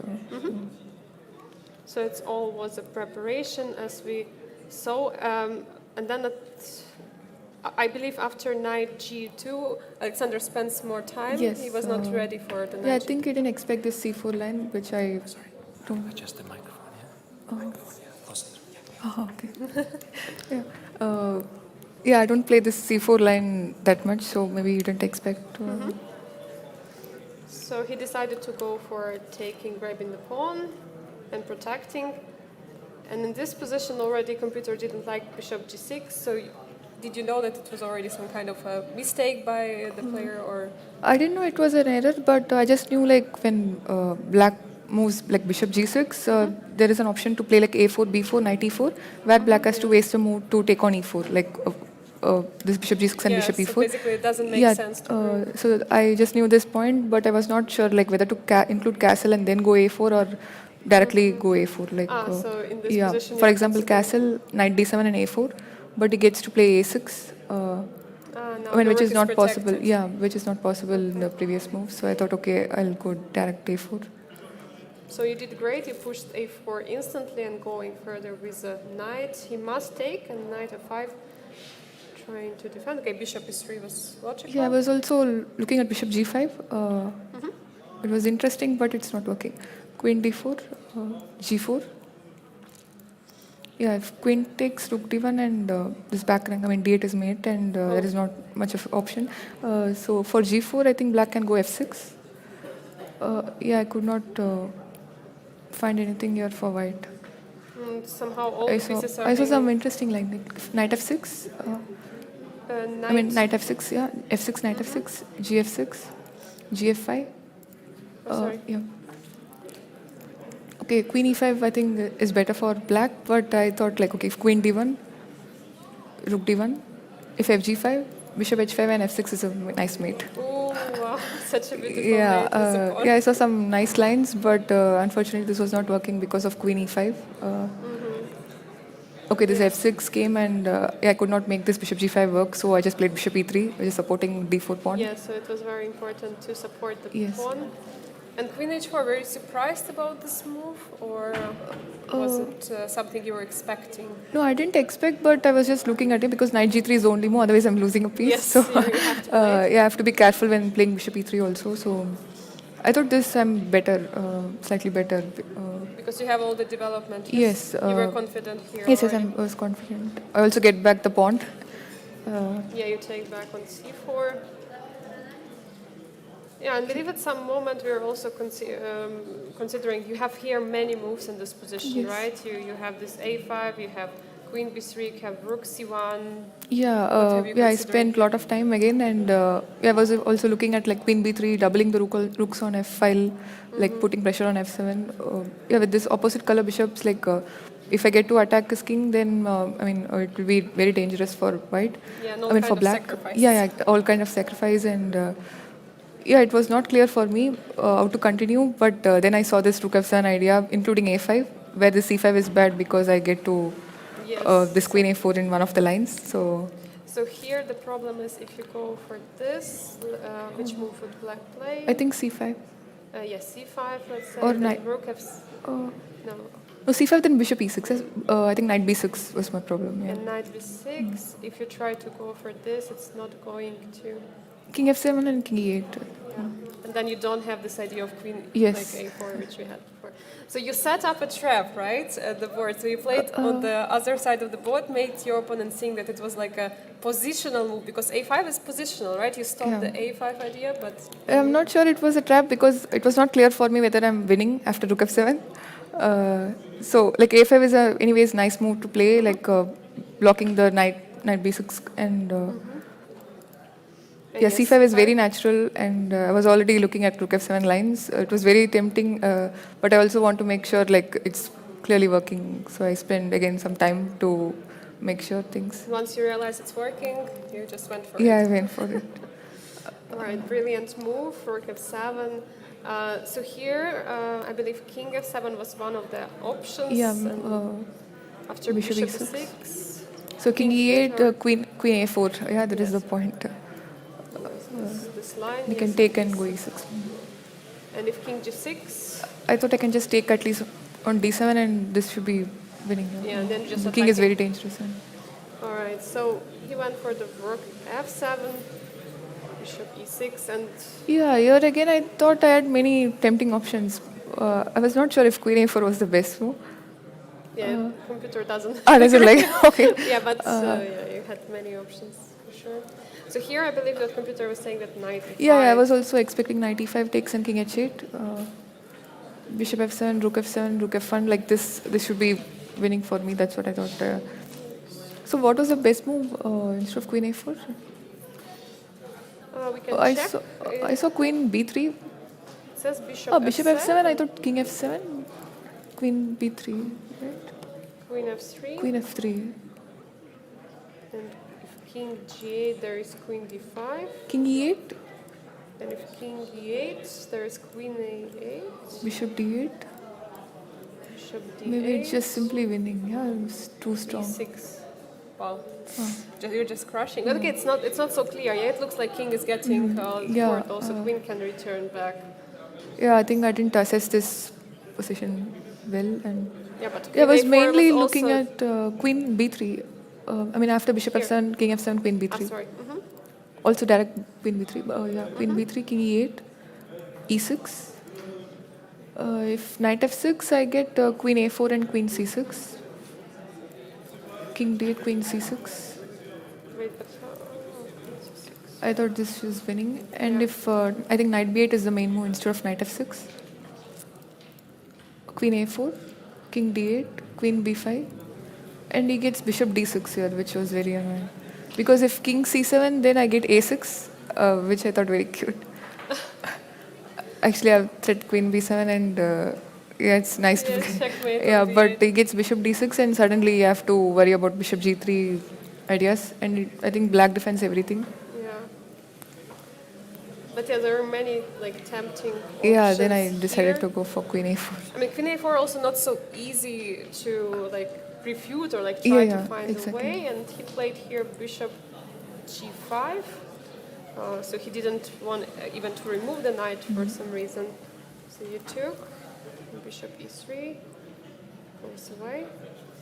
King d7. Yeah, here I got this rook d1. Rook d1. Yeah, you just bring in another piece into the game, and it looks like this pin is just deadly. I You think it can go g6, but knight e4, king g7, bishop f7, rook f7, and e6. Yeah, rook d7, a d7, and suddenly the bishop cannot It stop. cannot stop. Yeah. Also, he tried including c4, but I had pawn on a5. Anyway, he doesn't have bishop b6. Yeah. Yeah, bishop b6 is not. Yeah. Okay, so here he played c4, and you took. Yeah, So basically, anyways. if this position with g6, it would be the same. Yeah, still line. I have pawn on a5 when it's not working. Okay, so bishop f4 was played. Yeah, and here. Yeah, I was happy to find this e6. It was again. very beautiful. Yeah. e6, rook d7, and E6. you just don't care about the rook. Brilliant game with many brilliant moves. The chat loved so much. All the audience were rooting for you after this rook f7 move.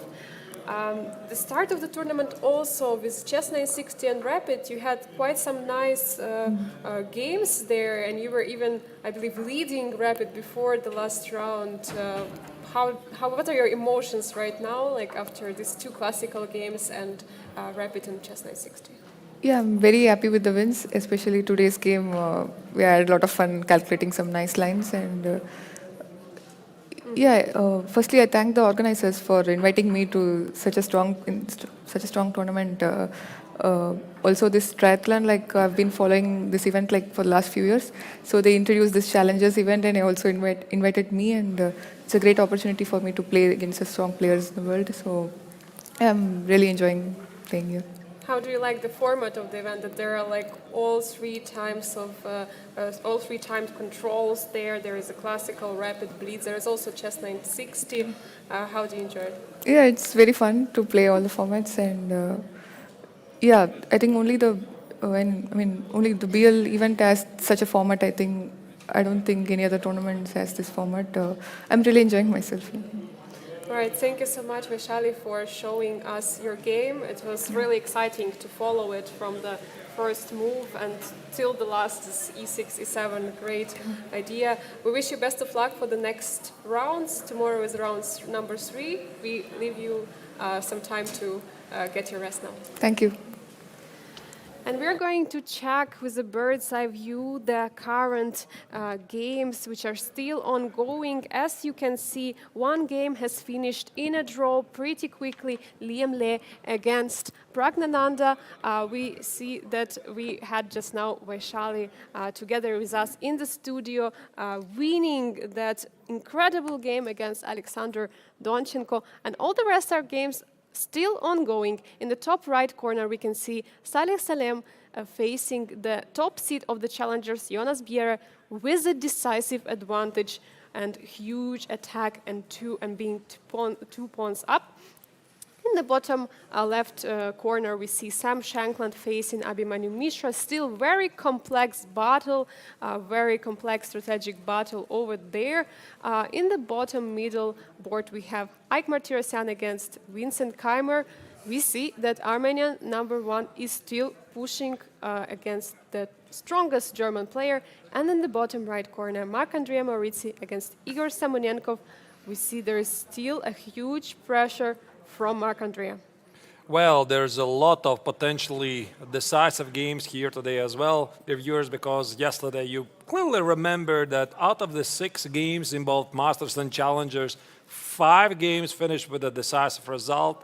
Today, Angelika, this looks very, very similar because you can see one of the game already is with a decisive result. Then we see that Salem Saleh is winning, Marc-Andrea Maurizi has a great position. The same applies for Martirosyan. We'll see what happens in Shankland's game. So a lot of action here. And I think that we, again, have to thank this for the amazing format that this encourages the players to fight it out, not go for those boring super grandmaster draws. And also I think the selection of the players really was great by the organizers. Yeah, and also we've just had Vaishali with us, who also said that the format is great. She has been following event for years, and now she's happy to be one of the participants and playing such strong start of the classical event. Right, so the time control has officially been reached the second phase, which is extra 1 hour on the clock. All the games are over move 40, so now I think we are going to have a bit more time on our hands so we could step back, see what happened before. So let's maybe review this game, what is happening there. Yeah, for in the sure. past couple of moves before the time scramble, try to estimate what are the chances for the Danish player to escape the game, and then slowly but carefully also observe the other games as well. All right? Yeah, so they already stepped to the next time control in this game, but what happened to the pawn on b6? How did it disappear, actually? So that's what I'm really curious about. So this rook c3, knight c8 was a huge move. And there you go. Yeah, so he couldn't have defended it. Knight c8, the pawn on b6 is under attack, and here black cannot play bishop c5 because of Rook c5. Let's go.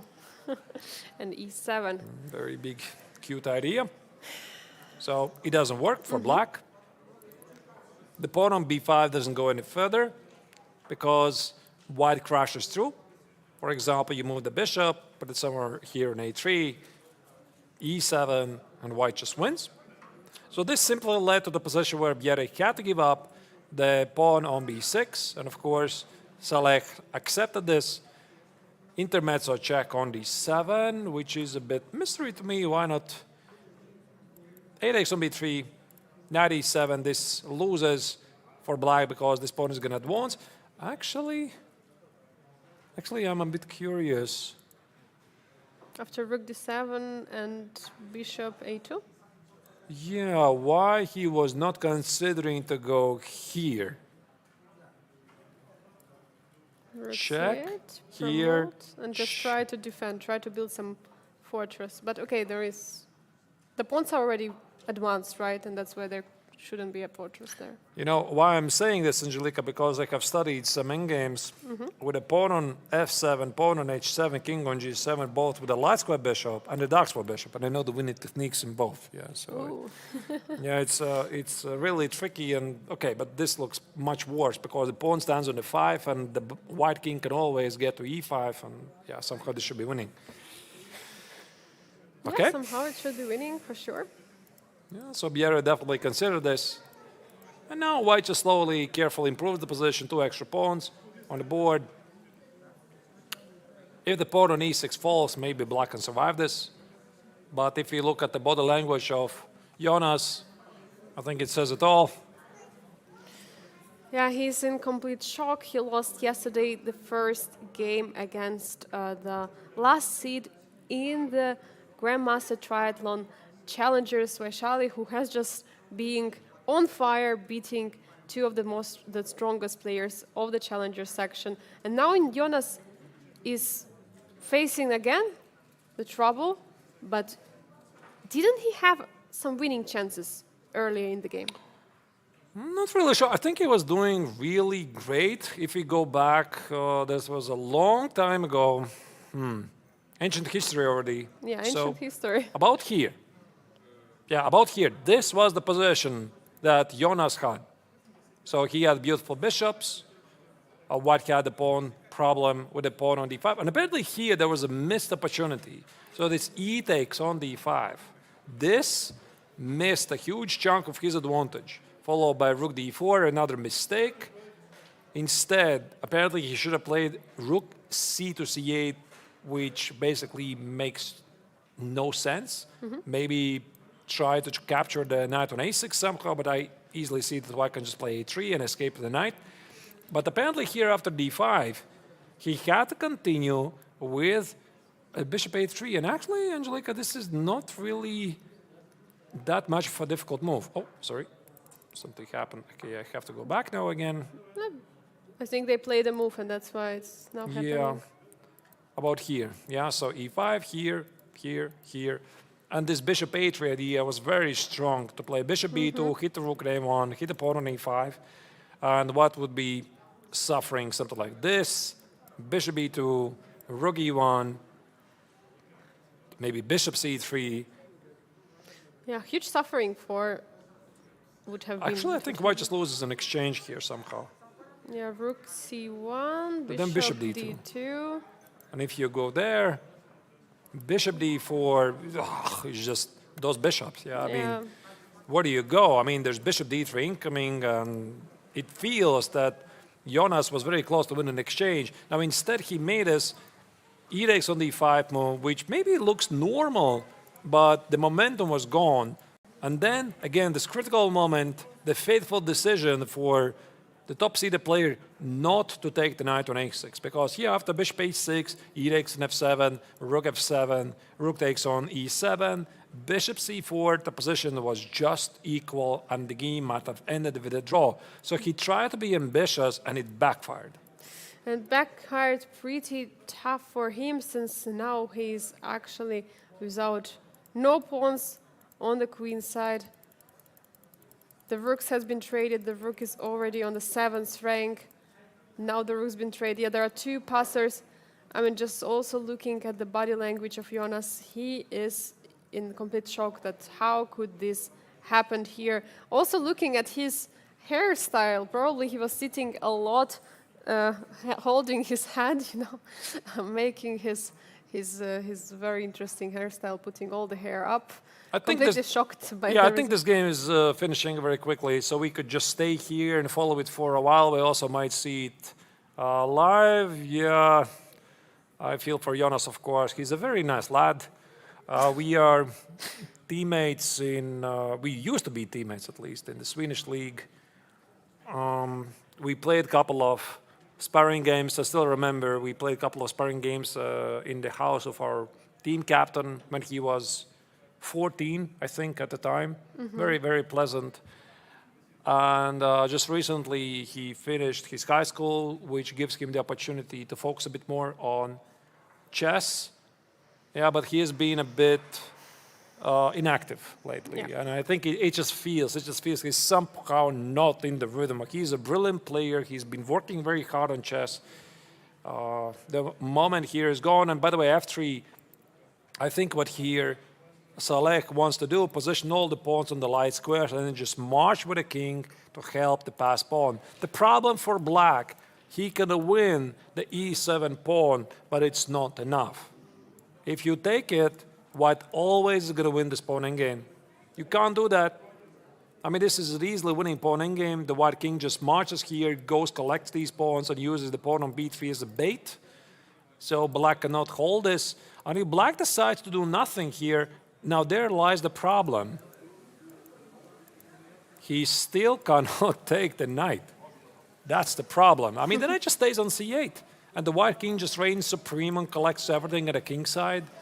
So the only thing I can only think of for Jonas is maybe position those pawns on the dark squares at the king side.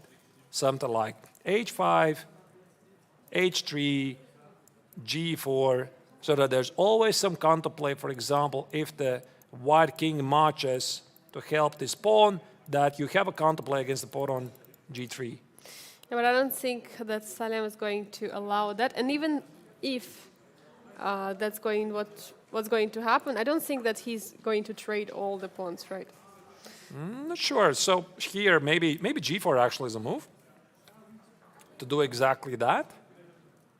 So fixing these pawns in the color of the bishop so that there's always some counterplay if this king marches to help these passed pawns. By the way, notice also the knight on c8 is sort of trapped. Yeah, It's not going anywhere. but actually it can go to b6 and a7 because if you... no, you cannot take. I said that if you take, then there is a7, but there is simply king f7 Yeah, this stopping the pawn. Not possible. yeah, this knight is trapped. Now I think there's definitely a win here. So for example, e7 here. The question is, where is it?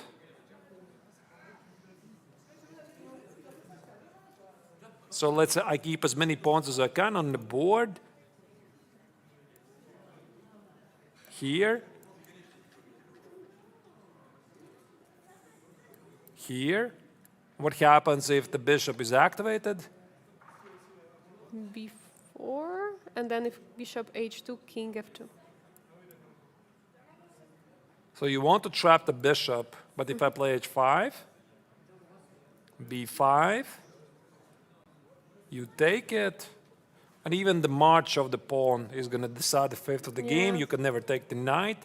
Knight of bishop g3, the final move, king e3. Yeah, you Oh, have wait. to protect the pawn. It still doesn't work. You cannot get on a7. Yeah, the knight is guarding the square. The g4 was indeed played by Jonas Bier. He's trying to follow the suggestion of Arthur's here to have the pawns blocked on the dark squares. What is going to be played by Saleh Salem? And also I think that for Saleh, this is not going to be such a difficult choice because when you are the stronger side, you have the extra pawns. You don't want to trade unnecessary pawns when you have to, for example, f takes, takes, h3, h5, takes. Why would you want to do that? Why would you want to trade those pawns and create a weakness on g3? For example, now actually I don't think this is winning. Now look at this difference. Here, let me position the kings on e8. You play here, and now I have a counterplay. Yeah, now you cannot really do much because the pawn from b file is going to be stopped by this bishop. You cannot promote that pawn, and you cannot guard the g3 pawn. Right. Yeah, you cannot trade the pawns. That's And this the problem. pawn is giving counterplay. So Yeah. once again, the difference here was f4, here, king f1. Let's say h5, king goes here. Okay, maybe you postpone it. I go here. Maybe you still postpone it. I go here. Bishop goes here. b4.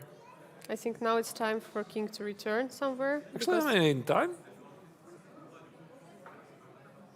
now you want to return? King has to return, yeah, because after bishop g3, we have to protect the pawn. At least I thought so. Why is it win? Knight d6. Wow, knight d6. So king d6 is promoting, king e7 is a fork, and even this, by the way, maybe is a bit tricky.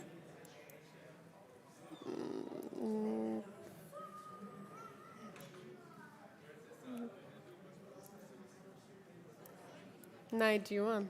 Yeah, it should be a win. Okay, so let's not yet call this as completely winning. It is completely winning according to an engine. There are technical difficulties for the white player to figure it out. And while he is figuring it out, we are going to go back to more games. We haven't seen for a while Haik Martirosyan's game against Vincent Keymer, where the Armenian top player was pushing for a long time. Maybe let's go to that game and estimate what are the chances for Vincent to escape with a draw.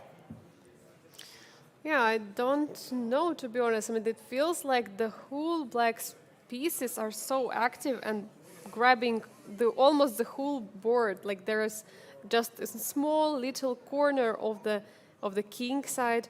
All the black's pieces are located, but they're also trying to protect. Yeah, Vincent is trying to protect.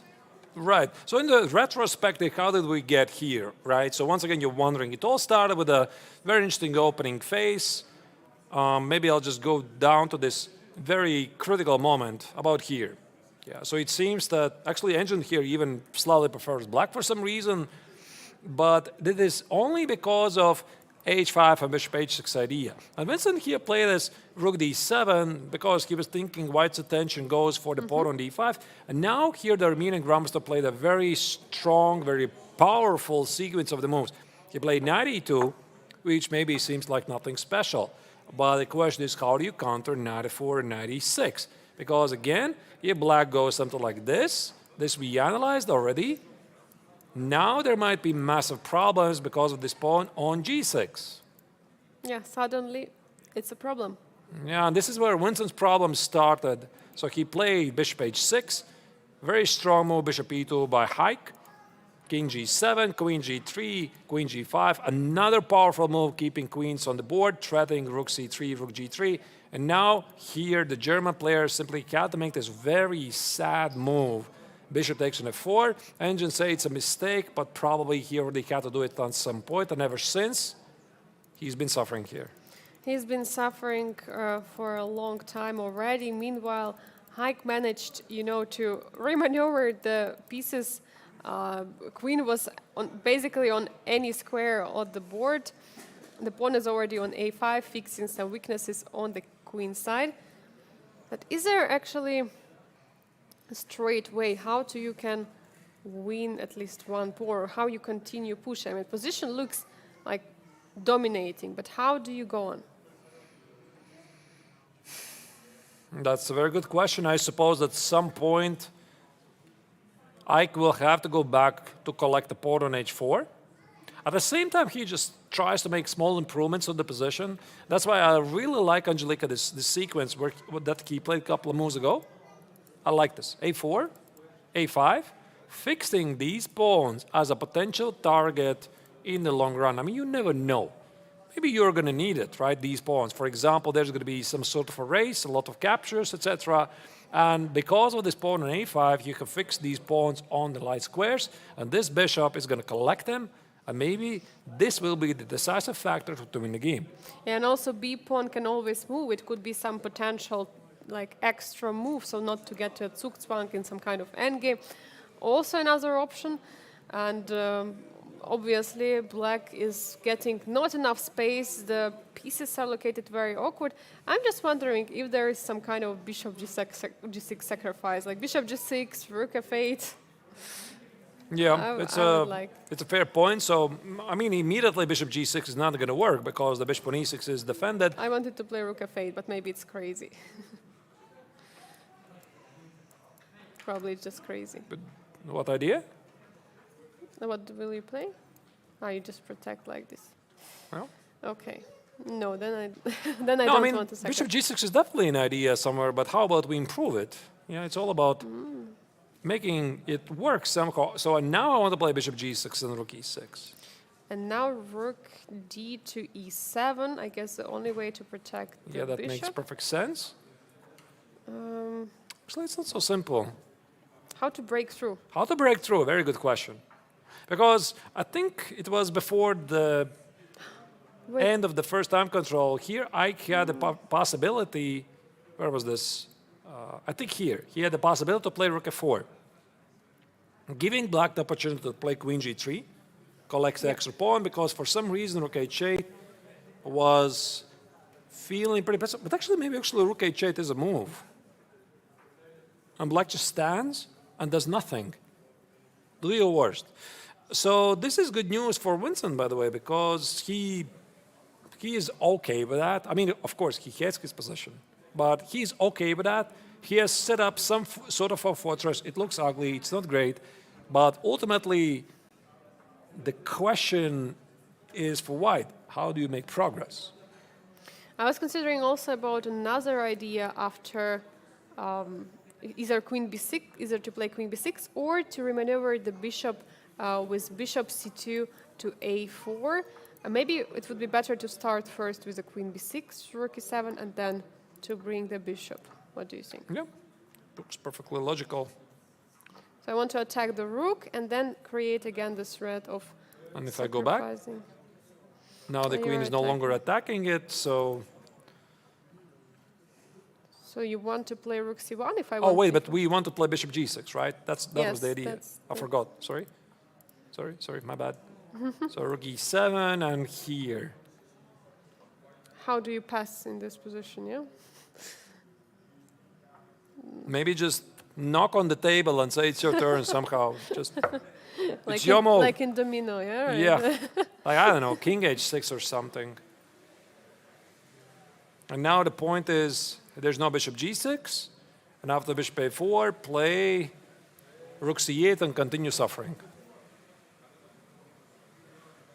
Queen d6 and play here. Continue suffering. But now there is even bishop e8. Oh. No, Oh, there's no oh. bishop e8. Uh, Yeah, you're missing counterplay. Oh, there is a checkmate threat. Okay. Okay, it's not so simple. You know, I'm actually not 100% sure that Matryoshyan is going to win this. Because I've been in those situations before myself. Obviously, I'm nowhere near as good player as Matryoshyan is because he was 27 conquered, I was barely 26. But it's sometimes the hardest thing to do when you have an absolutely dominating position and you feel like, I mean, there's got to be the win. There's got to be a way to crash through. You can't find it. You know, it's there. It's very close. It's there. But where is it? You know, but I think that Matryoshyan still has plenty of time to figure it out. I do not see it, by the way, immediately. I'm not sure if Matryoshyan sees it. So what he's trying to do, he's probably giving the opportunity for Vincent to make a mistake, a very common strategy. You just shuffle the pieces here, there, here, and there, here, and there. You go around, you go in circles, and you just give the opportunity for the opponent to make the mistake. I mean, lose the game for me. So the opponent is not losing the game for you. Then you have to do something yourself. Yeah, that's a very nice strategy, of course. But I'm sure, like, Haik with so much experience, which he has, he also played so many games. And he played a move, queen b6 is on the board. Apparently, computer doesn't approve this move, but feels very logical. The threat is, again, bishop takes on g6 and take on e6, the bishop. You know, actually, I think I saw a glimpse of smile in Vincent's face, and maybe he's just smiling at himself. You can't do nothing to me. You know, I have selected a very solid defense. Come and get me, right? So it's not really so simple. So I don't think that he's going to go down so easily. So he can play a lot of easy moves here and there. And, okay, rook d7 is apparently a missed opportunity, but I don't think it really matters that queen b6 is a mistake. White can always go back to the same position. So Haik is still pressing. Let's continue to observe more games because maybe let's go to the bird's eye view. I'm a bit... Let's go. Let's do it. I don't a bit remember how the other games, what were their states. So let's go to the bird's eye view and select one of the games from there. All right, the bird's eye view is not available. In the meantime, let's simply have a look at Vincent's game. No, there it is. It's available. There it is. There it is. It's coming. Thank you, Vic. We have the best producer here with us. Select Liem. Upper right corner should be technically winning, right? Yeah, we already had that game. G4 is played on the board, so Saleh is still trying to figure out all the details in those lines. Meanwhile, the game we have not followed for quite some time is Sam Shankland against Abhimanyu Mishra in the bottom left. I see there has been a lot of action happened. Maybe that's a game we are going to dive in straight now. What do you think, Artur? Yes, let's go. So Sam has been pressing, I mean, not literally pressing, but moving around here and there for the longest time. And now it seems that the patience of the young American Grandmaster seems to have paid off. This is something you wouldn't have thought because, I mean, Sam is the most experienced player here, one of the most experienced players. I mean, Liem is technically slightly couple of months older than him, it doesn't matter. And Mishra is the youngest participant. You would think that the experience in the long run by maneuvering should take the upper hand. Apparently not. And I think it just proves how unique player Mishra is. Yeah, absolutely unique. Yesterday, again, I would like to remind you, dear viewers, he managed to score a victory against the top seed of the Grandmaster Triathlon Master section. He played against Pragg, and he was defending, and also there the patience paid off, right? He was patiently defending almost whole game and managed to score a very important victory and huge upset in the round. Here he also was patiently waiting, but now we see that actually F5 was played. Yeah, so this was a very interesting moment. So I feel I have to explain this moment a bit further because Shankland wanted to get this position. That's the best he can do, right? So he maneuvered a lot of moves here and there. He's toying with the idea to make the breakthroughs in the center with D4. Doesn't work. For the simple reason, okay, let me just remove the queen somewhere. For the simple reason that black always walks past his pawn. Yeah, so black establishes himself a pawn majority at the king side, has a beautiful knight on D5, and this bishop pair, well, it just quite doesn't impress. So that's why here he was maneuvering here and there was this moment of carelessness, if I may say so. He played H5, and I think his idea was that he was stopping black from the possibility of fixing the kingside pawns at H5 and G6. And now look at this, what happened here. So he played H5, and after a couple of moves here and there, Mishra felt he's actually entitled to play 4 more. And after this beautiful maneuver, knight h7, knight g5, f5, maybe Shankland Angelika had the wrong sense of feeling that Mishra is never going to charge at him because he was always sitting patiently there for good 20 plus moves, and now suddenly he plays f5 and starts to counterattack. Yeah, absolutely shocking probably for Sam that it happened because all the previous moves were just patient, waiting moves by the youngest grandmaster in the history of chess, Abhimanyu Mishra. And here he found the right moment to strike with f5. And that's probably when Sam said, enough is enough, I have to go for the b4 and follow up with the f4. Computer What's doesn't up agree. with the 4? I mean, this is a really strange move. It's very committing move. Very committing move. Why didn't he want to play rook takes on b4? Probably because of some rook takes on d3. But then I take it. Queen d3. I mean, it looks a bit scary for white. I mean, this knight on g5. But I take the rook, no? I Here. just can take. I'm not sure. This is great. I mean, 2 rooks. Maybe. But if somebody can lose, it's white. Okay, mean, you are right. Maybe, yeah. So I see a lot of holes in white's position. I'm a bit afraid. Okay, yeah, the bar says it's equal. Yeah, so, I don't know, but I would be a bit afraid if I was white. So Shankland just panicked apparently here, and he played a 4, pushing away the knight because he was concerned about this f3 square, and now black just calmly retreats. Rook takes on b4, and white is just left with multiple weaknesses. So Sam was being the one who was being cautious, who was maneuvering here and there, and he was actually the one who lost cool. And he was the one who immediately strikes with this b4 move. I could understand. b4 is something you want to do, but f4, did he really have to go for it? Like, this looks This looks scary for the king of the Sam. Very impressive patience by the young player, because I think mostly these young players, they are, always charging forward, always willing to do something. And Sam was hoping for this to happen, but it did not. And actually, in the contrary, it was the experienced player who made this very committal move after a 4 knight h7. And now, I think about now, he's realizing he's in trouble. By the way, look at the clock situation. 1 hour and 4 minutes on the clock versus 20 minutes for Mishra.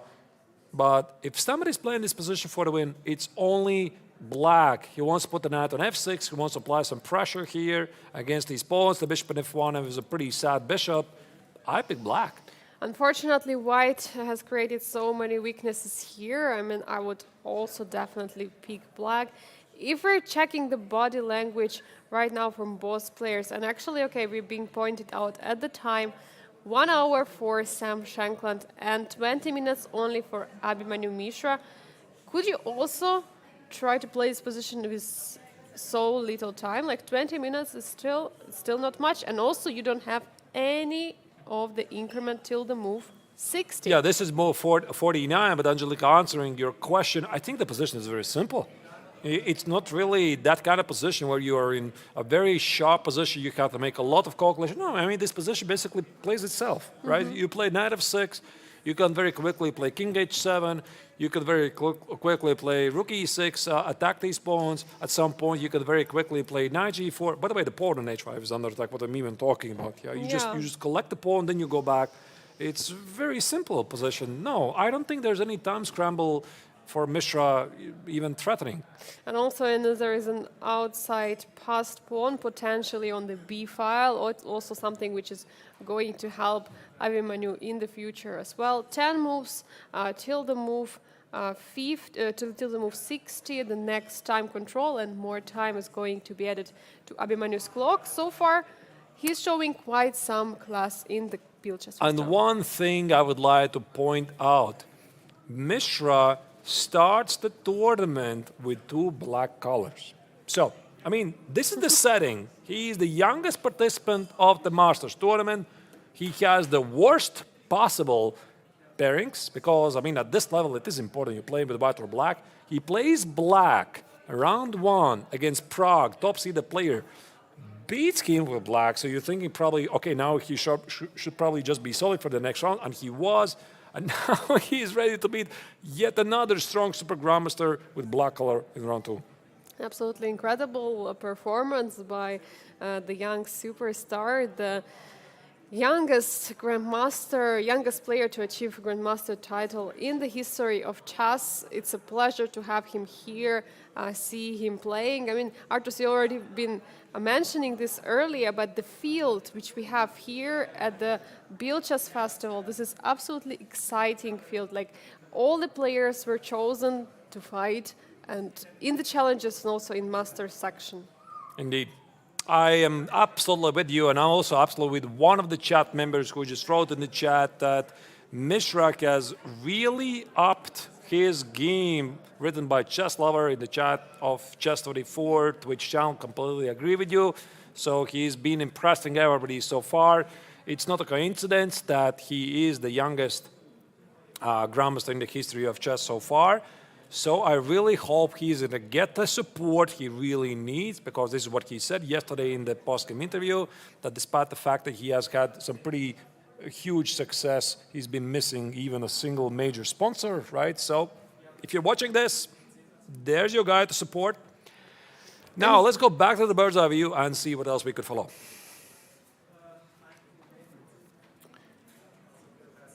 Yeah, and we see still the other games ongoing. I think we're also been neglecting slightly the game of Marc-Andrea Maurizi against Igor Samonenkov. We see there is a huge attack ongoing. There is a pawn on d5 by Marc-Andrea, French grandmaster. Let's dive in the game straight away. Indeed, that's a great choice. So let's estimate if white has realistic chances to win this game. The bar says yes, while it's completely winning. Arthur maybe says also yes or no? I don't know. I haven't seen the position for a while, so maybe I'll just step Yeah. back, see what happens. So let's go to the game of Maurizi against Igor Semenenkov. At the moment, Yeah, maybe we should go back slightly to understand what exactly happened in the game. yes, absolutely. I think, yeah, we left it a long time ago. So there was the sequence of moves, Queen C4. Yeah, about here we left it because there was a lot of action happening in Vaishali's game versus Donchenko. In case you missed it, by the way, Vaishali won. Sensational game. Probably going to be game of the day for a second day in a row. 95, bishop e5, rook e5, white is clearly pressing. Bishop d7. I mean, look at that. I mean, here the Frenchman, let's count it. How many moves is it? So he made a mistake. 1, 2, 3, 4. 4 excellent moves in a row, basically. 4 excellent moves, yeah. That's what it takes to get a winning position. Yeah, it's not so easy. And here, missed opportunity for some reason. I don't know, looks very normal to me. The knight is Very getting to decent. c5. Protecting the pawn also on d5, just in case. Yeah, maybe Angel is just silly. Also, I like this move, prophylactic move, to make sure you're never missing back rank checkmate. Good move. Yeah, it's very useful. Queen g7, queen a4, queen c4, repeat the position a couple of times, no rush, a4, a5, which, by the way, was a similar maneuver that my apologies, Alexander Donchenko played yesterday against Igor Semenenkov. And also Semenenkov, he has been dealt a pretty rough pairing because he's also the youngest participant of the challenger section, just like Mishra in the Masters. And he's starting the tournament with 2 black colors. It's very difficult. So yesterday he was suffering for a long time against Alexander Donchenko, and then he was unable to prevail. And here, by the way, why I'm mentioning this, that also in the game of Donchenko against Semenenkov, the German grandmaster pushed a4, a5, a6, and used this pawn to generate targets in the position. And that's why Semenenkov stopped the pawn while it's still on a5. Yeah, for sure. You have to stop the pawn in order to, in order not to let it all the way till a6. I'm very sad for this bishop on b7. Yes, it looks at the pawn, it tries to attack it, but I mean there is unfortunately not much which can be done. F4. Yeah, this is a big mistake but apparently. that leaves the e4 square unattended. There should be some kind of a knight jump on e4. Stand and do nothing. This is what Mishra was doing in the master section. Stand and do nothing. Yeah, sometimes you can't do anything better. So Igor did try to organize some counterplay.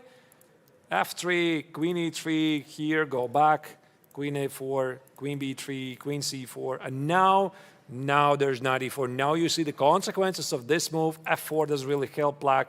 On the contrary, it helps white because now this knight is catapulted to either c5 or g5. Yeah, very strong knight over here, and we have already rook d5 played on the board just now.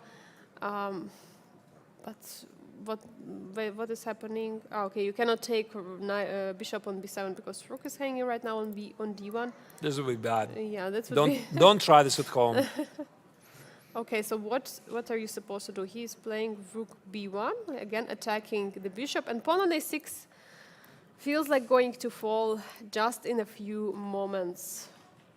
Yeah, so he has a dominating position with plenty of time on the clock, 46 minutes versus 30. You know, during the rest day, I asked the players. We're sitting together with players like Vincent Keymer, Alex Liem, Alexander Donchenko also was there. Sam Shankland. Sam Shankland was there sitting at our table. We're discussing about the time control, and I said, are you happy with this long time control? Because I was like trying to imply it's too long, you know, it's very long. And Vincent was like, no, this is great, you know, this is really great time control because you get to think about these complex positions because sometimes the next time control after move 40, it's a very complex position. You think about the move for 50 minutes, and there you go, you're playing on increment. So he fully supported it. He was also backed by Alexander Donchenko and some other players. So they like it. They really enjoy this time control, which, by the way, is the official time control used in World Championship matches. Yeah, and we see all the players are, the most of the games right now are over the 40th move, and they are slowly approaching also move 60. I don't know, how do you defend this position with black? This looks very tough. Yeah. How do you protect the bishop? Bishop c6 something? Rook b6, right? I suppose this knight is going to go to e4. Maybe bishop b5, try to be active. But this knight gets to g5, and let's just picture ourselves this position. I'm going to remove the queen, I don't know, somewhere. To c8. C8, yeah. So put the knight on g5, and with this knight on g5, you're seeing all kinds of ideas, like rook c1, rook c7, all kinds of fork ideas on e6. So it just practically doesn't hold. Yeah, that's why Igor is going to regret. He definitely regrets it already. This move, this decision, where he played this f4, because the position is ugly, but it was probably still holdable. Now, after f4, it's probably not. So, a valuable lesson for him. Yeah, after 4, this e4 is a key square, is getting away from the blacks. And yeah, the huge problem, even though the position looks so open, the bishop doesn't have almost any squares to go to. Like, there is only bishop c6 and bishop c8 possible in this position. All right, who we haven't followed for a while. So we have 4 ongoing games. Marc-André and Maurizi Keymer following right now. You're seeing on a screen. In the meantime, let's go back perhaps to Saleh Salem's game against Jonas Bjerre, because that's the one feels to be closer to the finish line. Of course, also Maurizi might be winning the game, but I mean, it does involve quite a bit of technique. I think Salem's position is somehow technically winning. Yeah, and here we have the f4 played, but actually now, so he reacted in different way. So he managed to trade the pawns somehow. we Let's left- maybe go back. I think after g4, that was the last move we've seen. And actually at this moment, Saleh Salem spent so much time figuring out where to play. And he played h3, very interesting move. We actually were discussing this position with you, right? But we were saying that maybe f takes g4. But what Not Salem quite is this doing- one, but it's very similar. Yes. I think it's very similar, like here, here, here. Again, black cannot take on e7, Yeah. because if you do this, the king is going to march here. White is going to use the b pawn as a bait. And Black will have to accept, and then you just collect these pawns and win the game. you just eat all the pawns and win. Yeah, so this is piece of cake. So of course black is not going to accept it, and now this king should march and win the game. March to c4 so that the b pawn marches forward. So what could it be? Something like king e8, here, king d7, king d3. The sad part is you can never take on c8. This pawn advances. Bishop f2. Yeah, maybe, I'm not sure, maybe just waited for a moment to get the king further. And now bishop f2, and this is still going to lose. Here, where was this? Yeah, and here's the critical move, knight d6. 96, and then if king takes on the e7, there is just a fork. We saw this, but in a different position, where I think where it was the pawn on h5, but it doesn't really change much. Still the same idea, and by the looks of the Marathi player, he has figured it out. By the way, in the opening ceremony, was it, where you asked why Saleh is playing so rarely lately? What did he answer? He said that he's actually having a job as in the police. He's kind of a policeman. So he's a policeman. All right. Okay. So he's a so chess player policeman. never would have thought. Of course, he's very fit, but never would have thought he works in the police. Yes. But you know, we had all kind of professions here at the Biel Chess Festival. I just recall last year we had Bassem Amin with us, right? Or was it the year before? No, it was last year. We had Bassem Amin, who is the only chess doctor, right? Yeah, the only chess. No, he's actually The not only chess chess doctor. He's like grandmaster. the doctor degree. No, or he's an actual doctor. I don't He's even an remember. actual doctor, yeah. Yeah? But he's not, I believe he is not practicing, so he's playing chess. But he used to practice. What kind of doctor? That's a good question. There's many doctors, obviously. Yeah? So many ways to help people. As a policeman and as a doctor. Yeah, they're helping people. Good profession. Yeah. All right, so I think we are following the final moves here.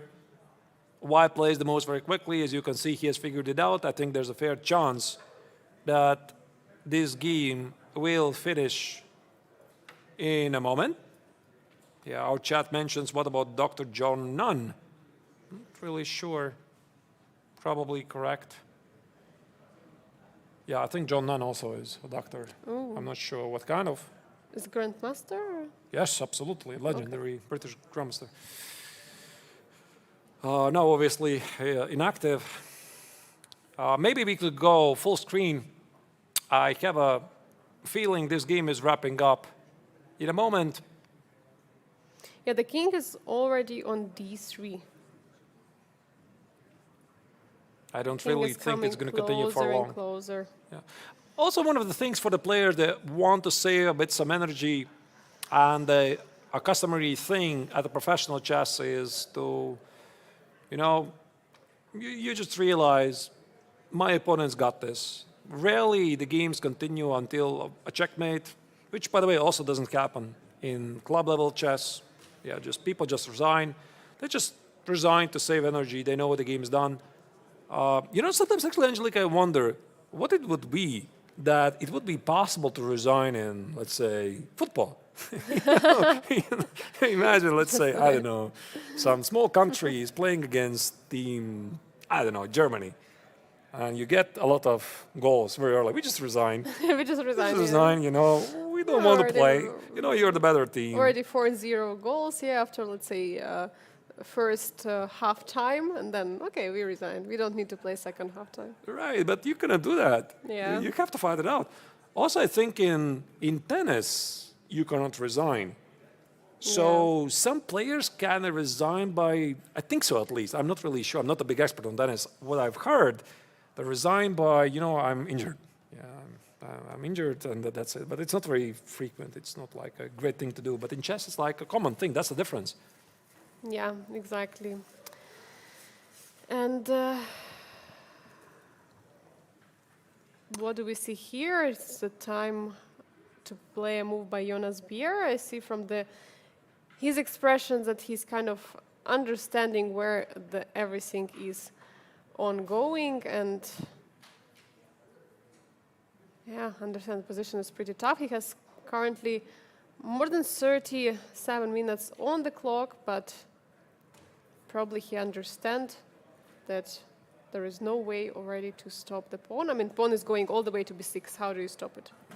You don't. You don't. You don't. Yeah, so again...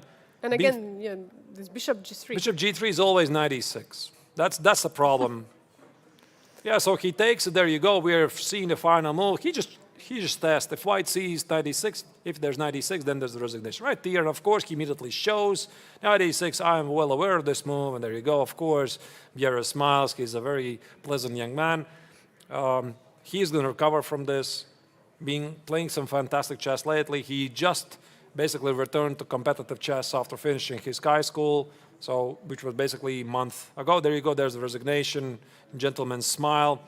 And this means that Salek Salem scores important 4 points. He just stood, by the way, on 10 points. Now I think he should be 14. the leader of the overall rankings. And there you go. There are the current standings after round 2, and my calculation was correct because Salem Salek overtakes the surprise winner of the first 2 rounds, Vaishali, and heads the tournament with 14 points, trailed by Vaishali 1 point, and Donchiko now is relegated to the 3rd place. He was leading the tournament, but still within the striking distance of the leaders. In the meantime, in the Masters, Lim Le keeps the lead, but it's Martyriasian, and it's Mishra, who might overtake him.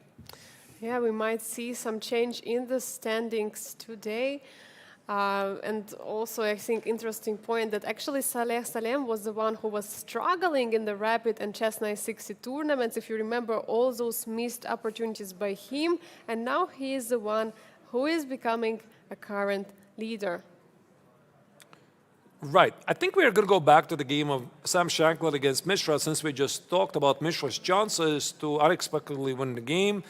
It seems there's been some changes in the position. That's the position you're seeing in the lower left corner. That's the game we are heading. And you probably remember, this is the moment when, I don't know what happened here with Sam. He played a 4. He probably sensed his position is getting really dangerous. All he did is weakening his own king.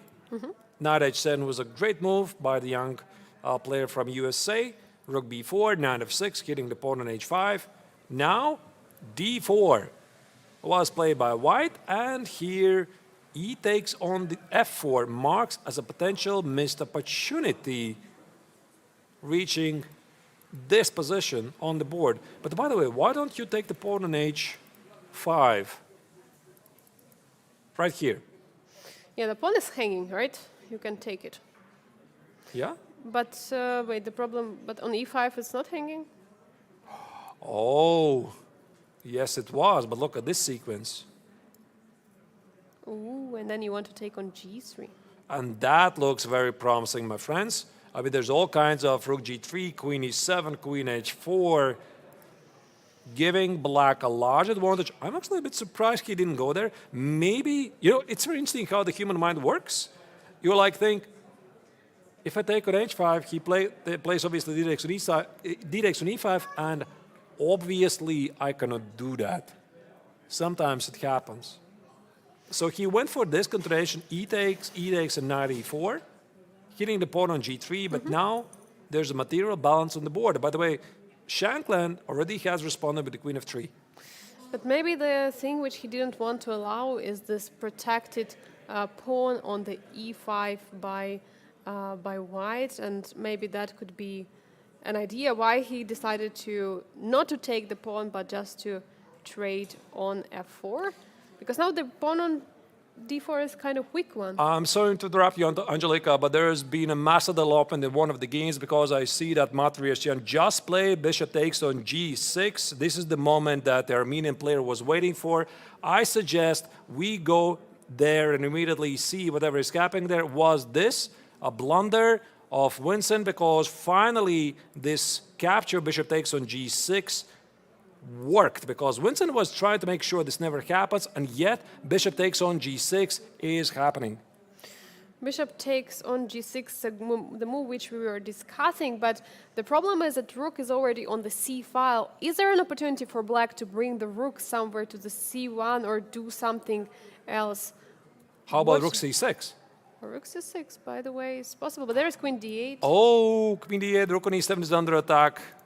Obviously, I think we have to show what's wrong with f takes on g6. Yes. And just take on e6, that's what's wrong with this. Yeah, so everything is incoming. Oh, maybe not rook f6, there's queen g3 checkmate.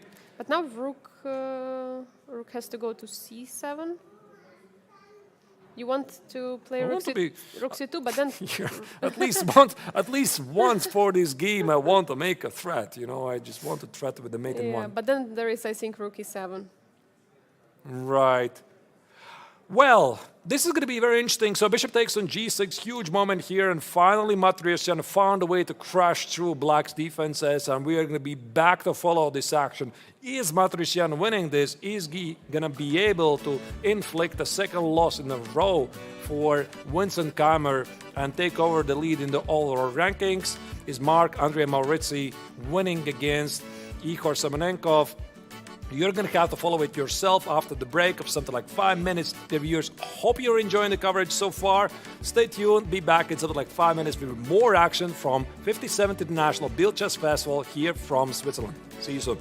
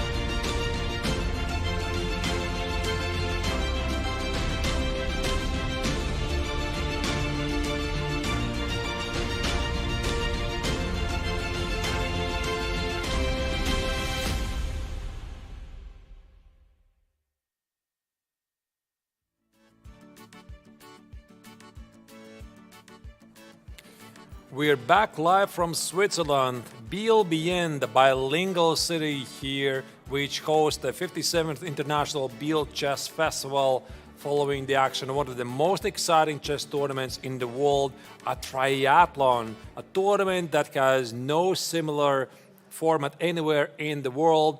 The tournament, which is held in two categories, Masters and Challengers, to determine the winner of the triathlon here in this beautiful setting. So it's been a privilege to follow this action. So far, you just saw Vincent Keymer, the pondering about his choice versus Haik Matriasyan. Angelika, how are you feeling? I'm feeling great. You know, Arthur's looking all those action, following all the brilliant moves we've seen today. We've seen once in the game of the Vaishali. We've seen another one in Saleh Salem. We still have 3 exciting games to follow together here, and I'm super happy to do it. Not tired? Not tired, of course, not tired. I just cannot imagine how tired players might be right now. Just imagine. It's really tough indeed, right? Because this is the second day. Yesterday, the rounds were running up to 7 hours. That's the game in question. Alexander Donchuk against Igor Semenenkov. That was a very, very long one. Essentially, the players are playing the so-called World Championship time control, and that's why maybe once again, let's go back to the very beginning and check out what is the tournament format. How many games here are going to be played in the Biel International Chess Festival. So you see this is a triathlon which consists of 3 combined tournaments. The Classical tournament, by the way, today this is round 2 out of 5. Then we already had a rapid tournament a couple of days ago, 5 rounds. Also, Blitz tournament is upcoming. After the 5 rounds of the Classical tournament will be played, and then after the Classical section, after the Blitz, there will be a brand new addition, something we have never yet seen before here in Biel, the so-called final stage, when top players in both Masters and Challengers section, they're going to fight out who is going to become the champion of this year's edition. So last 2 years, the tournament victory belongs to Liem, the strong grandmaster from Vietnam. Who is going to do it this year remains to be seen. Yeah, and here we have the results so far of the round 2. We have 3 games which has finished. The first, the fastest game which was finished, it was a game between Liem, Vietnamese grandmaster, and Pragg.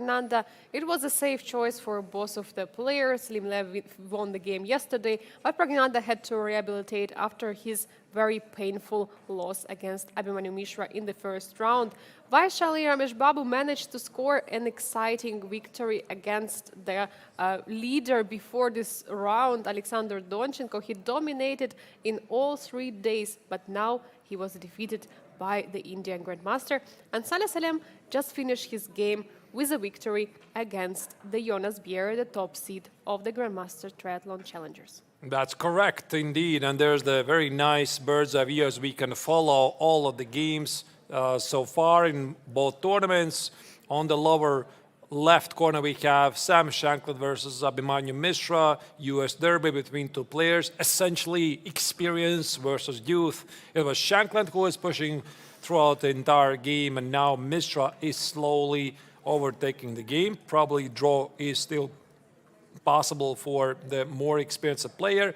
Lower middle, we have Haik Matriasyan, his game against Vincent Keymer. He was pushing for the entire game. Now he finally managed to get the extra pawn due to acute tactics. You saw it just before we went for a break. That's the game we are definitely going to go follow. But there's also a massive change in the game of Marc-Andrea Maurizzi against Igor Semenenkov. Maurizzi was clearly pushing in his game, but apparently something has changed. Although I said that we are going to go follow Vincent's game against Matriasyan, I suggest, Angelika, that we head to the game of Marc-Andrea Maurizzi and try to understand what happened there. Let's dive in right into the action of Marc-Andrea Maurizzi with white pieces against Igor Semenenkov. I remember that he was putting such a huge pressure on the Ukrainian grandmaster a few moments earlier, but now I see evaluation bar and it says to me that something has changed big time. All right, what happened? That's the question that it's in everybody's minds. let's take it a couple of steps back. Here, after knight c5, rook takes on d5, rook b1. This is where we left it, and we felt, yeah, black's position is pretty dangerous. So black played bishop c6, and knight e4, knight g5 was apparently the strongest move for white. Get the knight on g5 with all kinds of mate ideas. Here the Frenchman decided to take the pawn on a6. After all, why not? Just collect the pawn on a6 and see what happens. But Queen apparently f6. it was some kind of a mistake according to computer, but queen f6 attacking the pawn looks logical. Right, and knight c7 is a big change. What he should have done, knight b4 apparently was a stronger move, which, by the way, looks very logical to yeah, me. very natural. Very natural, yeah. How So do you defend? I was thinking maybe rook d2. Oh, to creating some nasty threats of queen h4 and queen Yeah, let me f2. just show it to you. So white's like, Yes. "Ooh, hooray, let's take the bishop." Except you don't do that. Because it's a loss. It's a It's a checkmate. loss. It's a mate, and the same applies. Oh, sorry, let me just show it to you here. Yeah, that's a mate on the board, as you can see. And the same applies also after queen takes on c6, same idea. And now apparently white is winning this with king g1. Maybe this is what Maurizio did not see. You know, you change the order of the moves, put the king on g1, and now the difference is queen h4 no longer works. Why? There's a check. And rook falls. Yeah, there is a very nice fork for white. So in that position with knight going all the way to c7, I have a question. What is happening if we take a pawn on h4? Can we do it? If you take the pawn on h4, king g1, and try to do the same idea, rook on d2, again, the rook is falling, so you cannot do that. Maybe black would try to play rook d2 immediately. I don't think it's going to work. Why? Because white is going to play knight e6 and put the knight on g5. This is a dream position for the knight. You see, it protects the king, it protects against queen h4, and most importantly, creates a lot of ideas here. But there's still something wrong with white's position. And the point is this very cute move, rook e5. And now suddenly, the knight on c7 is excluded from the game. And more than that, black is threatening queen h4 and rook e1. So let me just show you one line. White plays a6. He's about to promote the pawn. No, he's not. Check. Here, rook e1. Take it, queen e1. And this most likely is just a draw by repetition. And if white tries to be ambitious with queen f1, probably black can just centralize the pieces, something like queen e5, and you can't help but wonder, what is this knight doing on c7? How about that? Yeah, and there is no way for knight to go. It's simply trapped over there. So, yeah, it looks like a tough time for Marc-Andrea Maurizio to find another winning idea. I mean, what do you exactly do in this position? So do you, I mean, you don't push the a6, but how can you stop queen h4? If you play king h3, then there is going to be simply queen f5. And the Also, rook, bishop d7 is there. yeah, but queen f5 is attacking the rook. Oh, yeah, Yeah. you're seeing better moves. Yeah, so that's a very nice idea. Yeah. So the rook on b1 is under attack, so you could have played king h3. The Maurizio here is trying to figure out. That was a bit strange. I mean, this moment of, okay, knight a6, I understand it. It just feels perfectly logical move. Maybe actually it's much more logical than knight e4 and knight g5, because you see a pawn, you take a pawn. Why not, right? So it creates a passed pawn. But this move, knight c7, is really weird because he's hitting the rook here, and he wants to put the knight on g5. I think he just missed rook e5. Okay, the logic behind this move, of course, that we push the a pawn and that it protects the a8 square. You want to push the you want to push the pawn all the way to a8, but I mean, You do the same with knight b4. Yeah, but knight is not protecting the a8 square, so that's. Oh, but I'm giving you a fork. Yeah, that's true. I think the simple explanation here is that he simply, for some reason, didn't see rook e5 happening. So he's about to make a move. By the way, I think that if I'm looking at Maurizio, I'm thinking that he is very difficult to read, you know? Like, usually when you're looking at players, you're like having a pretty good idea what they're thinking. And I'm looking at Marc-Andre, I can't really make it. Is he unhappy? Is he happy? He is always like sort of happy sitting there, you know, not giving away any information. Very interesting player. Yeah, very interesting French player we have here. I recall how in the Rapid and Chess 960 he was constantly, shaking, but mostly he was actually shaking in the winning position. So it was really strange. He was more nervous in the winning position than he was when he was having the losing positions. Indeed, yeah, he wants to make a move, but by now I think he already should realize the huge opportunity is gone. I think his best chance now is somehow try to get the knight on g5. So let's see if he's going to part ways with the a-pawn. He reaches for queen. I mean, I saw that his hand was very close to taking the queen. Maybe queen d4. Is this what he wants? But then there's rook takes on a5. So this might be his move that he wants to do. And after rook takes, he wants to give a check. And win. And win. Somehow. Knight d8. Oh, knight e8. Queen f6 and knight c6. Yeah, so let's just put it on the board. Takes, knight c6. Thank you for the game. Which is, of course, really nice. But it begs the question, does black really have to do all of this? And probably the answer is no. But let's first see what the young Frenchman is going to play. Yes, he already a couple of times was reaching for the move. He's probably still unsure what to go for. We see that he's shaking, by the way. He wants to make the move, but he's not entirely sure. Yeah, this is one of the things you can definitely tell from this body language, because the rules of chess, they clearly state, as soon as you touch the piece, you have to move with this exact piece. As soon as you release it, the move is made, even though you haven't pressed the clock, right? So here he wants to make the move, but he's not entirely sure. Right now he's double checking. Of course, in his mind, the calculations, if he's correct, he already knows that he has messed it up. He's just trying to find a way to continue. There you go. Queen c3.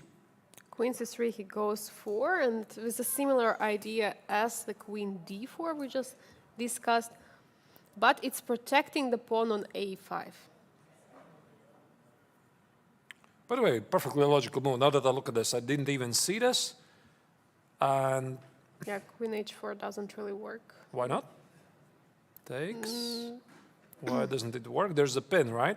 I mean, the problem is the rook is pinned, and if you bring your queen back, then there should be some kind of... something should be there. Rook b6, maybe? Rook b6, that's a cold move. Now the idea is that after rook e1 check, there's no rook e1, this check is impossible, white just collects the rook. You cannot do that. If you remove the queen to make rook e1 check, you cannot do that. There's always the pin to the king. And rook takes on c6 is massive threat. Now that's it. I mean, white would just win this. So that would mean queen takes on h4 is a huge mistake. It's a huge mistake, and now black has to understand how to go on, what to do here. I mean, I don't think that there are much more move to play. He plays king h7, apparently great move, the only move to hold this evaluation.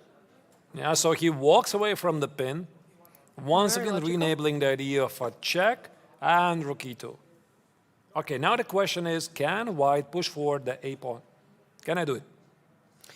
I mean, queen h4, and then after king f1, there should be some rook e2. Oh, there's massive problem. So if the black queen gets on f2, this is the mate. So And if queen c5? yeah, let me just put it on the board. As you can see, this is a mate on the board, so you cannot do that. Queen c5 or queen d4? Queen g3. Oh, and there is no way to protect. That is a Oy, oy, mate. oy, oy, oy. Okay, I don't think he's going to Alright. miss this, but he should be a bit careful. So this is a big threat. Queen takes on h4 and rook e2. The knight on c7 is really bad. So maybe logical is to play king g1 so that queen h4 is not really possible because rook is going to hang on e5. That's a very good move. King g1, queen h4 cannot be played, so what to play here? If you take on h4 now, the rook at e5 is under attack, but I suppose there's some sort of a problem with the knight on c7, something like queen e7, hit the knight. And queen c6, there is simply rook e1. Wow, this very nice perpetual idea. Right. I think there's a fair chance the game might end like this. White is up a piece, but black gives a lot of checks. Even on g3 is a possibility to give a check. Yeah, it doesn't change much. The game is drawn. So it seems that a young Ukrainian has managed to dodge a bullet right here. Playing the second day in a row with the black color. Maurizi slightly rushed at the wrong moment. This knight a6 was good, but knight c7, that was not necessary, really. Yeah, this is incredible how the young Ukrainian grandmaster managed to bail out here in this very complicated endgame with such a bad bishop, but now it feels like he's in the shape and not allowing white to promote the pawn all the way to a8. All right, maybe let's go back to the other games and try to assess the situation right there. As promised, we have to go back to the game of Haik Matrosyan. He has the extra pawn. No, wait, there's no, still the extra pawn against Vincent Keymer. A lot of moves have been made. So we left it after bishop g6. This was the move we saw before the break. F takes, rook e6, rook c2, and check out the next move. Angelika, white to move and gain a winning advantage. Rook f6. No, rook f6. Oh, sorry, it's not possible because there is a checkmate on g2. Okay, how do I stop a checkmate, actually? Big threat. This is really nice. Very nice sequence.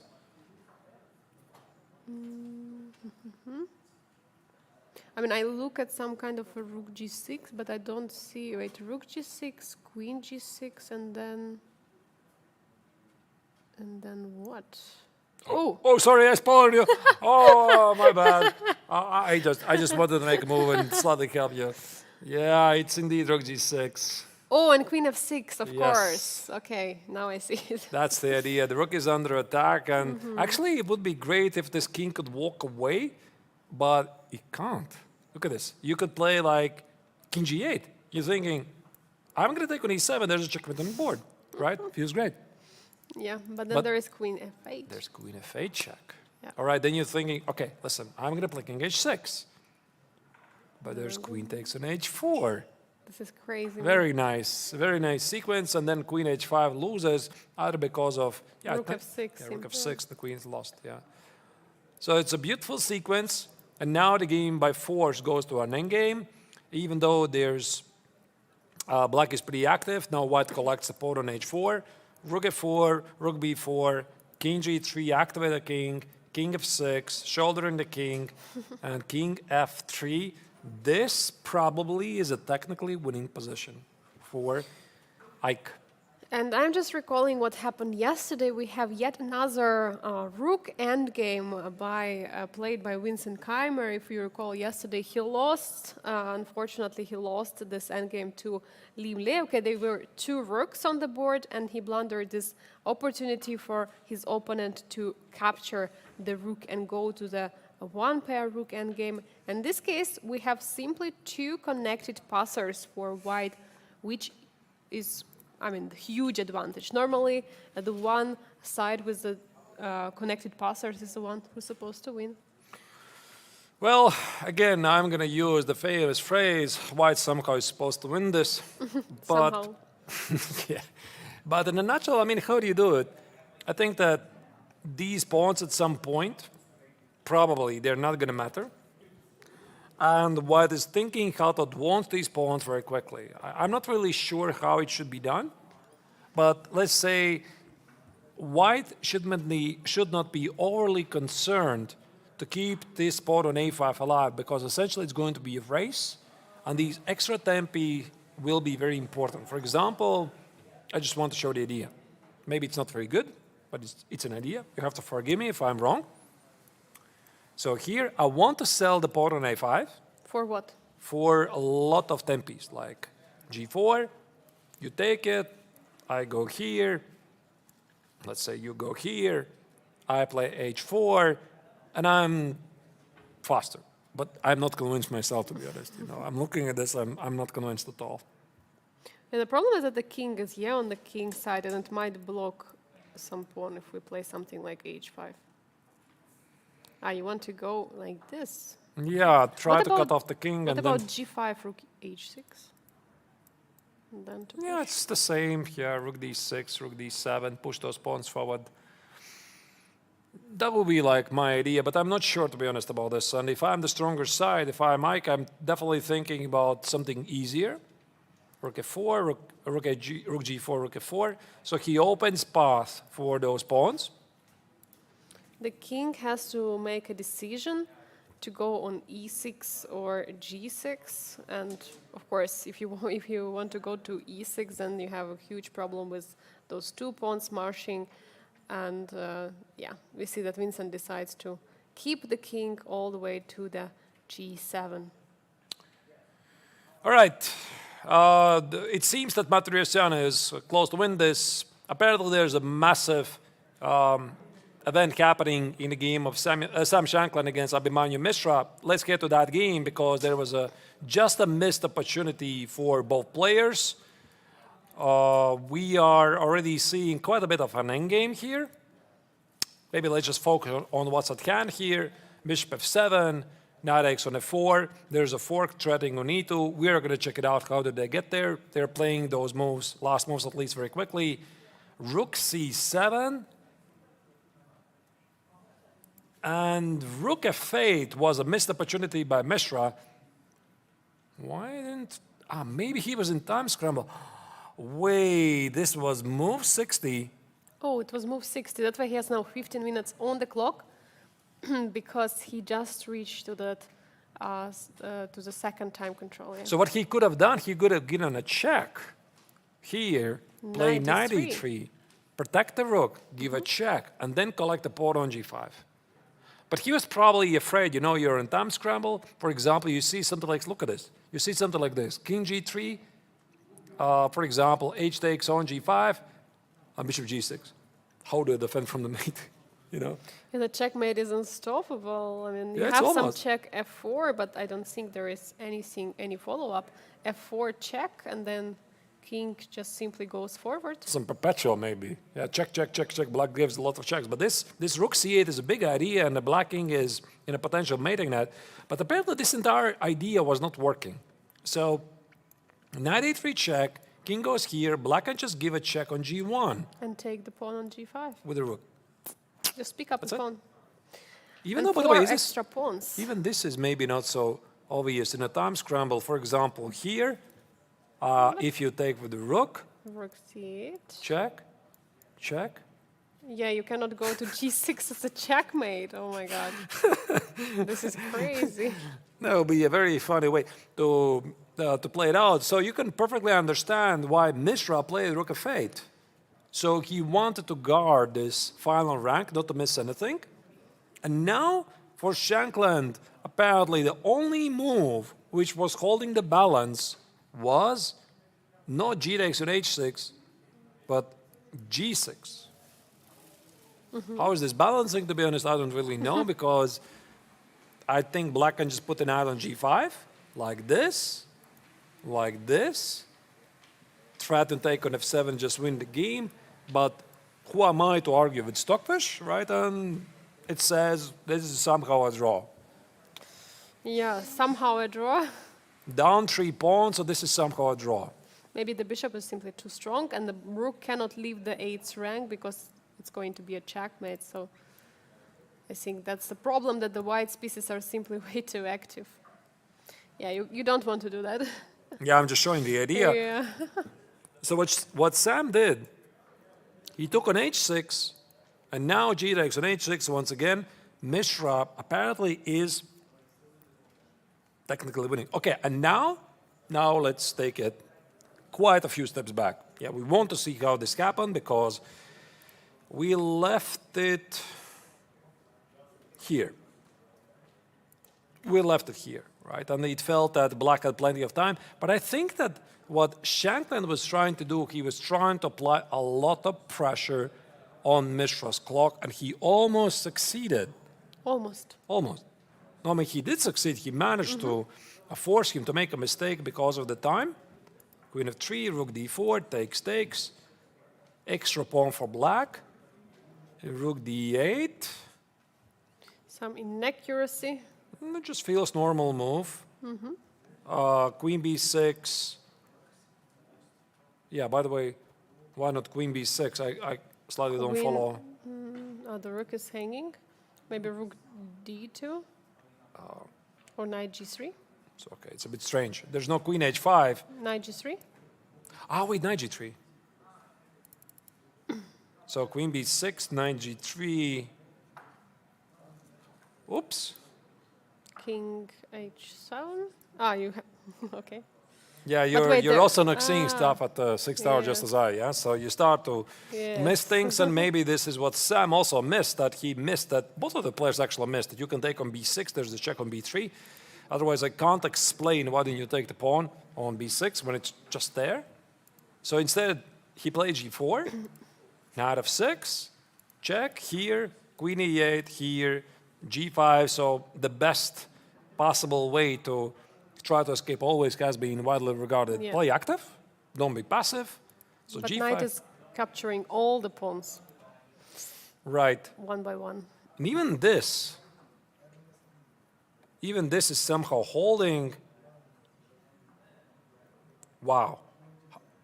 Rook d1. Why rook d1? Why not? I guess the same idea to play g6. I mean, to avoid the fork. And rook f8 is g6. This is the key idea. So you would like to push the pawn all the way to g6 so that there are always ideas for the checkmate. Bishop now can go anywhere, yeah? And then the problem for black is always how to include the king into the game. You cannot really get the king there, and there is always this checkmate threat on the last rank. So yeah. I mean, how is this not winning for black? I do not understand. Those are 3 extra pawns. But the problem is the king. So if this king was not on h8, if it was somewhere here, black would be easily winning. But black cannot do that. So the king is stuck in the corner. Black cannot attack the bishop. I mean, he can attack it, but he can never take it unless it's with a check, because there's always going to be a back rank mate. You see, for example, here, I go, I don't know, here, you cannot take on a2, there's a mate on the board. You cannot do that. Yeah, you have to be really careful with that back rank. But I still have a hard time to believe that this is somehow not winning. I don't know, maybe you try to get to the pawn on g6, but as soon as you attack with the knight, I Yeah. put the bishop on f7. Yeah, exactly. You cannot really do much with it. And actually, if you are over trying things, Yeah, there could be problems. Yeah. there could be huge problems. All right, so that was the possibility for Shankland right there to save the game. He played rook c7. I think he was pressing on a time scramble. And apparently he did not, I think what happened is, Angelika, he did not realize he has a genuine chance to save the game. So he was pressing on the clock of the opponent. Rook f8, again the opportunity to play g6, missed by Shankland. He played g takes, and now these are just 3 extra pawns. These are just 3 healthy pawns which are slowly and confidently are going to march forward. Looks like pretty much winning position for the youngest grandmaster in the chess history. And maybe it's a perfect time for us to go to another game, because I see that there has been some update in the game of Marc-Andrea Maurizio against Igor Samunenko. There has been some nice moves, apparently a brilliant move here. And now I think we are going to see a few more moves, because rook e1, I think, is a move right now. Yeah, they're now sharing the blows of double exclam moves. So black plays queen e7, sacrificing the bishop here on c6. Again, this is what we talked about. Rook e1, queen e1, here, queen h4, king g1, queen h1. That would be simply perpetual check. This is one of the ways in chess to make a draw, so you can do that. White responded with a6. Apparently brilliant move.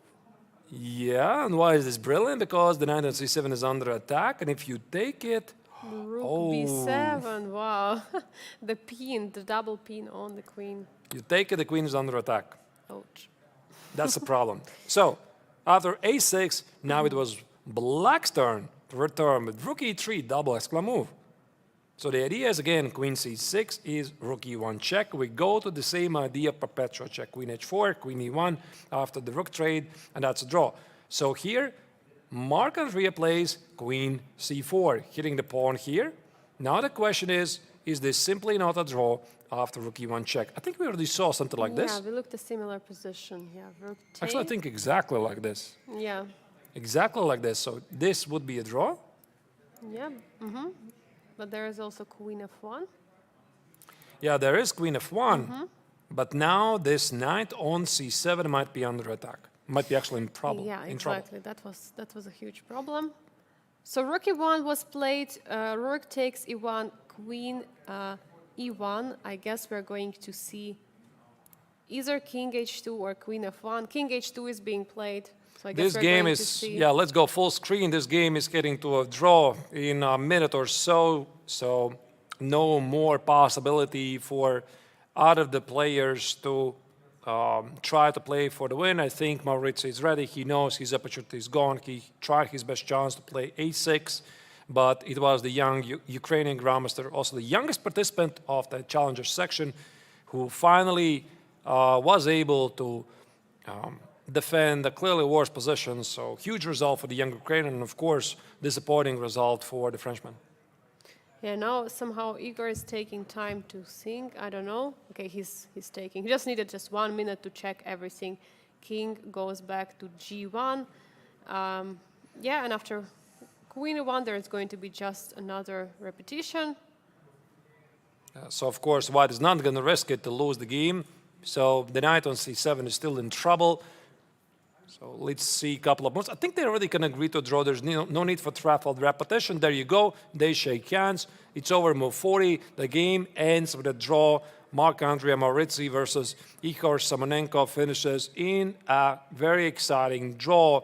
So Maurizio was slightly ahead of Samonenko in the overall rankings, but still a bit disappointing. I think that let's check the current results of round 2 of the classical portion and then try to make some prediction from the remaining games. Yeah, we had 2 draws so far in the round 2. Liem against Pragg played a short draw, and just now Marc-André Maurizio drew the game against Igor Samonenko. Igor managed to escape this huge attack. We have also the 2 decisive games. Vaishali won against Alexander Donchenko, as well as Salih Salem managed to score a victory against Jonas Biel.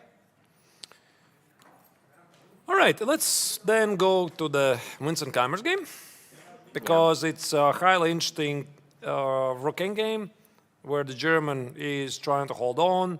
It seems that Martyrian is making some progress. This is the current position, and all of this started, if we go back a couple of moves, with this very smart series of checks. It was here. Rook g4, rook f4, improving the rook. King g7, king g4, h4, king g5. Yeah, this is the moment that I said earlier, right? At some point, White is going to stop caring about the pawn on a5, because it's all about the race of the pawns, and White is simply faster.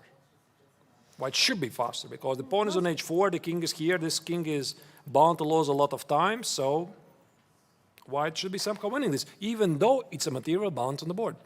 I think that some ideas, for example, rook goes to f5, rook e5, and bringing the rook all the way to the 7th rank with the checks. How about h5, h6?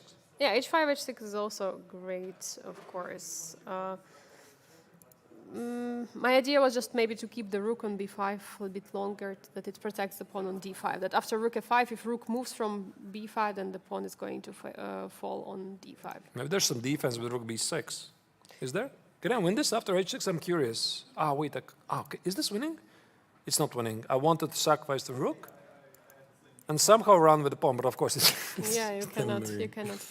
what I'm doing, yeah, and then black just wins the game. Okay, you cannot do that, but this idea of rook f7, king h6 might be somewhere. Yeah. So what about rook f5 right now? So we You don't want to play h5. for now not. So my idea is I want to keep the rook on b5. Okay, So now there is no rook b6. all right. And now h5. You want to tell me I am too slow? No, but now you want to play h5. Yes. Okay. You want to stop this rook b6 idea. Yes. So this is my Yeah, I point. think it's a race here. You want to make it very H6. quickly. Okay, I see that the engine doesn't like it. I also don't like it, to be honest. Okay. So the point is now king g6 is always rook b6. Yeah, that's a problem. But, I mean, this is the critical position. h5, rook b6. How easy is this? Of course, we are clearly influenced by the bar. Yeah, sometimes it's distracting us. Sometimes we love it. Sometimes we hate it. But we can't really live without it, especially the viewers, so that you have a pretty good idea to understand what's happening. Maybe now rook e5. I have an idea, actually, rook f6. It's the What? first move. As the first move, rook f6. And then h5. Yep. Now h5. Now h6. And Okay, now I I- want king g6. And Okay, I'm cheating. I'm looking at engine. okay. And now, Draw. really? Rook f7? Rook f7, king here, check. Okay, there is, of course. Yeah. Okay, I just opened engine. You know I'm trolling you. So of Okay, course thanks. this is very complex. This is very complex, and even though the engine said this is somehow winning here, the Armenian player has to be like this precise to win it. So let's maybe show how it's supposed to be, and try to judge if this is easy. So it's h5, rook b6, stopping this pawn. Also, black is thinking about pushing a pawn forward, put the rook behind it. Rook f5, a5, take it, a4. If you play here, this leads nowhere, Yeah, this doesn't look good. because this pawn is running forward, this pawn is maybe running nowhere. Yeah, but d5 will be played, most likely, but okay. Yeah, but you're not going to win this. Yeah, So yeah. black is advancing faster, like here, here, here, here, here. Oh, wait, I first probably one, already okay. missed something. I missed king f7 King somewhere. f7, yes. Now king f7 is h6. So wait, is it though? Wait, where was this? Here. King f7, h6, and then a2. Found a and- way to lose. Yeah, we found. This is a common thing that everybody can relate to. You can always lose any position. h7, queen. You see, you cannot promote. d7, or d7 before, then h7, and black just wins. It's crazy. You can lose. So instead, what was it? h5, rook b6, here, a5, rook d5, a4. You cannot play rook a5. There's h6 check. This is pretty smart. Yeah. So if you take it, there's a check on d7. Rook is gone. Yeah. This we Finito. can. What? Finito. Finished Finito. there. El finito. And now it's only move king h7. Rook d7. Check. Here. Check. Here. Maybe d5? d5, d6. Yeah, but it's going to be slow, no? We're going to... Wait. Where's the win? And Winston just had this look at the opponent. He's like asking literally the same question. Where's the win? Where's the win? No, my idea was to bring the pawn on d6 and then king g6. I don't know. I'm sorry, what's your suggestion? So at the end of that line, to bring the pawn all the way to d6. So now, okay, we play rook f5, yeah, rook f5. I'm even not sure if rook f5 is correct, to be honest. Is it correct? Maybe it is. It looks... Okay, I mean, you want to get the rook in the 7th rank. a5 is very easy. This is very easy for black. Yes, takes. You take it, a4 is very easy for black. h6.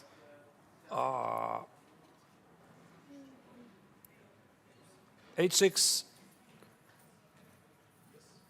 h6, king, where does it go? King g8. Check. Rook d8 check. Maybe now here. But Now rook a6. No, I'm in time. Oh.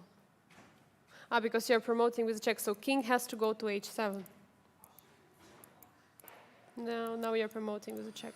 And this should be somehow winning. Okay, we can... Wow. Yeah, I mean, black can go with the king to h7. That's the must. Wow. Actually, I thought this is going to be much more easier win, but now that we're looking at this, and even with Haik making the perfect moves, and Keymer just collected the pawn on a5, it's anything but obvious. I think this is also a perfect opportunity for us to go for a very short break, because after the break, dear viewers, you're going to find out if Vincent Keymer will be able to hold this position. He's been holding on for his dear life in this game for the entirety of the game. He was outplayed in the very beginning, but he's very resilient. You can't easily break him just like that. And Matryassian right now is trying to calculate some very complex rook-king games. In the meantime, there's one more game ongoing where Abhimanyu Mishra has 3 extra pawns against his compatriot, Sam Shanklin. Is Mishra going to become a sensational, with a sensational start here in the Masters tournament with 2 victories with the black color in the first 2 rounds, first against Pragg, and now can he take down Sam Shanklin? You're going to have to find it out after the break. The action continues here live from Biel. 57th International Biel Chess Festival is only gearing up. Stay tuned and be back in something like 5 minutes.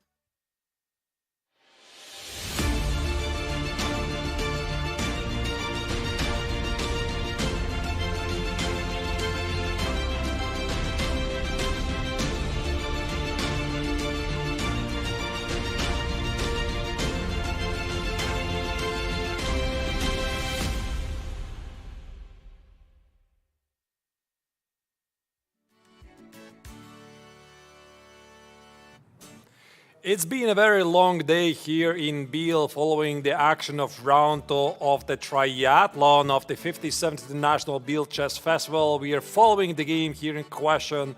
Abhimanyu Mishra, the youngest grandmaster in the world, he's about to make yet another huge result in the round 2 game against his compatriot Sam Shankland, because right now what you're seeing there, the viewers on the screen, is a technically winning position, because just now Shankland decided to take the pawn on f4, offering black to trade rooks, which would leave black with 2 extra pass pawns and a chance to score second victory in a row. Angelika, what do you think? What do you think about all of this amazingness we are seeing today? First Mishra, before Vaishali.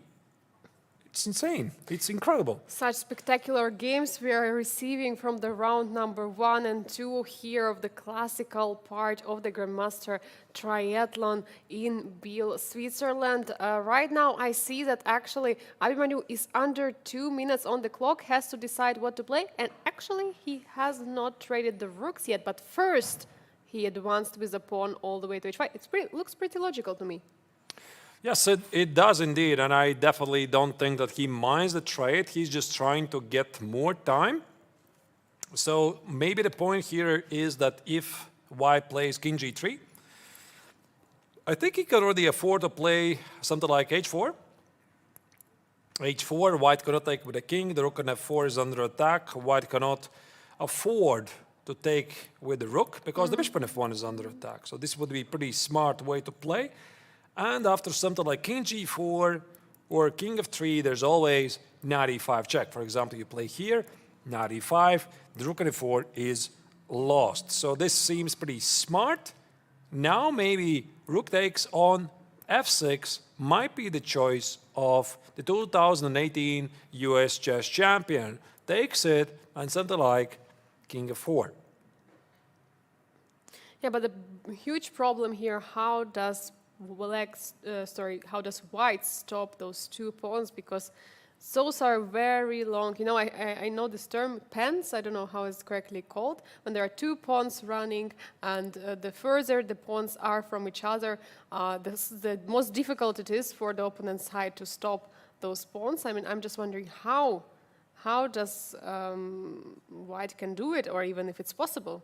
I'm not really sure how, but again, there's been a huge moment in the other game, which is still ongoing here in round 2. That is the game in question, Haik Mathiasson against Vincent Keymer. Apparently, Haik just made a mistake in his game, and that's where we're immediately heading. We have to see this, what is happening there. Where was the mistake here by Armenian player? And we left it, where was this? We left it here after king g5, rook b5, h5, rook b6, rook f5. We looked at this position. We just looked at this line. Yeah, we could not quite understand if this is even winning. Rook takes on d5, a4, and h6. Now that's the move I was suggesting, because it's the most logical thing to do here. Apparently it's a mistake. I'm not really sure where was the win, if there even was a win, but apparently this, according to engines, is a draw. Yeah, interesting why it is a draw, because we're looking at this line and it felt like there should be some... the problem is that simply the pawn is too fast, yeah, for black. Yeah, this pawn is... Pardon me. Bless you. Pardon It's me. okay. Yeah, this pawn is simply running forward, and now the point is that after rook d8 check, king h7, you cannot play rook a8. I mean, you can play it, of course. Rook a6, takes, d5, a3, d6. Here, black simply advances the first, and somehow there should be a draw, something like queen e5. Yeah, just collect the pawn on h6. Just collect the pawn, and it should be a draw in the queen's endgame. But yeah, this h6 move, yeah, completely surprising that it was such a natural move, but apparently is a mistake. So where was the win? Where was the win? Now we are on with engines. You know, this is a very complex position, so let's just try to find it out. Apparently, there is a win if you play rook d7. So rook d7, king h8. King h8. Now the engine says there's no more win.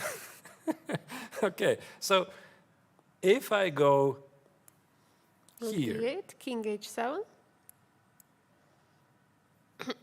And there's no progress. Same idea, rook a8 is rook a6. Just a second. There was another idea to play d5. Yeah, this was my idea from before. So coming with a pawn all the way to d6 and then try to checkmate. And now king g6. Oh, that is nice. Did you see that, dear viewers? That's how you win it. Now, this is a huge idea.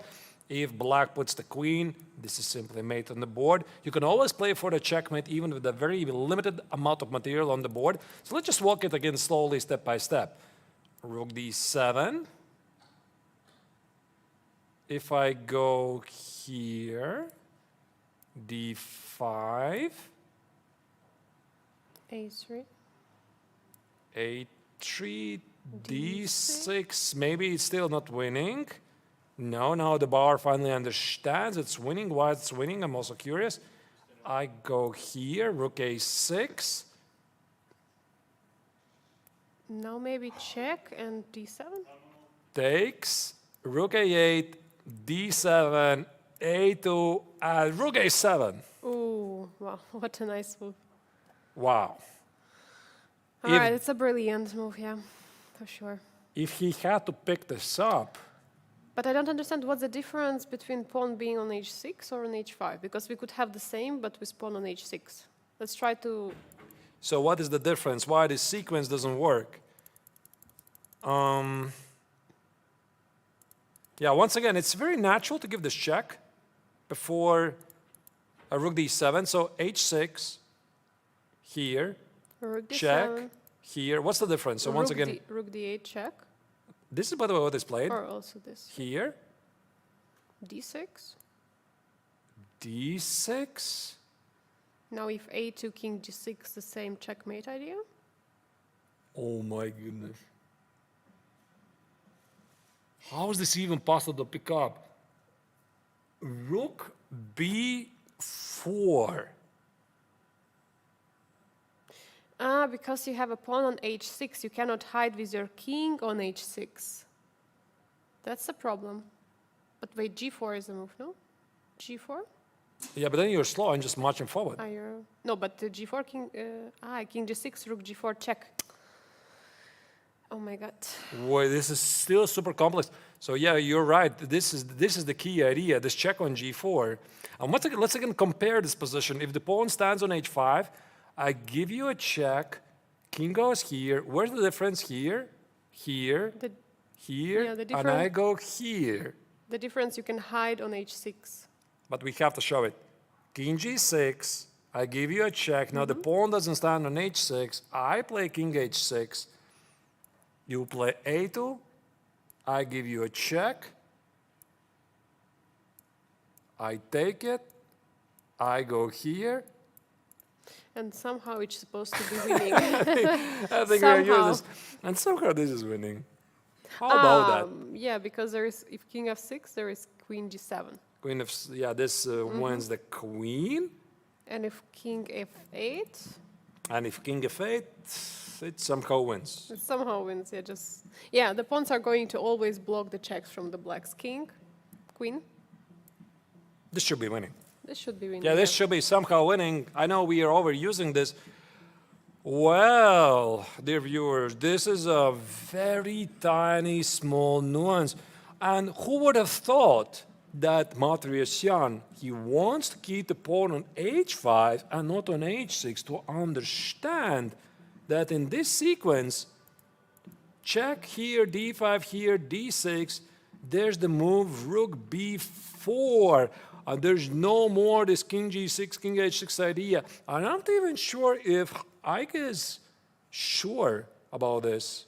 If he sees rook b4, if both of the players see rook b4, it's a very difficult move because the first thing you want to do is you want to push forward your passed pawn. Of course, you want to do that, right? I mean, you have to run forward. So a2 once again loses because of king g6. Okay, this is pretty obvious stuff. Of course, Winton's not going to miss it.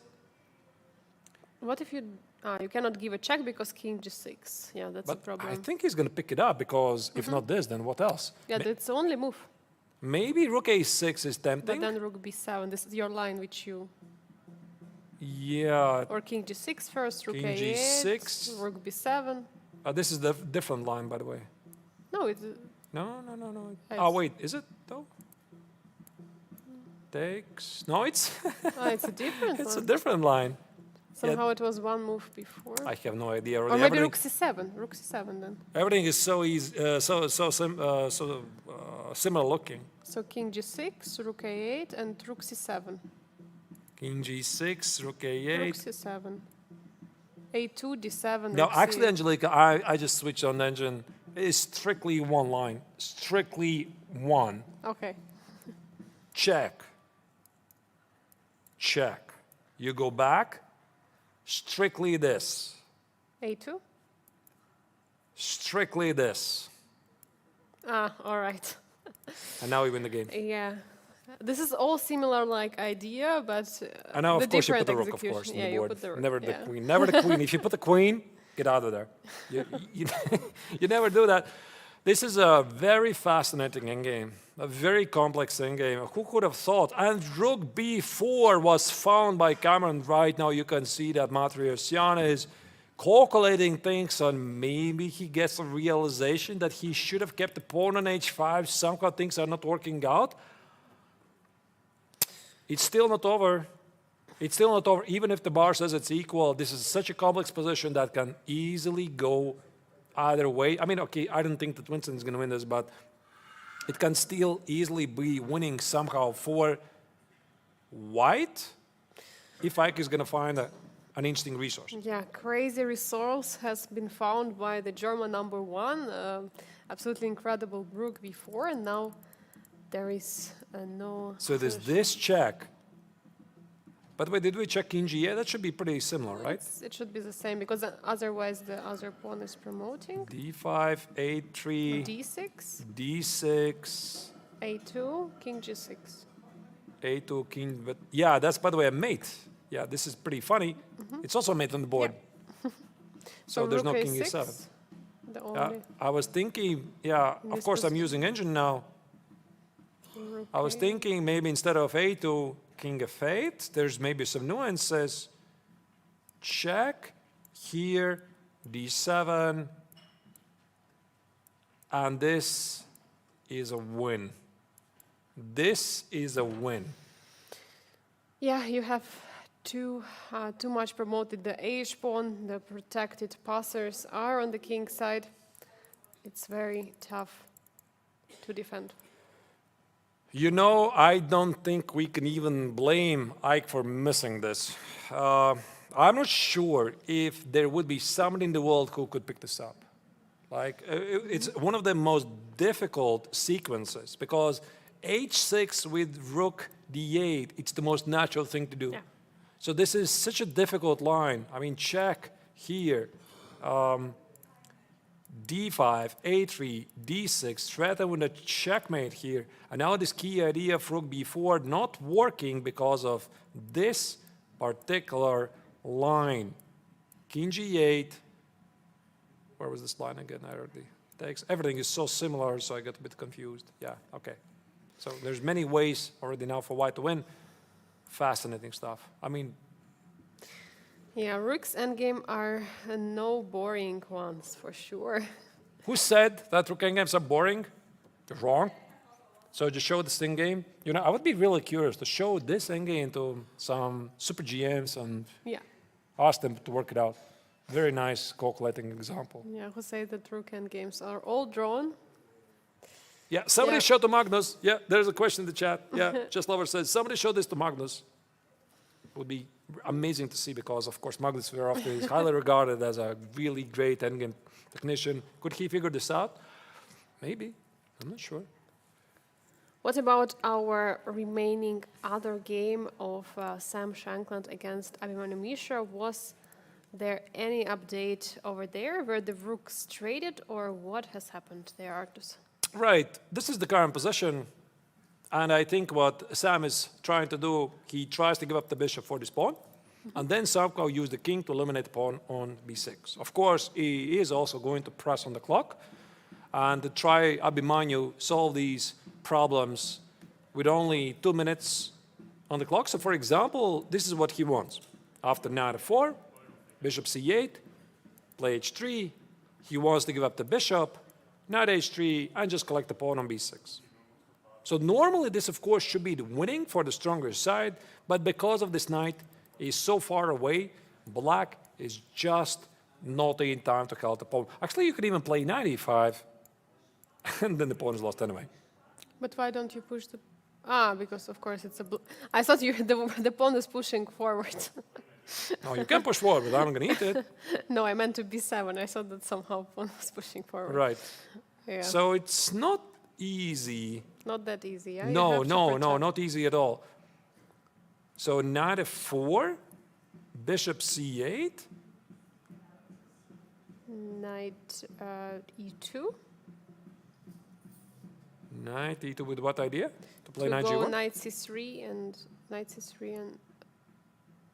No, actually, I think you somehow need to get the knight on g4 to block the bishop's view. Like, I was thinking something like knight f6 and knight g4.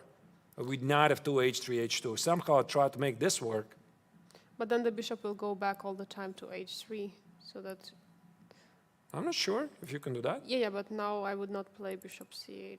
Maybe you can run after. King d6. Yeah. Yeah, but there's probably some way how the king and the knight can dominate the bishop. Like here, Yeah. here, you take the pawn, king g3, here, knight e3, here, h3, here, knight g2. It was nice knowing you. Was a very, very nice line. Yep. Knight is just blocking the way of the bishop. That looks like... This looks pretty nice. I think it makes perfect sense for Abhimanyu to pick this up. We'll see. We'll see. So he plays b5. I think he wants to go for this line. Knight f6, knight g4, king f4, king g3. So, Angelica, what I think he's doing, and correct me if I'm wrong, I think he's using the b pawn as a bait. Yeah. That's what I think. correct.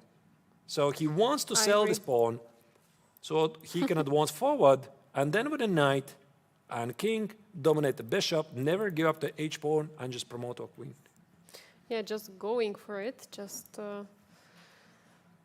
Yeah, because once the king is going to go on the queen side, there is going to be no absolute way how white can block the h pawn. Let's just show it maybe. So king King f4, f4. here, king g3. Let's say you put the bishop right here. Knight f4. Yeah, knight f4, king b5, knight g2. No, it's just a win. Yeah, the pawn is simply promoting. We might see actually the resignation very soon. I think that Sam Shankland is going to pick it up. We see he's he's holding his Sorry, I head. rushed h3. Sorry, my Yeah, bad. knight g4. h3, maybe run with a king. Knight to Actually, you still need to be quite precise. knight to Oh, wait, that's a e3 check. check. Knight to e3 Yeah, check. I'm not going to walk into a check. I'm going to go here. Okay, but then anyway, knight e3. Yeah, exactly, knight e3. And now, King. checkmate to the bishop. Oh, checkmate. Yeah, exactly this. Because if you do it differently, you go here. Actually, this is a pretty funny position. Even if you checkmate the bishop, you're going to get to it. You cannot play king h2. You need the knight all the way to on g2 square. And this actually may be a mistake already. Because white is advancing, even though, by the way, engine says what you're talking about human. This is still somehow winning. King f2. I guess the same idea. Knight g2, king g1. So let me just show it to you. Here, here, here. There were some funny exceptions to this position. Yeah, but you simply... Was this not, by the way, this very famous Yeah. endgame? Who was it? Was it Lloyd or somebody else? That if it was black to To move move. here, this was a draw. Oh, Sorry, no, if it no, was white. white If to it was move. white. It was If it was white. white to move here, this was a Yes, draw. yes. So white will play king f1, F1, knight knight e3, e3. king f2, and that was a draw. Very interesting position, but this of course wins. Knight e3 is just winning because white has to move, white has to take, and then there's king g2. You can't keep the king in the corner. Of course, this is never going to happen. It just shows how complex these endgames are. Yes. If you want to get better, dear viewers, pick up a book on endgames, study it. You're definitely going to get a better player. Yeah, we got so many exciting end games here in the Biel Chess Festival, Grandmasters Triathlon. Yesterday we had also a Rook endgame. Today we are getting also as well Rook endgame. We also have the Knight versus Bishop endgame. And we see that Abhimanyu is getting very low on time in this position. King f4 is something what we are expecting. King has to go for the g3. I see in Sam's expression that he's already understanding where it's all heading to. In the meantime, Haik, Marta Rosian against Vincent Keymer is thinking for a long time. And now after Rook b4, I think it finally dawned upon him, maybe it's no longer winning. When you start to realize I'm no longer winning, then of course you try to step back and try to understand where exactly did I go wrong. I'm not sure he even understands it right now. Maybe he suspects it was because of this move h6. Right? So again, you probably, dear viewers, I apologize that I'm speaking cryptic language, but you probably understand the game I'm talking about. We're definitely going to go there after this game wraps up. There you go. There's the bird's eye view of the games. King f4 is played. Shankland plays King c5. I think we're seeing the final stage of this game where Mishra should be able to figure out the victory. By the way, only 40 seconds on the clock, but the position is pretty straightforward. Yes, I would suggest we keep our eyes on this board in order to not miss the resignation, which is coming very soon because the king is already approaching the g3 square. Sam Shankland understands, I mean, he sees that he's losing, but he's trying to find last resources and somehow to keep the game going. But after knight is going to block the bishop, it's going to be a tough time and most likely resignation by Sam Shankland. I have a theory. You know, actually what Sam could do here, he could just sit and do nothing for like half an hour. Now, I don't think he's going to do that, right? Because his opponent is at the edge of the seat. He's basically playing on increment. This means he can't get up. He can't go anywhere, even if he has to. But no, I don't think that Sam is going to do it. No, he has increment. He doesn't have... Yes, but he has only 40 seconds. This means he can never leave the board. Right? That's what I'm saying. And Sam has more than half an hour, so he could do that, but he won't. Yeah, bishop d7. I think knight f6 is winning here. With a tempo. Abhimanyu sees this. I think he already knows the winning technique. And it's all about playing knight g4, h3, knight h3, knight g2, h2, h1. This pawn promotes.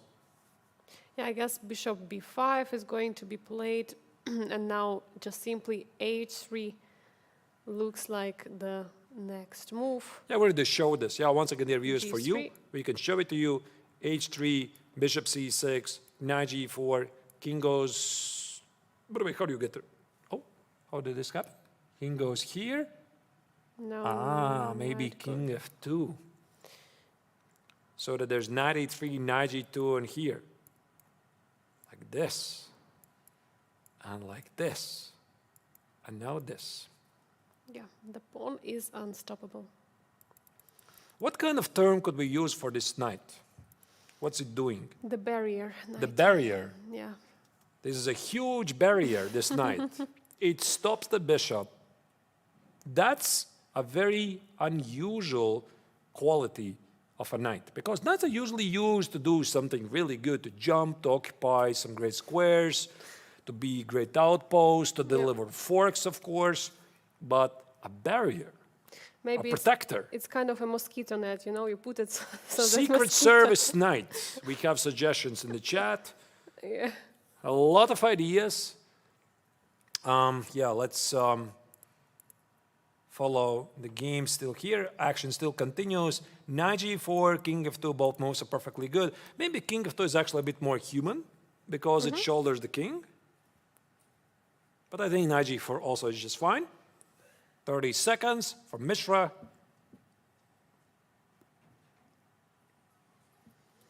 He's playing double checking H2. h2. Still should be good. Yeah, bishop c6 is the only move. And now knight g4, and the idea is if king goes to Okay, he goes here. All right, they played it very quickly, and now, as soon as the knight gets on g2, this is game over. So, we're talking about how do you gotta get on g2? Knight g4, knight e3. Maybe it's e3 square. Yeah, knight g4, Knight g4, e3. knight e3, knight g2, promote. So let's just put it on the board. Here, here. I'm threading knight g2. You put the bishop here. Here. I think what Sam tries to do, he tries to get to this theoretical endgame. So he's somehow thinking, how do I get to this theoretical endgame? Wait a second.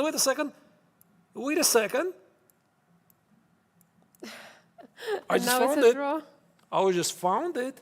This is what Sam wants. This particular endgame, knight e3, king f2. This is what he wants. So Mishra needs to be super, super accurate here. Actually, I thought this is completely over, but no, wait a second. I mean, there's this endgame. And white is holding this game to a draw because the knight cannot jump around. For example, you go here, I go king f1. Let's follow this game live. King d3, now we know what he wants to do. Is Mishra aware of this endgame? That's what I'm curious. He's still young, he might not know this. Probably he knows this, but he might not. Yeah, he should know it, but we'll see. So knight g4 is being played. So I guess king d2, right? King d2. Chess Lover in the chat says, this is in the 100 games you should know. Yeah. All right, then I assume, of Yeah. course, Mishra knows this because he works on chess like 20 hours a day. So he definitely has done it. King d2 has to be played. Knight d5 is a fork threat right now. Or bishop has to be removed, one of the two moves. Most likely king d2, yeah? King d2 Right, is on the yeah, board. you can clearly see where Shankland is steering this game. Knight goes to e3, looks very logical, but after bishop h1, how will he proceed? Highly interesting theoretical endgame. By the way, they're giving you also an update on the game of Haik Matryoshyan against Vincent Keymer. After rook b4, Haik is thinking he's in the tank. He still has 12 minutes on the clock, so nothing is changing there. So this is the game we focus in question. Now, where's the win? Where is the win? Actually, now I suddenly start to believe that Shankland might actually have a chance, legit chance to save this game because of this trick. All right, there you go. Knight g2 is played. King d1. King d1 or king d3. Let's follow this. And king g1 is apparently a mistake. If you play king f1, does it change anything? King f1, king d2? This, no, wait, it's still winning. No, it's not. This is a draw. King g1 is a draw. Does Mishra know this endgame? We even have a word in the chat, page 57, 58 of the book. Now we know for So sure. you can even, imagine fans waving the book. Hey, it's page 57, 58. It's right there. King g1 is a huge mistake right here, and apparently everything else wins. I don't really know what's the winning technique there. Yeah, what about some... That's very tough to offer. Just make Sort of, anything else, okay, not king g1 okay, apparently. Let's play king, let's try king f1 maybe, I don't know. King f1, so Mishra says, I know this. So he didn't play king g1. I guess that is the answer we got right here. He played king f1, he just underlines, I'm perfectly aware of this endgame. I have studied 100 endgames, you should know. Despite the fact that I'm so young, I know these endgames. I'm not sure where's the win still. So But- king d2. Yeah, the question is king g1 is Where still is it? not a move. If you can't play king g1, where's the win? Knight f4 or knight h4? He's going from... There's the win. And now you play king g1. Yeah, but now bishop e4. And then I play king g1 and knight g2. Look at this. You play a bishop e4, I go here. Knight g2 is a big threat. You could do that. And if you play king d1 here, and I But again, yeah, I the missed it. problem is that Sam will always have a choice between e1 and e2. And whenever knight is on g2, he would play king e2. But Wait, whenever- let me just show where's the draw first. Yeah, so king e1 and king f2. Still a draw. Yeah. Still a draw. Still a draw. Okay, let's keep the live board. Knight h4 has just been played. Sam is trying to find What the a way. game. I just can't believe. Bishop I just can't believe we're following it right here, live from Biel. king d1 was played. Now king g1. So first he needs to drive the bishop out of the corner and then play knight h4. But wait a second, then I'm going to go back straight to h1. Wait, so I think this is what Mishra wants. Play king g1, drive away the bishop, play knight h4. But now it doesn't work. Wait, sorry, I think I messed up. So here, king d2, king goes here, I drive you out, knight h4, and there's no time for bishop h1 because I take it and you cannot teleport to f2. But he's raising his hand. He wants to play king g1, and king g1 is on the board. What about king e1 here? King e1, Or king e2? king e1 is a very legit move and you still cannot take it because this is a draw. Or it's Again, it's a draw. No, this is a draw. The same position. It's a draw. It's a draw. Engine doesn't understand it yet. It's a draw.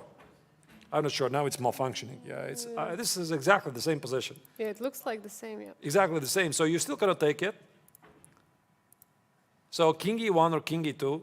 No, king e1 has got to be King the e1, move. because no checks.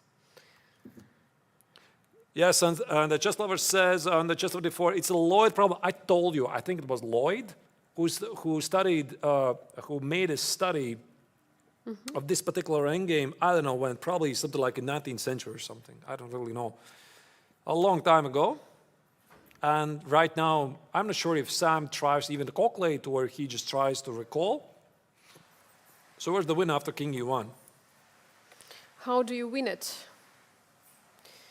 Knight h4.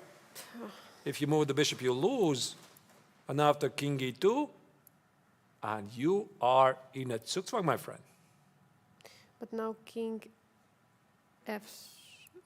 King f3, take here, knight e3. Oh no. This is a win. But it is so complicated. Of course. Yeah, I mean, this is very surprising because I thought, I mean, this entire endgame from the start was rather simple, but as Sam showed us, nothing is simple in chess. So one of the most fascinating endgames I've seen so far. And to be honest, you know, I think I would already name this the game of the round, to be honest, because of this study. This is such a rare occurrence. Although Vaishali played this absolutely amazing game, this rook takes on f7, I think this rather simple endgame is a very serious candidate for one of the most exciting games of the round. We're seeing the final moments here. Knight g2, now Sam knows. There's go, there's the resignation. Huge victory for Mishra, scoring the second victory in a row with the black color, being the youngest participant, the player with the lowest rating here in the Masters section. Of course, Sam is disappointed. He's not sure if he had a win. Huge victory for Mishra. Huge win, and we're following that also challengers. In the challengers tournament, we had another victory by Vaishali, also the lowest seed of the challengers, 2 wins in a row. The same is in the Masters. Abhimanyu Mishra wins his second game in the classical portion. Otherwise, all the other results are a draw. So Liem played a draw against Pragg, Marc-Andrea Maurizi. Igor Samonenko managed to escape from Marc-Andrea Maurizi into a draw. Vaishali won her game, as well as Saleh Salem won his game against Jonas Biel. Yeah, in the meantime, I think Liem against Pragg, they finished something like 5 hours ago. Yeah. It just feels like yesterday completely. So they had a relatively quick draw, and now we're following the only remaining game left where Vincent is pulling up a heroic escape like Houdini, escaping from a dead lost position. He was setting White a lot of problems. Haik, in the wrong moment, rushed forward with the pawn. Super difficult, not obvious mistake. The difference was very small, and right now he has finally gathered the thoughts and played king f5, but probably he already suspects the win might not be there. So let's follow the action right now and try to understand how exactly Black is supposed to save this game. Yeah, exactly. Let's check how is it going to continue. So a2, check, and rook a8. Yeah, looks like rook b2. Ah, yes, you have to stop the pawn. I stopped this pawn. You have to stop. Takes, takes. Yeah, and everything is going to be taken. You lose this pawn. Oh, Yeah, it's just a draw. It's just a draw. It's just a draw here. And wait, it still might be some technical problems here because this king is a bit awkward. No, wait, what I'm talking about, what problems? Just take on b7, king g8, of course. This is a very, very basic king game. I don't think this is going to happen, so let's follow it live. a2 is played by Vincent. I think he has worked it out already. Rook d8, king h7 is played, rook a8, and rook d4. Rook d4 looks pretty clean to me.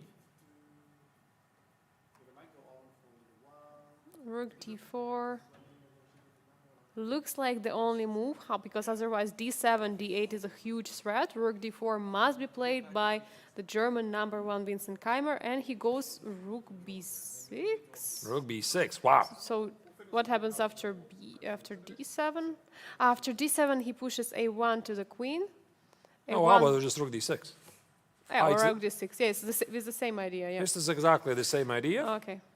You maybe I should tell you why. Yeah, you cannot promote. I'm going to Because- take it. You yeah. cannot take it. I'm going to promote myself. Thank Yeah. you, the queen. All right.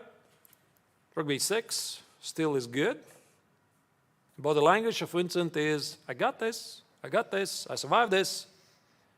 So very, very impressive defense, and I think it's heading to a draw. Also, I got the word that we are going to get interview with Abhimanyu after this game is going to be over. Let's follow it live. I don't think there's a lot of moves left in this game, so it's going to be very interesting to hear what the young grandmaster is going to tell us about the game. But I see Abhimanyu, you're right there. Hey, just wait for a minute. We have to follow this game. Appreciate it. Great game, by the way. Right, so he's right here with us. Dear viewers, write your questions. What do you feel about this round? There was this, there's this one quote from Gladiator. Are you entertained? Oh, we are entertained. We are We are entertained right here. entertained This very is the much. highest quality chess. No lack of action or drama, missed opportunities, fun stuff. Yeah, it's pretty much fun stuff, and we still see that Haik is trying to make it work, but he understands that it's not gonna happen. We see the stare of Vincent on Haik at that moment. Who knows that the worst is already behind him, and there might be a huge chance for him to survive this game in a draw. Right, so Matryoshyan has 6 minutes, Keymer has 5. Yeah, right now I think that Haik realizes, he's like just disbelief that he was unable to win this. It was such a dominating position from the very beginning. Vincent throws a stare, his opponent, I've got this. That's the lesson there, viewers. And I think that also Vincent shows a very nice example to everybody who doesn't really like to defend unpleasant games, unpleasant positions. This is still part of the game. You can save even very unpleasant positions. You just work them out slowly but carefully, step by step.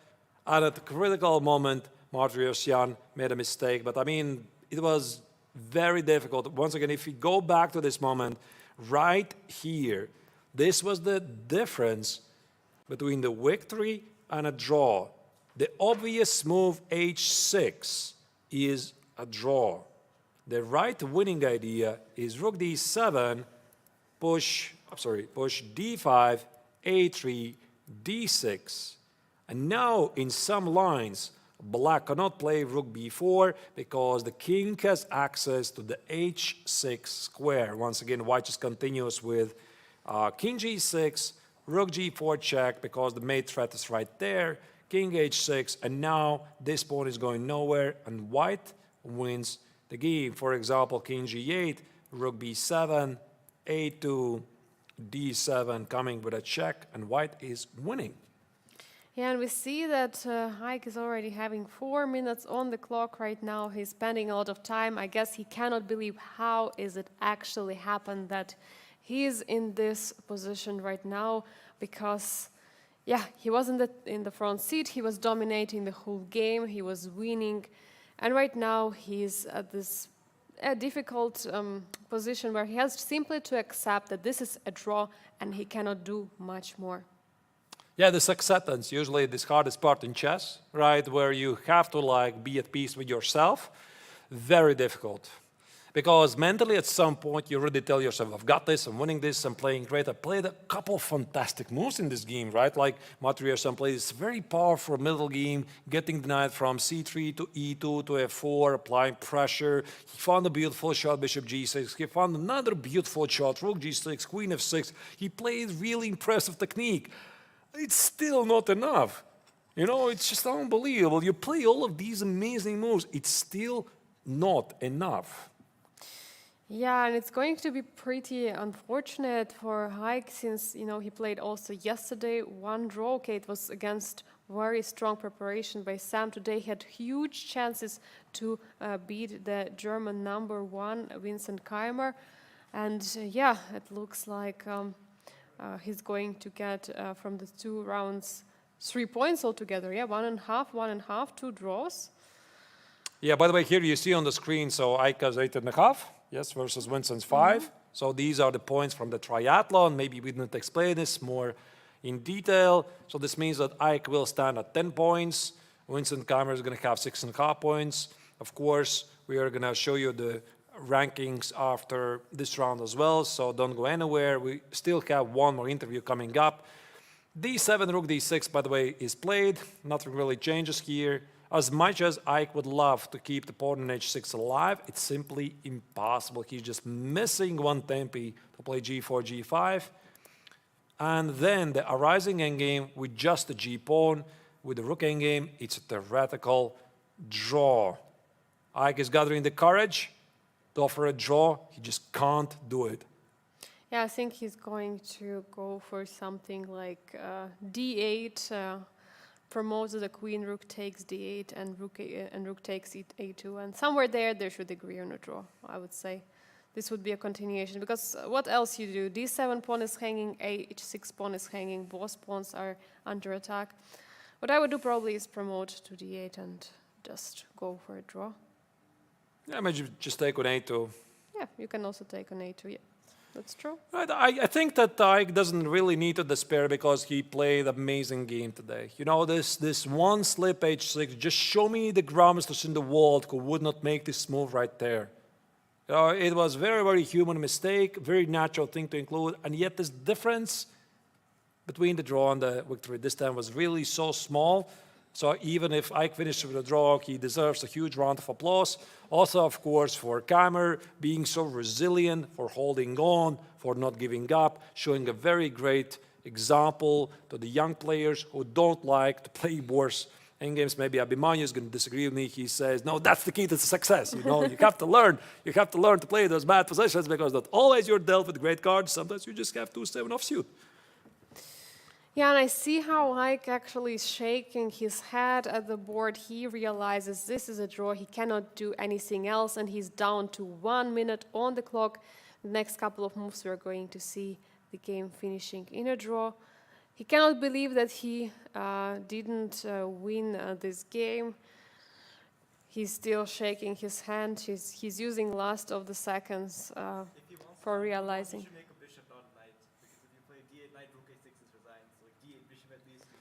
Bishop on d8. not necessary, but I mean just to. For fun. For fun, yeah? Yes, but So- he played rook a2. Abhimanyu, you're saying here after d7, rook d6? Yeah, bishop. Just you have to make sure you don't go d8 right because of rook a6. So you just go d8 bishop so that if rook a6 you have taken bishop of 6. I mean it's okay. Rook takes d8, rook takes a2. Ah, that's smart. All right. It's just immediately draw. It's almost over. Okay. Put your hands up there. All right. All right. All right. We are going to have a guest here with us in a moment. Angelica is leaving me. Yeah, we'll do it. All right. Yes, of course. I'm sorry for keeping you waiting, Abhimanyu. You've had a very long day, so we are going to have him here with us in a moment. Yeah. Yeah, come sit us down. Yeah, I mean, okay, it's totally necessary. Okay, of course, rook takes a2 is much better. But All right. All right. So, okay. I don't know, maybe, yeah, while we're following the game, your impression about this particular game? You've obviously been following your competitors. yeah, I didn't see too much of this game. I was mainly focused on mine. I saw that okay, Haik got a good advantage of the opening and he was playing very well. Then this rook takes g6, queen f6, and I assumed he would win the rook ending. I mean, yeah, somehow Vincent got enough counterplay with his a pawn.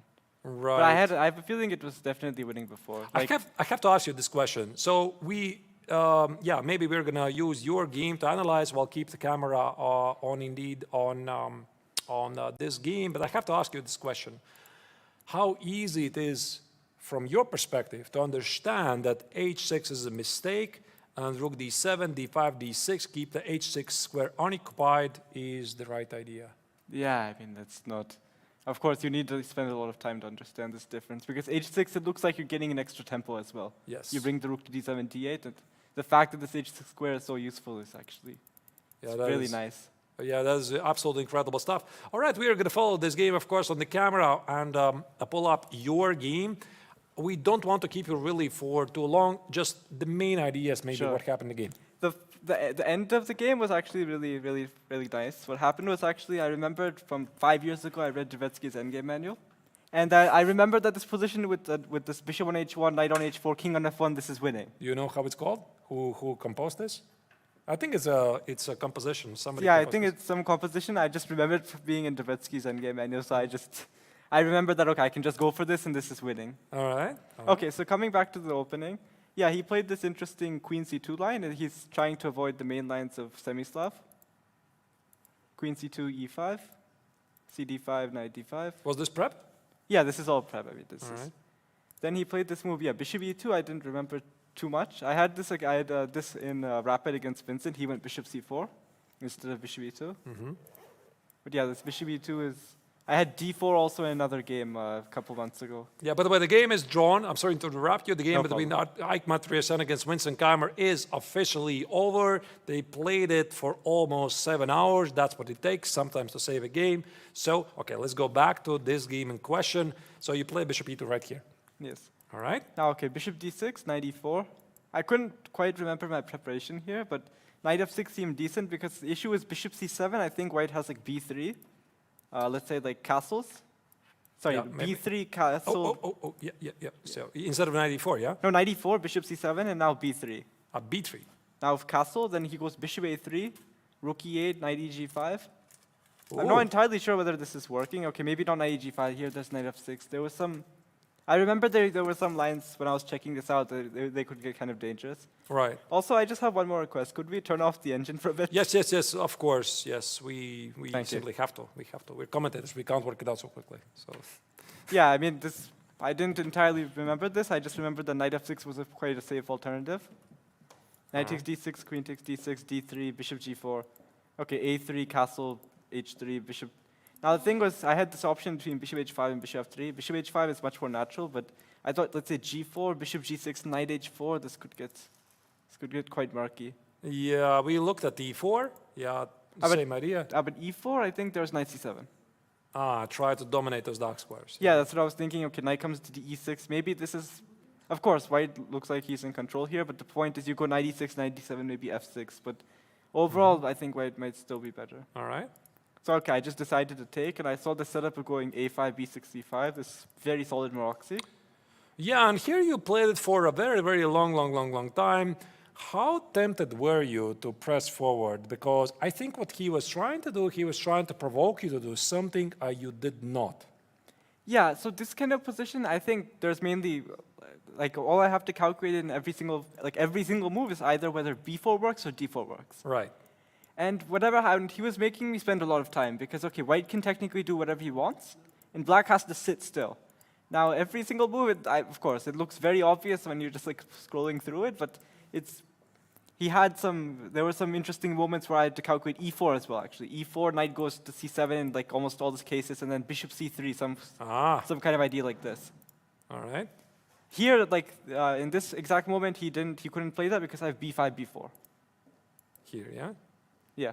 Knight c7, bishop knight c3, c7. I have b5, and then queen moves b4, knight goes to e6. And yeah, Yeah. e4 is quite a double-edged sword. b5, b4. I see. Yes. All right.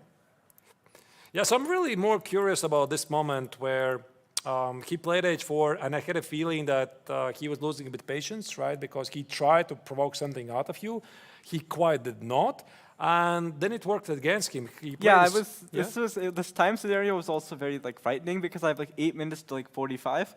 What saved me was the second time control. Yeah. I was just trying to make moves and just try to get the second time control. And if I didn't allow b4 under a proper circumstance, I should be fine. And that's exactly what happened. Then he played this move h5. Is this a mistake? I have a feeling, okay, maybe white still should be fine, but this is already a step in the wrong direction. Okay, I played knight c7 because, okay, I was just trying to get to move 40. I'm getting a tempo, bishop 5, knight cd5. I'm back to I'm on move 40. And I saw this idea of going queen e8, knight e7. And also, yeah, this position is not that clear, but I have a feeling if white somehow pulls the brakes, this should be fine. There's no way that this is that bad already. Yeah, and about here you start to take over the game. That's the feeling I got. Yeah, I got knight g7, knight g5, and then f5. This is really nice because now I start turning e4. Did you think he was surprised that you suddenly start to play active, part of being very composed and not doing anything, just waiting? Yeah, because okay, I had to stay very solid for a very long time, and now the second, I think he might have underestimated my chances of going knight g5, f5. All right. Okay, b4. I'm pretty sure the conversion I didn't play very well. He offered a draw when he played b4. Aha, right here. Yeah, Okay. but I had a feeling that the tide was changing, so I didn't see a reason why black should be worse. So I thought, okay, let's play on. All right. Yeah, this f4 was a bit strange. Was there something in particular wrong with rook b4? Rook takes b4, e4. Ah, e4. With knight f3 and queen h5. Yeah. Now, let's say d takes e4 is the most natural. I thought f takes e4, bishop g2, Yeah. rook d2, queen g4, and now queen f7. Okay, maybe this is still somehow defendable, but it looks really unpleasant. Rook f1, I have rook f8. How about queen f4? Ah, the pawn Queen on h5. Yeah, queen h5. Yeah, and then I take the pawn on b6. And, maybe And then rook f8. Rook Rook f8. f8, you have rook b8. Oh, okay. I'll pretend I saw that. Okay, that's. I mean, it might be holding, but it's very, very thin line. Right. Yeah, okay, but this f4 felt a very committal move. Yeah, I guess he this was afraid f4, of he was just trying to trade off queens because ef4, his plan is ef4. He Right. wants to kind of prevent e4, and if queens are off, he doesn't have any risk. All right. This next phase of the game, I think I played quite horribly, honestly. Knight h7, knight f6 looks good. Then this d4 move actually really surprised me. It's a really nice move, actually. Because he forces me to take a decision in the center. Do you consider knight h5? Yeah, I was worried that maybe is f5 a move, at f5, rook g6, and now you kind of give up g3, and maybe this is just enough for an attack. But I was worried that maybe he goes bishop g2, knight g3, he plays, I don't know, queen f3 or something, and if I don't have mate, then maybe Yeah, strong pawns, yeah? pawns could be an issue. But okay, objectively, maybe this is the way to go. All right. Because okay, I'm pretty sure I messed up my whole advantage or somewhere around here. So ef4, ef4. I'm not going to spoil you Sure, because sure. I know you want to use this as a part of your training at home as well. Yes. All right. Instead of knight e4, my first instinct was rook e6. But what I had missed from before was here's queen b5. This is the issue because queen h5, bishop c4. Pinning the rook. Yeah, so it seems to be a problem. So yeah, I played knight e4. He played queen f3, rook takes d4, rook takes d4, rook take queen e3. Now, yeah, rook d8 is a horrible move. Because here he can go queen takes b6. I think he might have forgot that knight takes g3. He has queen b3. Yeah, we wondered it was a mutual blunder or what happened here. Yeah, you cannot do that. Yeah, you have to go knight f6 or something, and it's nothing much. But instead of rook d8, my first idea was rook d6, but then I saw g4. I was worried that, okay, maybe this could be like what he got in the game, but now I don't have knight f6. Right. All right. And okay, instead of rook, maybe queen d7 is another candidate move, but there was like bishop c4, bishop e6, rook d1. Yeah, and the rook on d4 is under attack, although there's a check on d1 as well. So, yeah, Just check on d1, yeah, maybe this is... maybe, yeah. Okay, I'm really curious about your assessment about this endgame. So he played it very quickly. I think he tried to press on your clock, g4, g5. Knight takes h5, bishop f7, knight f4, Knight rook, f4. rook c7. Rook c7. Yeah, maybe here there's, like, when I was using the bathroom after move 40, I realized one thing. Maybe I have rook, but maybe the bishop gets trapped. Like, rook e1 was my idea, king f2. Now, the whole trick is if you go rook e2, king f3, h6, g5, he has bishop g6. Yes, that's really cute. So, You can't take it, the rook is under attack. yeah, so rook c1 is another idea instead of rook e2. But okay, king f2, rook c1, rook takes c1, knight d3, king e3, knight c1, maybe bishop c4, and actually this... But you can also trap the... just king d2, just king Yeah. d2, and this But knight wait, is why gone. don't you give knight e3 check? Was there Yeah, some knight- specific reason?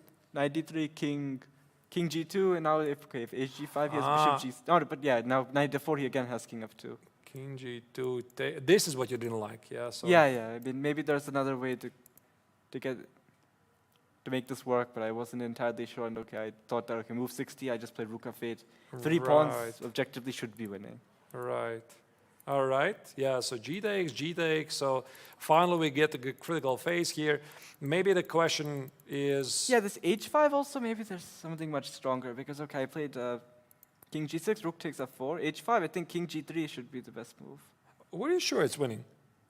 Like you knew this endgame, you knew that most likely you are going to that endgame, Yes. which is Lloyd's study. I think Lloyd was the one, Ah. the original author, but okay, I mean...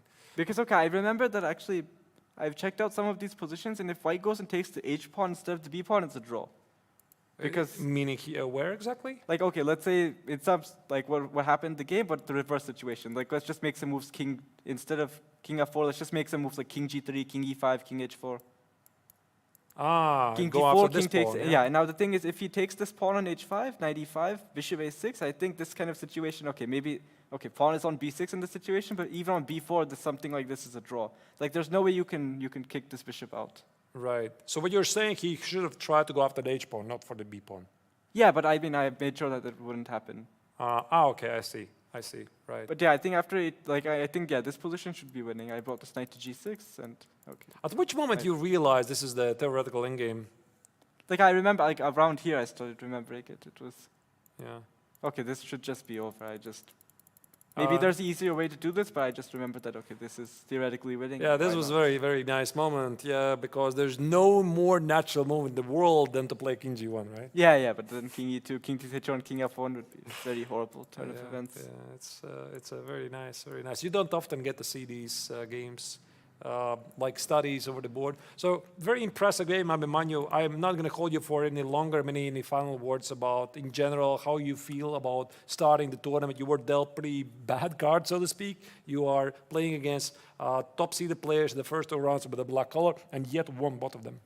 Yeah, I mean, I've been just trying to play my best chess. And in this game, I had the feeling that he overpressed. He could have made a draw at most of the points. And then, okay, he played h5, queen g4. He kept trying to press, and then this is where things went wrong. All right.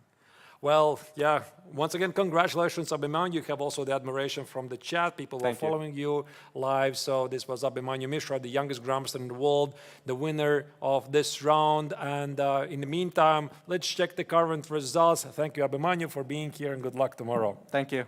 All right. Let's check the results. What happened in this round, round 2 of the triathlon in the Masters and Challengers section is officially over. These are the results, as you can see. Abhimanyu Mishra grinds a very long but important victory, showing his knowledge. That's why the viewers, you study endgames. That's how you study the Versky's endgame manual, because this is where it gives you points at the critical moments. Victory for Mishra. Liem against Pragg finished a couple of hours ago. It was a rather peaceful game. Haik was this close to win the game against Vincent Keymer, but it was the young German who showed a lot of resilience. He was able to escape with a draw. Marc-Andrea Maurizi in the challenger section walks away with a disappointing draw. He was very close to win against Igor Simonenkov, where the young Ukrainian grandmaster escaped with a draw with a tenacious defense. Vaishali is yet again one of the heroines of the round, scoring an important victory with the white collar against the previous leader of the tournament of the triathlon, Alexander Donchenko, and Salem Saleh wins the second game in a row versus Jonas Bjerre. And I believe we also should be able to have the current standings of the triathlon after round 2. By the way, Angelique is back here. I am back. Thank you yes. for teleporting. You're welcome. So let's check the standings after the round number 2. Let's do that. All right, what do we see here? Yeah, we see that Abhimanyu manages to get on the top of the rankings with 12 points. After him is Liem with 10.5, Haik with 10 points. And after them we see Pragg and Vincent Keymer with 6.5 points. And at the bottom of the list we see Sam Shankland with 5.5 points.